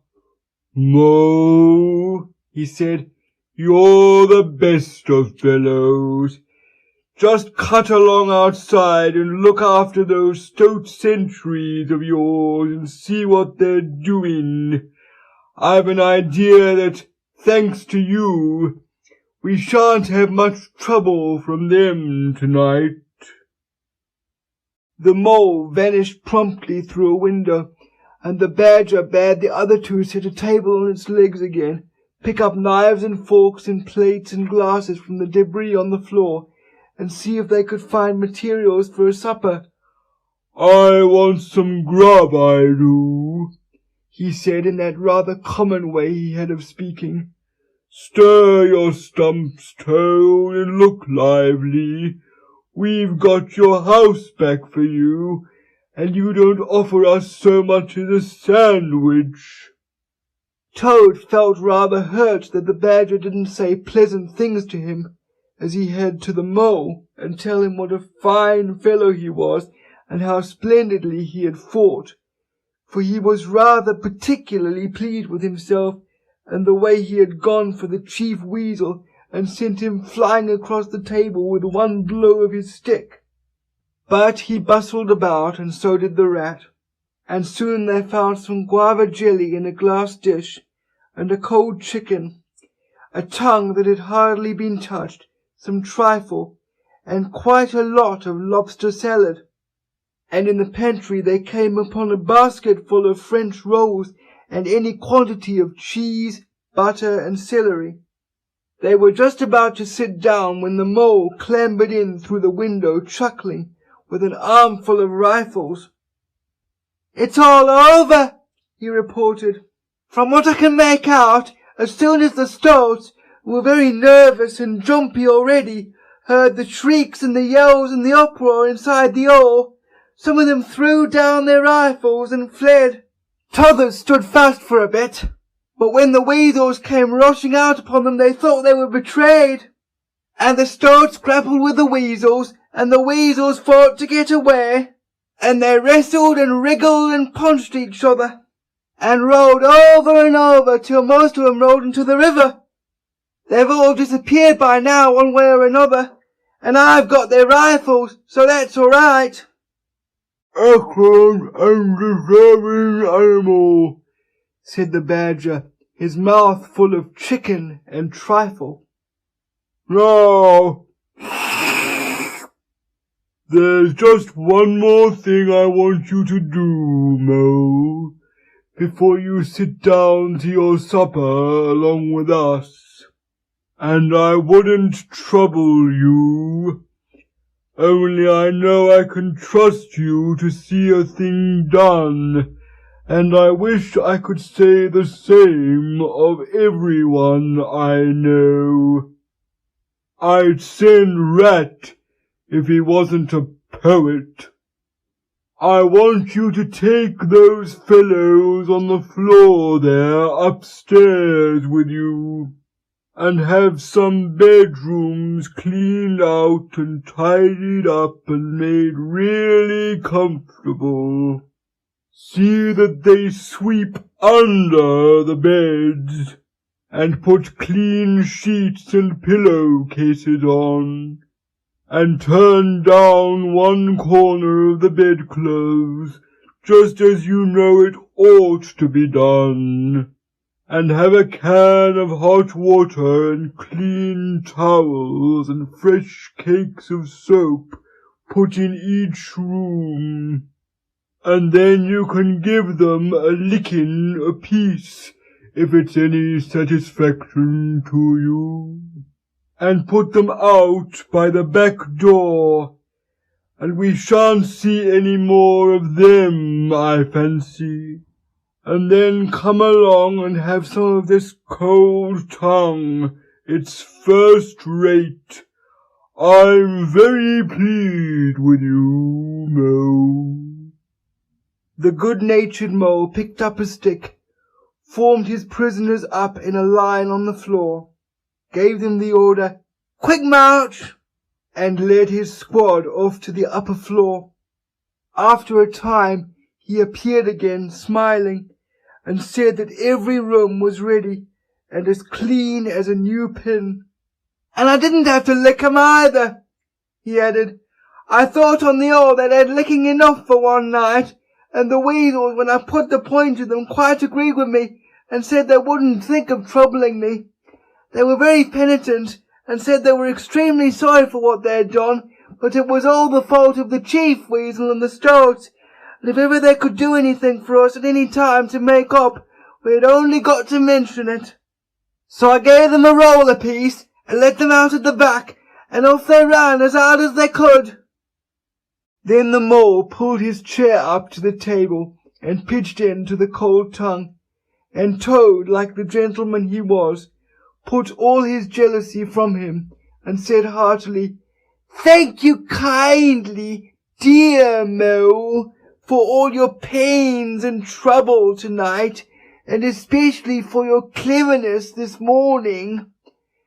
The Badger was pleased at that, and said, "There spoke my brave Toad." So they finished their supper in great joy and contentment, and presently retired to rest between clean sheets, safe in Toad's ancestral home, won back by matchless valour, consummate strategy, and a proper handling of sticks. The following morning Toad, who had overslept himself as usual, came down to breakfast disgracefully late, and found on the table a certain quantity of eggshells, some fragments of cold and leathery toast, a coffee-pot 3/4 empty, and really very little else, which did not tend to improve his temper, considering that, after all, it was his own house. Through the French windows of the breakfast-room he could see the Mole and the Water-Rat sitting in wicker chairs out on the lawn, evidently telling each other stories, roaring with laughter and kicking their short legs up in the air. The Badger, who was in an arm-chair and deep in the morning paper, merely looked up and nodded when Toad entered the room. But Toad knew his man, so he sat down and made the best breakfast he could, merely observing to himself that he would get square with the others sooner or later. When he had nearly finished, the Badger looked up and remarked rather shortly, "I'm sorry, Toad, but I'm afraid there's a heavy morning's work in front of you. You see, we really ought to have a banquet at once to celebrate this affair. It's expected of you. In fact, it's the rule." "Oh, all right," said the Toad readily. "Anything to oblige. Though why on earth you should want to have a banquet in the morning, I cannot understand. But you know I do not live to please myself, but merely to find out what my friends want, and then try to arrange it for 'em, you dear old Badger." "Don't pretend to be stupider than you really are," replied the Badger crossly, "and don't chuckle and splutter in your coffee while you're talking. It's not manners. What I mean is, the banquet will be at night, of course, but the invitations will have to be written and got off at once, and you've got to write 'em. Now, sit down at that table. There's stacks of letter paper on it, with Toad Hall at the top in blue and gold, and write invitations to all our friends, and if you stick to it, we shall get them out before luncheon, and I'll bear a hand too, and take my share of the burden. I'll order the banquet." "What?" cried Toad, dismayed. "Me stop indoors and write a lot of rotten letters on a jolly morning like this, when I want to go around my property and set everything and everybody to rights, and swagger about and enjoy myself? Certainly not. I'll see you. Stop a minute, though. Why, of course, dear Badger. What is my pleasure or convenience compared with that of others? You wish it done, and it shall be done. Go, Badger. Order the banquet. Order what you like. Then join our young friends outside in their innocent mirth, oblivious of me and my cares and toils. I sacrifice this fair morning on the altar of duty and friendship. The Badger looked at him very suspiciously, but Toad's frank, open countenance made it difficult to suggest any unworthy motive in this change of attitude. He quitted the room accordingly in the direction of the kitchen, and as soon as the door had closed behind him, Toad hurried to the writing table. A fine idea had occurred to him while he was talking.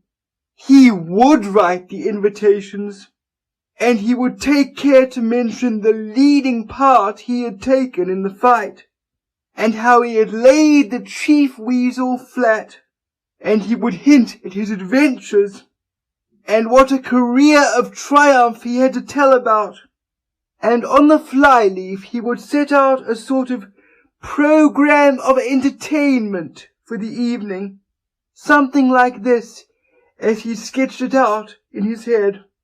Speech by Toad. There will be other speeches by Toad during the evening. Address by Toad. Synopsis: our prison system, the waterways of old England, horse dealing and how to deal, property, its rights and its duties, back to the land, a typical English squire, song by Toad, composed by himself. Other compositions by Toad will be sung in the course of the evening by the composer. The idea pleased him mightily, and he worked very hard and got all the letters finished by noon, at which hour it was reported to him that there was a small and rather bedraggled weasel at the door, inquiring timidly whether he could be of any service to the gentleman. Toad swaggered out, and found it was one of the prisoners of the previous evening, very respectful and anxious to please. He patted him on the head, shoved the bundle of invitations into his paw, and told him to cut along quick and deliver them as fast as he could, and if he liked to come back again in the evening, perhaps there might be a shilling for him, or again, perhaps there mightn't. And the poor weasel seemed really quite grateful, and hurried off eagerly to do his mission. When the other animals came back to luncheon, very boisterous and breezy after a morning on the river, the mole, whose conscience had been pricking him, looked doubtfully at Toad, expecting to find him sulky or depressed. Instead, he was so uppish and inflated that the mole began to suspect something, while the rat and the badger exchanged significant glances. As soon as the meal was over, Toad thrust his paws deep into his trouser pockets, remarked casually, "Well, look after yourselves, you fellows. Ask for anything you want," and was swaggering off in the direction of the garden where he wanted to think out an idea or two for his coming speeches, when the rat caught him by the arm. Toad rather suspected what he was after, and did his best to get away, but when the badger took him firmly by the other arm, he began to see that the game was up. The two animals conducted him between them into the small smoking room that opened out of the entrance hall, shut the door, and put him into a chair. Then they both stood in front of him, while Toad sat silent and regarded them with much suspicion and ill humour. "Now look here, Toad," said the Rat, "it's about this banquet. And very sorry I am to have to speak to you like this, but we want you to understand clearly, once and for all, that there are going to be no speeches and no songs. Try and grasp the fact that on this occasion we're not arguing with you, we're just telling you." Toad saw that he was trapped. They understood him, they saw through him, they had got ahead of him. His pleasant dream was shattered. "Mayn't I sing them just one little song?" he pleaded piteously. "No, not one little song," replied the Rat firmly, though his heart bled as he noticed the trembling lip of the poor disappointed Toad. "It's no good, Toady. You know well that your songs are all conceit and boasting and vanity, and your speeches are all self-praise and gross exaggeration and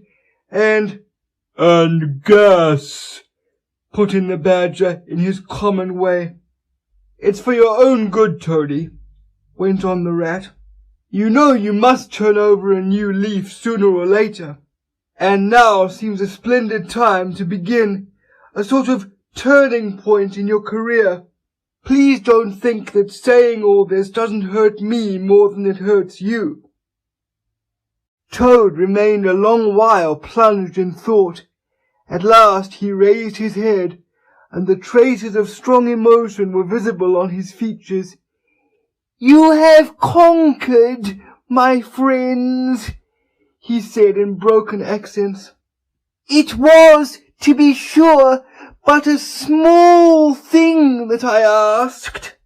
Merely leave to blossom and expand for yet one more evening, to let myself go, and hear the tumultuous applause that always seems to me somehow to bring out my best qualities. However, you are right, I know, and I am wrong. Henceforth I will be a very different Toad. My friends, you shall never have occasion to blush for me again. But oh dear, this is a hard world." And pressing his handkerchief to his face, he left the room with faltering footsteps. "Badger," said the Rat, "I feel like a brute. I wonder what you feel like." I know," said the Badger gloomily.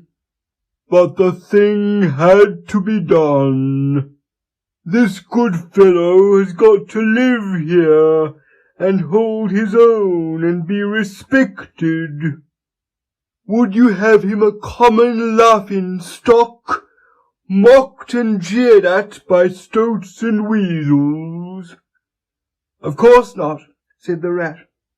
"And talking of weasels, it's lucky we came upon that little weasel just as he was setting out with Toad's invitations. I suspected something from what you told me, and had a look at one or two. They were simply disgraceful. I confiscated the lot, and the good mole is now sitting in the blue boudoir filling up plain, simple invitation cards." At last the hour for the banquet began to draw near, and Toad, who on leaving the others had retired to his bedroom, was still sitting there, melancholy and thoughtful. His brow resting on his paw, he pondered long and deeply. Gradually his countenance cleared, and he began to smile long, slow smiles. Then he took to giggling in a shy, self-conscious manner. At last he got up, locked the door, drew the curtains across the windows, collected all the chairs in the room, and arranged them in a semicircle, and took up his position in front of them, swelling visibly. Then he bowed, coughed twice, and letting himself go, with uplifted voice he sang, to the enraptured audience that his imagination so clearly saw. Toad's last little song! The toad came home! There was panic in the parlours and howling in the halls. There was crying in the cowsheds and shrieking in the stalls when the toad came home. When the toad came home, there was smashing in of window and crashing in of doors. There was chivying of weasels that fainted on the floor when the toad came home.